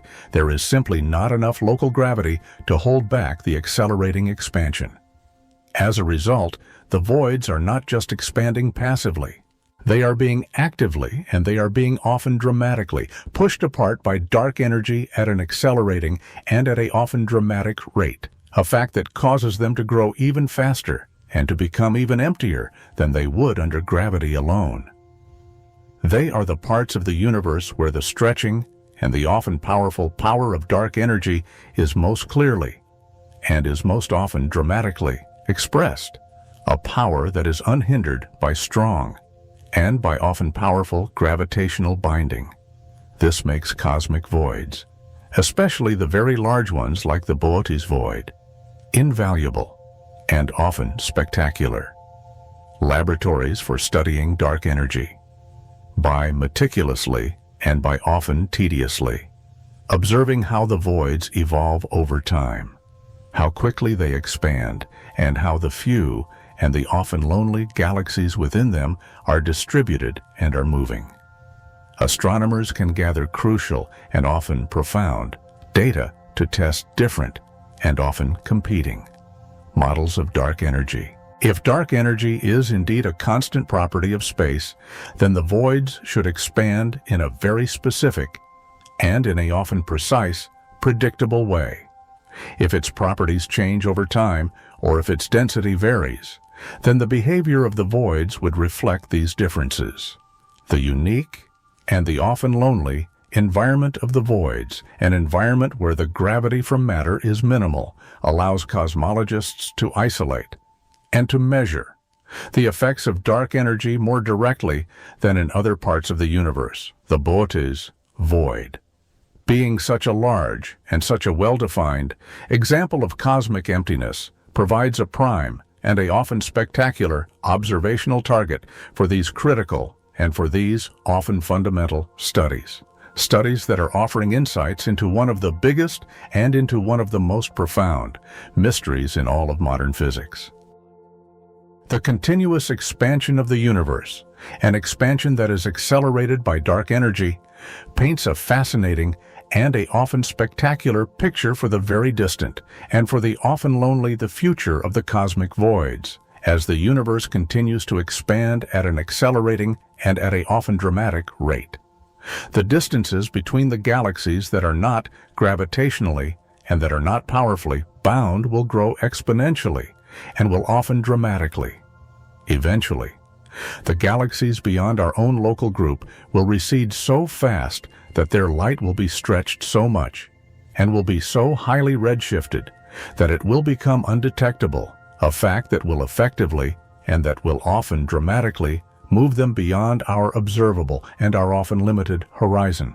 The filaments of the cosmic web will become increasingly, and will often dramatically, stretched and thin, and the connections between the galaxy clusters will weaken, and they will eventually, and they will often dramatically break. The voids, which are already immensely, and which are often unbelievably empty, will grow even larger, and they will become even more profoundly, and even more often totally desolate, any lonely, and any often beautiful. Galaxies within these voids would become even more isolated, eventually, and often dramatically, losing sight of any other galaxies in the universe as they recede beyond what can be observed. The ultimate fate, a fate that is perhaps trillions of years from now, could be a universe where each gravitationally, and each often powerfully, bound galaxy, or each small, and each often insignificant, cluster, exists as an isolated and as a often lonely island in an ever-expanding, and in an ever-silent, and in an ever-empty cosmic ocean, an ocean with the voids that are representing the ultimate and the often total expression of this accelerating and of this often dramatic cosmic solitude.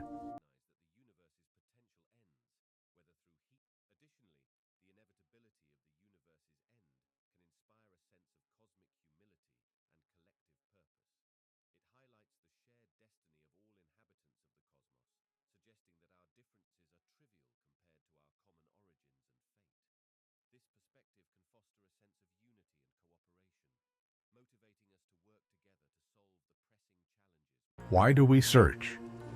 The question itself is a fundamental current of the human spirit, an ancient and persistent driver of our species, as primal as the need for food or the instinct to build shelter. It is the same impulse that led mariners to sail beyond the edge of the known world, not merely for conquest or for gold, but for the raw, unfiltered knowledge of what lay beyond the horizon. It is the restless curiosity that fuels the engine of science, the relentless urge to illuminate the quiet voids of our understanding with the light of discovery. We turn our gaze to the stars and ask a question that has echoed through millennia of human thought. A question at once profoundly scientific and deeply personal: are we alone?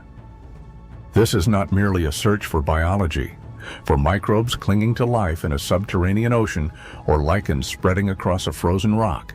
It is a search for biology that has awakened, for matter that has become clever enough to organize itself into a mind capable of contemplating the universe that spawned it. If we were to find such a civilization, the implications would be staggering. A shockwave that would ripple through every aspect of our culture, our philosophy, our very sense of self. The detection of a single, unambiguous, artificial signal would answer 1,000 existential questions in an instant. It would tell us that life is not a cosmic fluke, that intelligence is not a singular, terrifying accident, and that survival on a galactic timescale is, at least, possible. It would reframe our entire story, transforming us from cosmic orphans into the newest members of a galactic community. The search for extraterrestrial intelligence is a peculiar and noble form of science, one that operates outside the familiar textbook method. It is not a process of proposing a hypothesis and then attempting to falsify it. You cannot, with any amount of data or logic, prove the negative on this scale. You cannot demonstrate that intelligent life is not out there. The vastness of the cosmos and the depths of time make such a proof impossible. You can only do one thing. You can only discover that it is This is the nature of discovery science. It is a patient vigil, a long listening. And on one quiet summer night, for a fleeting 72 seconds, it seemed as if that vigil had ended. A signal arrived, a whisper from the void, so powerful and so perfectly formed that it defied all natural explanation. It was not a message in a human sense, not a string of translatable words, but a sequence of 50 numbers and letters printed out on a continuous sheet of paper. A ghost from a bygone era of computing. Yet it remains the most profound and tantalizing clue humanity has ever received. 6. E. Q. U. J. 5. It appeared once, a transient, focused beam from an unknown source in the constellation Sagittarius, and was never heard from again. It has become an artifact of scientific folklore. A single, unexplained data point that continues to haunt the long silence of the search. It was the strongest signal ever recorded, an enormously powerful, narrow-band transmission that looked exactly like what we were looking for. And in its wake, it left a beautiful, aching mystery, a testament to the fact that sometimes the most compelling truths are found not in what we know, but in what we can never fully explain. The universe speaks in a language of light, but our eyes, the primary instruments of our perception, are attuned to only a tiny fraction of its vast and complex vocabulary. We are most familiar with optical astronomy, the ancient science of capturing visible light with telescopes to magnify distant objects. It is a practice born from the first moment a human ancestor looked up and wondered at the points of light scattered across the darkness. But the visible spectrum, that beautiful rainbow of colors our brains are wired to interpret, is an astonishingly narrow sliver of the full range of cosmic expression. The electromagnetic spectrum stretches from the high-energy fury of gamma rays and X-rays, the violent signatures of exploding stars and matter-devouring black holes, down to the low-energy, pervasive hum of infrared and radio waves. To see only invisible light is to walk through a vibrant, bustling metropolis while wearing blinders and earplugs, aware only of the sliver of reality directly in front of you, oblivious to the rich, layered tapestry of life and sound unfolding all around. Radio astronomy is the art of removing those blinders, of tuning our senses to the invisible chorus of the cosmos. Every star, every galaxy, every swirling cloud of interstellar gas produces energy across this entire spectrum. And the radio end holds a wealth of information that optical light cannot convey. It is in these long, low-energy waves that we can perceive the universe in a different state, hearing the hum of its fundamental processes, the echoes of its creation, rather than just seeing the flash of its brightest, most energetic moments. This ability to listen to the hidden universe was born in the early 1930s, when a scientist named Carl Jansky, working for Bell Labs, stumbled upon one of the most significant discoveries in the history of astronomy. He had built a large, rotating antenna, a contraption that looked like a skeletal Ferris wheel, to track the source of the persistent static that interfered with transatlantic radio communications. As he meticulously tracked the noise, he found that it rose and fell on a cycle of 23 hours and 56 minutes, the exact length of a sidereal day, the time it takes for the Earth to complete one rotation relative to the distant stars. He had discovered that the hiss was not coming from Earth, but from the heavens. He had pinpointed its source to the dense, bright center of our own Milky Way galaxy. For the first time, humanity had an ear to the cosmos, and the sky was not silent. This monumental discovery, however, was slow to ignite a revolution. It was a radio engineer from Wheaton, Illinois, a man named Grote Reber, who truly carried the torch of this new science. In his own backyard, with a 30-foot dish antenna he designed and built himself, Reber spent a solitary decade as the world's only active radio astronomer. Night after night, he painstakingly scanned the Milky Way, producing the first-ever maps of the radio sky. His work was a labor of pure passion, laying the foundation for a new branch of science, and his homemade antenna became the conceptual blueprint for the colossal radio telescopes that would follow. The Second World War, for all its devastation, was a catalyst for incredible technological advancement, particularly in electronics and radar. In the war's aftermath, as nations began to rebuild, a new era of scientific ambition took hold. The United States, locked in the early stages of the Cold War and the space race, was eager to invest in fundamental science, to push the boundaries of knowledge and assert its technological prowess on the world stage. It was an era of big thinking, of moonshots and massive engineering projects.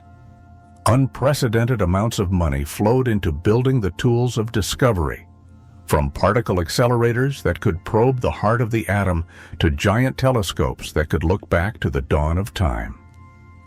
It was in this fertile climate of scientific optimism that John Krause, a professor of electrical engineering at The Ohio State University, saw an opportunity to realize a long-held dream. He had been captivated by Jansky's discovery as a young man and inspired by Grota Reber's pioneering work. During the war, he had made significant contributions to the development of radar, but his passion remained fixed on the cosmos. He dreamed of building a radio telescope of unprecedented scale, an instrument capable of not just listening to the Milky Way, but of conducting a comprehensive, definitive survey of the entire radio sky. He was an inventor as well as a scientist. He developed a unique, corkscrew-shaped antenna, the helical antenna, a design that would later prove essential for satellite communication. In 1952, with the help of his students, he built a small array of these antennas on a patch of university farmland. The survey was a success, but it only served to whet his appetite for something grander. He knew that to truly map the heavens, he needed an instrument of breathtaking size. His initial plans were almost fantastical, envisioning a telescope spanning 2,000 feet. Funding, as is so often the case in the pursuit of pure knowledge, was a limiting factor. His grand plans were scaled back, first to 720 feet, and then finally to a still massive 360 feet for the main parabolic reflector. In 1956, he secured a 20-acre plot of land and a grant from the National Science Foundation. The Ohio State University Radio Observatory was born, and with it, the ambitious project to build the great telescope that would affectionately come to be known as the Big Ear. The construction of the Big Ear was a monumental undertaking, a 5-year saga of ingenuity born from profound financial constraints. John Krause's grant was modest, far too small to hire a professional construction firm for a project of this magnitude. So, he turned to the most dedicated and affordable labor force he could find, his own volunteer graduate students, from 1956 to 1961. They toiled on the Ohio farmland, a small team of young scientists and engineers slowly bringing his unique, unconventional design to life. It was a telescope built not for elegance or for precision steering, but for one singular purpose: to be the most sensitive listening device on the planet for the least amount of money. The final structure was a marvel of minimalist engineering, a sprawling, static machine the size of 3 modern football fields. Its foundation was a vast, flat ground plane of aluminum mesh, 3 acres in extent, shimmering like a metallic lake. At one end stood a massive, curved parabolic reflector, fixed to the ground. At the other, a flat, tilting reflector, which could be adjusted to change the telescope's declination, its up and down aim into the heavens. Out in the middle of the aluminum field sat the feed horns, 2 large, scoop-like structures pointed at the parabola, designed to funnel the focused radio waves into the receivers. Unlike the sleek, steerable dish antennas of today, the Big Ear was largely immobile. It could not pan left or right to track an object across the sky. Instead, it relied on the steady, predictable, and free of charge rotation of the Earth to do the work. The operators would set the tilt of the flat reflector to a specific angle, and then, for 24 hours, the Earth itself would turn the telescope, sweeping its narrow beam across a thin, continuous strip of the sky. After a few days of patient observation, they would adjust the angle by a fraction of a degree and begin painting a new strip in this patient, methodical, and economical way. Over the course of years, they planned to create the first comprehensive map of the entire visible radio sky. When it was finally completed and brought online in the early 1960s, the Big Ear was one of the largest and most sensitive radio telescopes on Earth. Its initial purpose was not the speculative search for alien civilizations, but the foundational work of astronomical surveying. In those early days of the field, radio astronomy was still a young science, a frontier just beginning to be explored. While other astronomers had used smaller, more agile dish antennas to study specific stars or galaxies in detail, no one had yet undertaken a comprehensive, all-sky survey to catalog the myriad sources of radio emission. The Big Ear's team, led by Krauss, were like the cartographers of old, charting a new, invisible continent. For the next decade, using an IBM computer with a now laughably small 16 kilobytes of memory, they meticulously collected, processed, and analyzed the data streaming from their giant instrument. The result was the Ohio All-Sky Survey, a monumental achievement in astronomy. They created a catalog of 20,000 cosmic radio sources, effectively doubling the number known to science at the time. They produced vast, detailed maps of the radio sky, a resource that would prove invaluable to astronomers around the world for decades to come. In the course of their survey, they discovered some of the most distant objects ever observed by any telescope, quasars whose light had traveled for 12 billion years to reach them, offering a precious glimpse back to the universe's infancy, not long after the Big Bang itself. It was a period of profound and fruitful scientific contribution, a successful chapter that firmly established the Big Ear as a major instrument of discovery and a testament to the vision of its creator. But as the 1970s dawned, the scientific landscape began to shift. New, more advanced, and more expensive telescopes were being built, and the National Science Foundation, facing ever-present budget constraints, made the difficult decision to terminate funding for the aging Big Ear. In 1972, the official survey came to an end. The closure of one chapter, however, marked the beginning of another, one that would etch the Big Ear's name into history for a reason no one, not even its visionary builders, could have possibly predicted. Deep in the rolling, verdant hills of West Virginia, nestled within a valley deliberately shielded by the Allegheny Mountains, lies the Green Bank Observatory. It is a place of intentional, almost sacred quiet. Here, the air is not just clean of pollutants, it is electronically pure. By an act of Congress, the surrounding region is a national radio quiet zone, a 130,000 square mile bubble of silence, where the pervasive electronic cacophony of modern technology, cell phones, Wi-Fi, microwave ovens, even gasoline-powered cars is either heavily restricted or banned outright. This electronic tranquility is not a quaint preference. It is an absolute scientific necessity. Because Green Bank is home to some of the most sensitive radio telescopes in the world, including the magnificent Robert C. Byrd Green Bank Telescope, the largest fully steerable radio dish on the planet. The story of Green Bank, like that of the Big Ear, begins in the optimistic, ambitious post-war era of the late 1950s, as radio astronomy blossomed from a niche curiosity into a legitimate field of science. The United States recognized the need for a national observatory. a central facility that could house instruments larger, more powerful, and far more expensive than any single university could hope to build. The search began for the perfect location, a site that could provide the ultimate listening environment. The criteria were demanding a place with a very low population density, free from the electronic noise of power lines and cities, and ideally shielded by natural topography. After surveying dozens of sites up and down the East Coast, they found their ideal location in the secluded, isolated valleys of Green Bank. In 1957, the site was dedicated, and the first telescopes began to rise from the ground, great metal structures aimed at the silent heavens. Green Bank quickly became a pilgrimage site for the world's leading radio astronomers. They were drawn by the promise of access to the biggest and best instruments, and by the legally protected radio silence that allowed them to listen to the faintest, most distant whispers from the cosmos.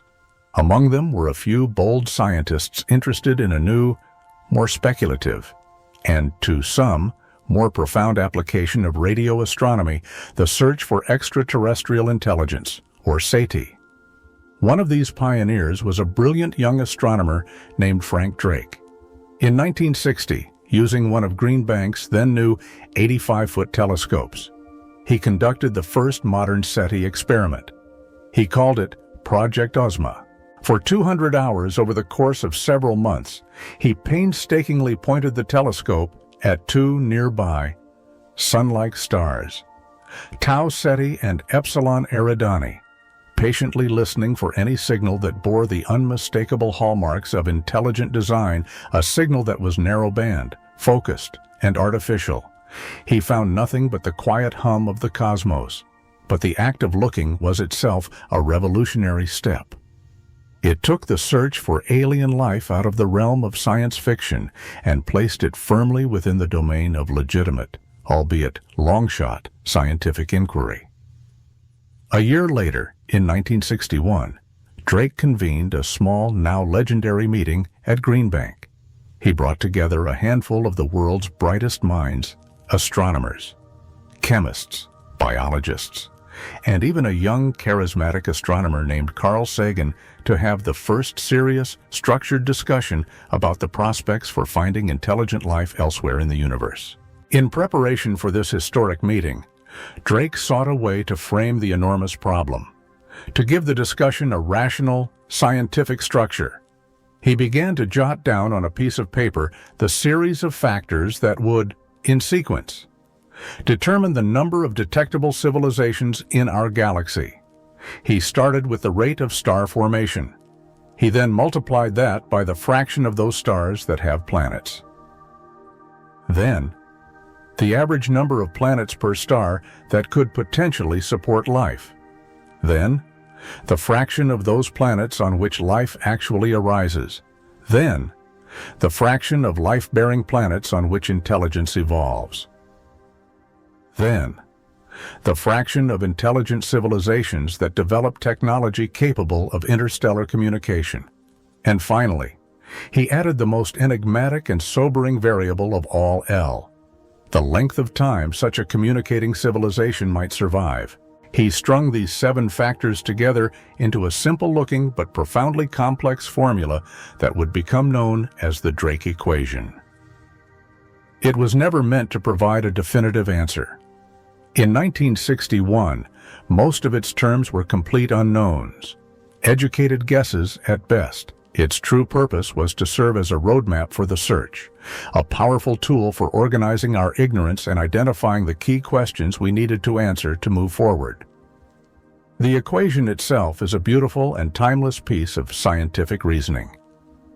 Decades later, it remains the fundamental framework for thinking about life in the universe.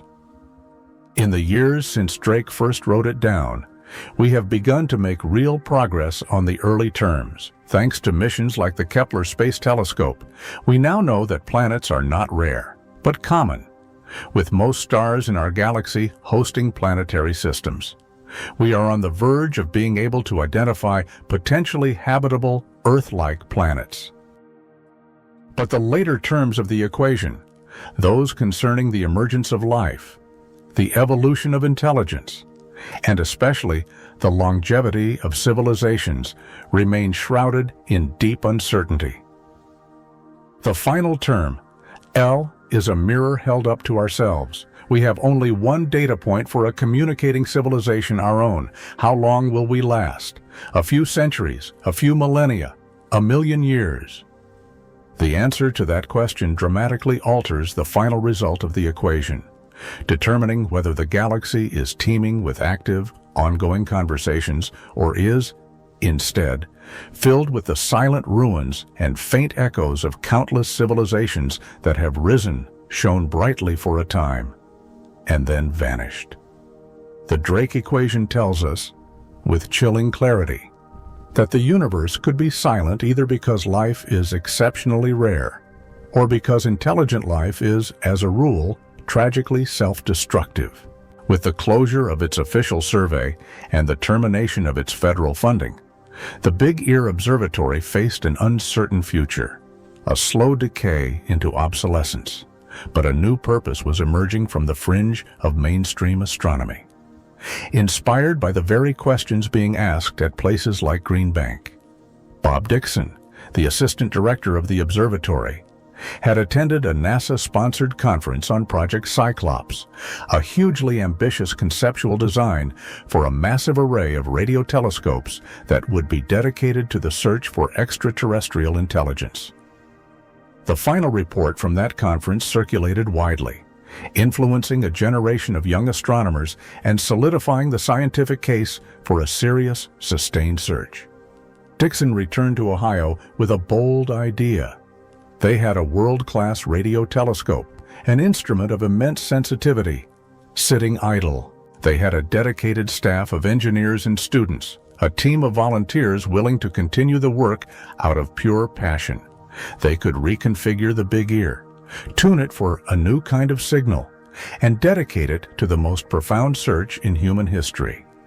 It would become the first large telescope in the world dedicated full-time to SETI, with no external funding, relying solely on the passion and ingenuity of its small team. They began the arduous task of transforming the instrument. The original all-sky survey had utilized wideband receivers designed to pick up the broad, chaotic, and noisy emissions of natural cosmic objects. But the search for an intelligent signal required a completely different approach. The prevailing theory, then as now, was that any civilization attempting to communicate across the vast, noisy distances of interstellar space would use a narrowband signal. Natural sources are like a shouting crowd, broadcasting across a wide range of frequencies, creating a cacophony of cosmic static. An artificial signal, however, would be like a single, clear, pure note played on a flute, a focused transmission at a single point on the radio dial, specifically designed to stand out against the overwhelming background noise of the universe. The team at Big Ear designed and built a new 50-channel receiver, a bank of 50 separate, highly sensitive radios, each tuned to a slightly different, very narrow frequency band, all centered around the 1,420 megahertz hydrogen line. In December of 1973, the Big Ear's second life, its true calling, began. For the next 4 years, it patiently scanned the skies, its great metallic ear turned to the heavens, listening for a single, clear note in the grand, cosmic symphony. On the clear, warm evening of August 15th, 1977, the Big Ear was performing its silent, automated, and lonely vigil. The great flat reflector was tilted to its preset angle, and the Earth's steady rotation was slowly sweeping the telescope's dual beams across a strip of the night sky, passing through the dense star fields of the constellation Sagittarius. No one was at the observatory. The entire process was automated. A ghost in the machine. Incoming radio waves were collected by the giant reflectors, funneled into the feed horns and processed by the IBM computer. The intensity of the signal on each of the 50 channels was measured every 10 seconds, translated into a simple alphanumeric code, and then diligently printed out, line by line, on long, continuous sheets of perforated paper. The system was a model of efficiency, designed to be run by a small team of volunteers with minimal oversight. A few days later, Jerry Amon, a volunteer professor from a nearby university, made his routine trip to the observatory. He collected the reams of printouts from the past several days and took them home for analysis. It was a methodical, often tedious task he performed several times a week, a quiet contribution to a grand search. After dinner, he would sit down at his kitchen table with the stacks of paper and begin the patient process of scanning the 50 columns of data. His eyes trained to look for anything out of the ordinary, any deviation from the expected background noise. Most of what he saw on those printouts was statistical noise. The expected random fluctuations of the cosmic microwave background, occasionally punctuated by the jagged, erratic spikes of recognizable interference from terrestrial sources like aircraft or distant military radar. It was a search for a needle in a cosmic haystack. But as he worked his way through the data from the night of August 15th, his eyes caught a sequence in one of the columns that made his heart stop. It was a pattern that was anything but random. In a single, narrow-frequency channel, he saw the data begin to climb. The printout showed a 6. Then, on the next 10-second line, the intensity jumped to an E, the code for 14. Then it leaped to a Q, then a U, the code for 30, then a J, and finally a 5, before dropping back to baseline. The numbers and letters formed a steep, perfect crescendo, peaked dramatically, and then descended in a near-perfect mirror image of their ascent. It was the exact signature they had been hoping for, the unmistakable profile of a powerful, continuous celestial source passing directly through the center of the telescope's narrow beam. The intensity was staggering. At its peak, the signal was over 30 times stronger than the average background noise. It was, by an enormous margin, the most powerful and coherent signal the Big Ear had ever detected. Amon knew immediately, with the certainty of a trained analyst, that this was not interference. Terrestrial interference is messy, erratic. It pulses on and off, creating jagged, ugly spikes in the data. This signal was smooth, elegant, a perfect Gaussian bell curve that precisely matched the theoretical shape of the telescope's antenna pattern as it scanned across a fixed point in the sky.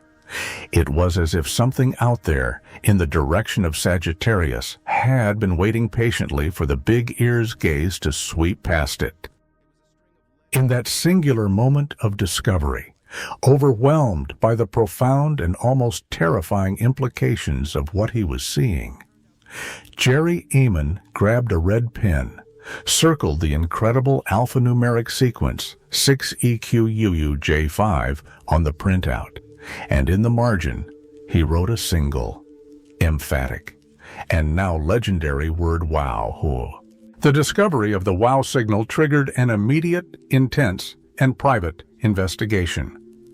Amon, Krauss, and Dixon began the rigorous process of scientific due diligence, their excitement tempered by a deep-seated skepticism. Their first and most important task was to try to eliminate every possible alternative explanation before even considering the extraordinary one. Could it have been an equipment malfunction? This seemed highly unlikely. The signal was detected with pristine clarity on only one of the 50 channels. A systemic glitch or malfunction would almost certainly have affected multiple channels at once, or produced a less coherent pattern. Could it have been a known natural source, like a planet, a star, or a distant galaxy? Krauss, the observatory's director, meticulously checked astronomical charts and catalogs. There were no known celestial objects in that specific patch of sky capable of producing such a powerful, and more importantly, such a narrow-band signal. Natural cosmic sources broadcast their energy across a wide range of frequencies. This signal was sharply focused. Could it have been an Earth-orbiting satellite? This was a more plausible, though still highly improbable, explanation. The signal was detected at a frequency of 1,420 megahertz. This frequency, known as the hydrogen line, is a universally significant frequency in astronomy because it is the natural emission frequency of neutral hydrogen, the most abundant element in the universe. Because of its profound scientific importance, this band of the radio spectrum is internationally protected by law. All terrestrial and satellite transmissions are strictly forbidden on it. For a satellite to be broadcasting illegally on this protected frequency was possible, but unlikely. Furthermore, a satellite would be moving across the sky at its own speed and trajectory. For its motion to have perfectly mimicked the steady, slow rotation of the Earth and produce that flawless 72-second-long bell curve was a statistical improbability of astronomical proportions. Could it have been a deliberate hoax? Only Amon and Dixon had the technical access to the computer systems to manipulate the data in such a way. Both knew, with absolute certainty, that they had not. As they systematically ruled out each conventional explanation, the extraterrestrial hypothesis, as wild as it seemed, became more and more compelling. But there was a critical, confounding, and ultimately ambiguous piece of the puzzle. The Big Ear, with its unique and economical design, actually had two feed horns, two ears listening to the sky, situated side by side. This meant it had two beams. Any continuous celestial source, like a distant star or galaxy, would pass through the first beam. And then, approximately 3 minutes later, as the Earth continued to turn, it would pass through the second beam, producing two identical signals, separated by that 3-minute interval. This dual beam system was a brilliant, built-in mechanism for verifying signals and rejecting local interference. The wow signal appeared with incredible, undeniable clarity in the first beam. But when the team, with bated breath, checked the data from the second beam, there was nothing, only silence. This fact added another profound layer of mystery to the event. For some, this was definitive evidence against an extraterrestrial origin, suggesting some sort of transient, one-off fluke, or a previously unknown type of terrestrial interference. For others, however, it made the signal even more exciting. It implied that the source was not a continuous, steady beacon. It had turned on, or perhaps its narrow beam had swept past us. During the 72 seconds, it was in the view of the first horn. And then it had turned off, or its beam had moved on, before the second horn could catch it. A natural signal would not behave this way. An artificial signal, a deliberate, transient ping from a distant intelligence, very well might. For the next month, the Big Ear was repeatedly and deliberately aimed at that same patch of sky, listening intently for a repeat performance. For 70 days after that, it continued the vigil. Nothing was ever heard again. The signal had come and gone, leaving behind a single, unverified, and utterly perplexing artifact, a ghost in the data, a question mark hanging in the cosmos. The wow signal quickly became a legend in the small, dedicated, and often maligned community of SETI researchers. It was a tantalizing glimpse of what might be possible, a ghost that fueled both hope and fierce debate for decades to come. But the broader scientific community, by necessity, remained deeply skeptical. A single, unrepeatable event, no matter how intriguing, does not constitute the extraordinary proof required for such an extraordinary claim. The scientific method demands verification without a second detection. The wow signal was destined to remain an anomaly, a curiosity. The search required more than just listening. It required a robust framework for thinking. a way to quantify the vast, almost incomprehensible uncertainties involved. This is where Frank Drake's pioneering work at Green Bank provided the essential intellectual context. His equation, while not providing any concrete answers, served as a powerful tool for illustrating the immense scale of the challenge. To find a verifiable signal, a chain of countless low-probability events had to align perfectly. A planet had to exist in the right place, around the right kind of star. Life had to arise from non-life. That life had to evolve intelligence. That intelligence had to develop a technological civilization. That civilization had to not only choose to broadcast powerful signals into space, but it also had to survive its own technological infancy long enough for its signal to cross the immense, silent void and arrive at our solar system at the precise moment our telescopes happen to be pointed in the right direction, tuned to the right frequency. The search, as the Drake equation made starkly clear, was like searching for a single, specific, marked grain of sand on all the beaches of the entire world. And yet the possibility, however remote, was too profound, too central to our own quest for meaning, to ignore. The story of the WOW signal also inspired a different, more personal kind of search, one driven not by large institutions and government grants, but by individual passion and relentless curiosity. Robert Gray, a data analyst and amateur astronomer from Chicago, read about the signal in a small magazine published by John Krause in the late 1970s. He was utterly captivated by the mystery. He traveled to Ohio, visited the Big Ear, examined the original data printouts, and became convinced that the signal was a genuine candidate worthy of a serious, sustained follow-up. In the early 1980s, in a modern echo of Grote Reber's backyard pioneering, he built his own radio telescope, a 12-foot dish, and began his own, decades-long, largely solitary quest to find the signal again. He later gained access to professional telescopes, from the Oak Ridge Observatory at Harvard to the Very Large Array in the New Mexico desert, meticulously and patiently searching the small patch of sky where the signal had originated. He found nothing, but his lonely vigil highlights a crucial and often overlooked aspect of the WOW signal's enduring legacy, despite its fame and its tantalizing characteristics. The professional astronomical community never mounted a sustained, long-term effort to redetect it. The resources of big science are finite, and in a competitive field where progress is measured by verifiable, repeatable, and publishable results, a one-time, unconfirmed anomaly, no matter how spectacular, is often relegated to the status of a curiosity, a fascinating but ultimately unproductive footnote in the annals of science. Most professional SETI experiments, then and now, are designed to survey as many stars and as many frequencies as possible, spending only minutes, or even seconds, on any given target.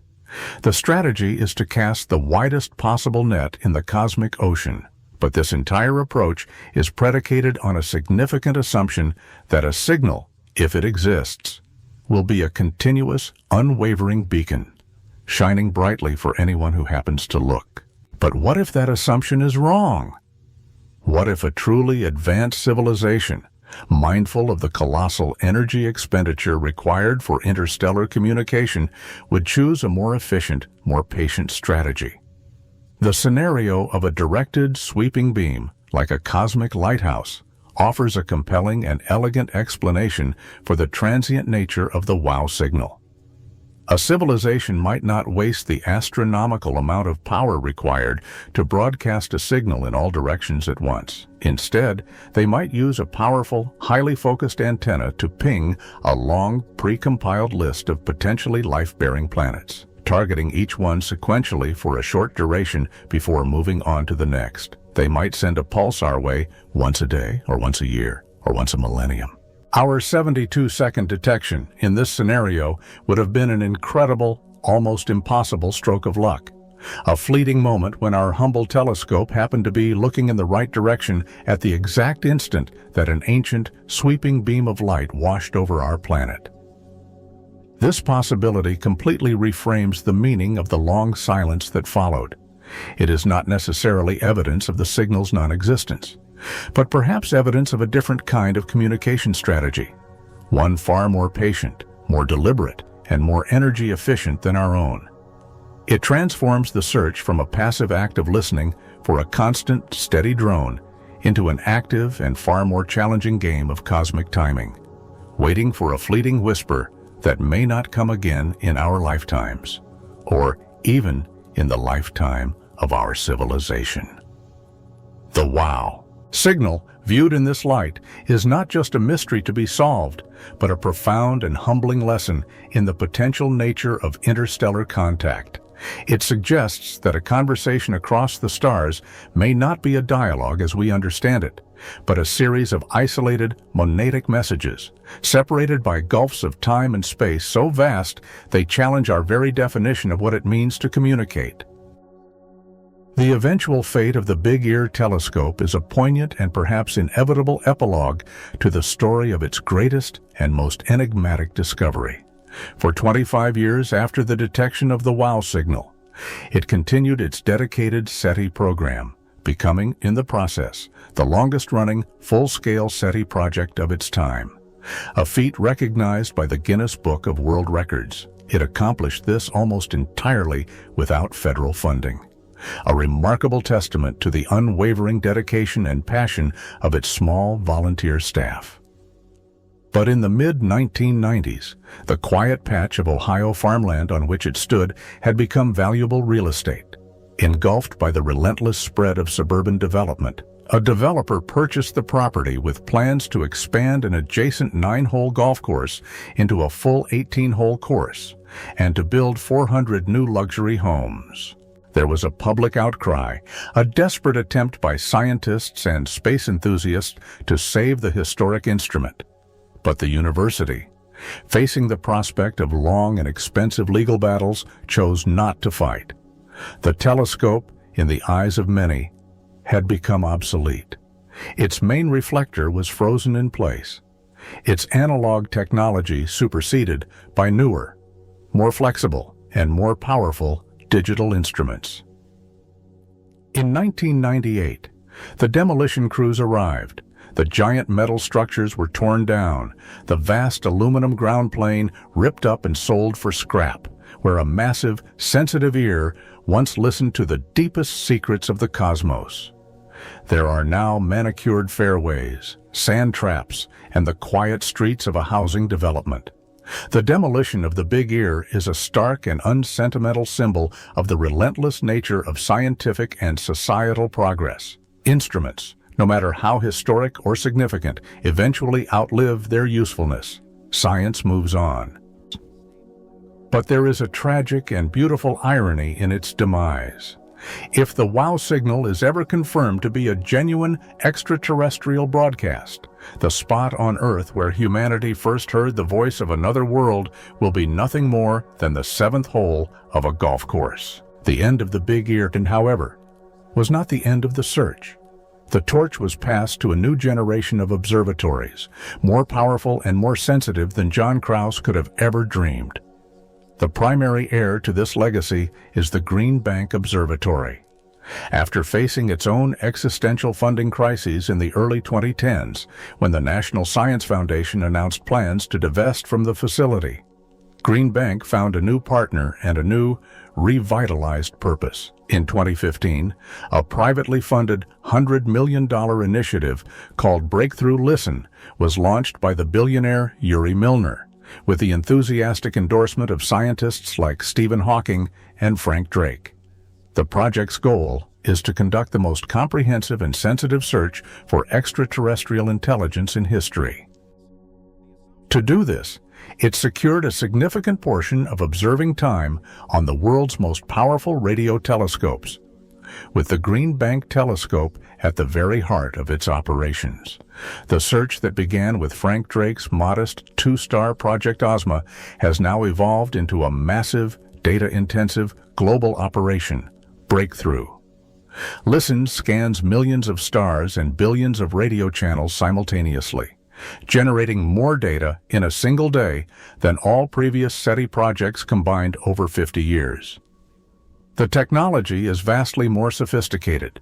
The scope of the search is orders of magnitude larger, but the fundamental question remains exactly the same. We are still listening for a pattern in the noise, a single, clear, artificial note that stands apart from the deep, chaotic static of the cosmos. We are, in essence, searching for our own wow signal, but this time, with instruments powerful enough to follow up immediately, to verify, to confirm, and to finally, perhaps, answer the question. And so we continue to listen. We persevere through the long, profound silence, through the persistent skepticism and the perennial funding challenges, because the stakes are simply too high to stop.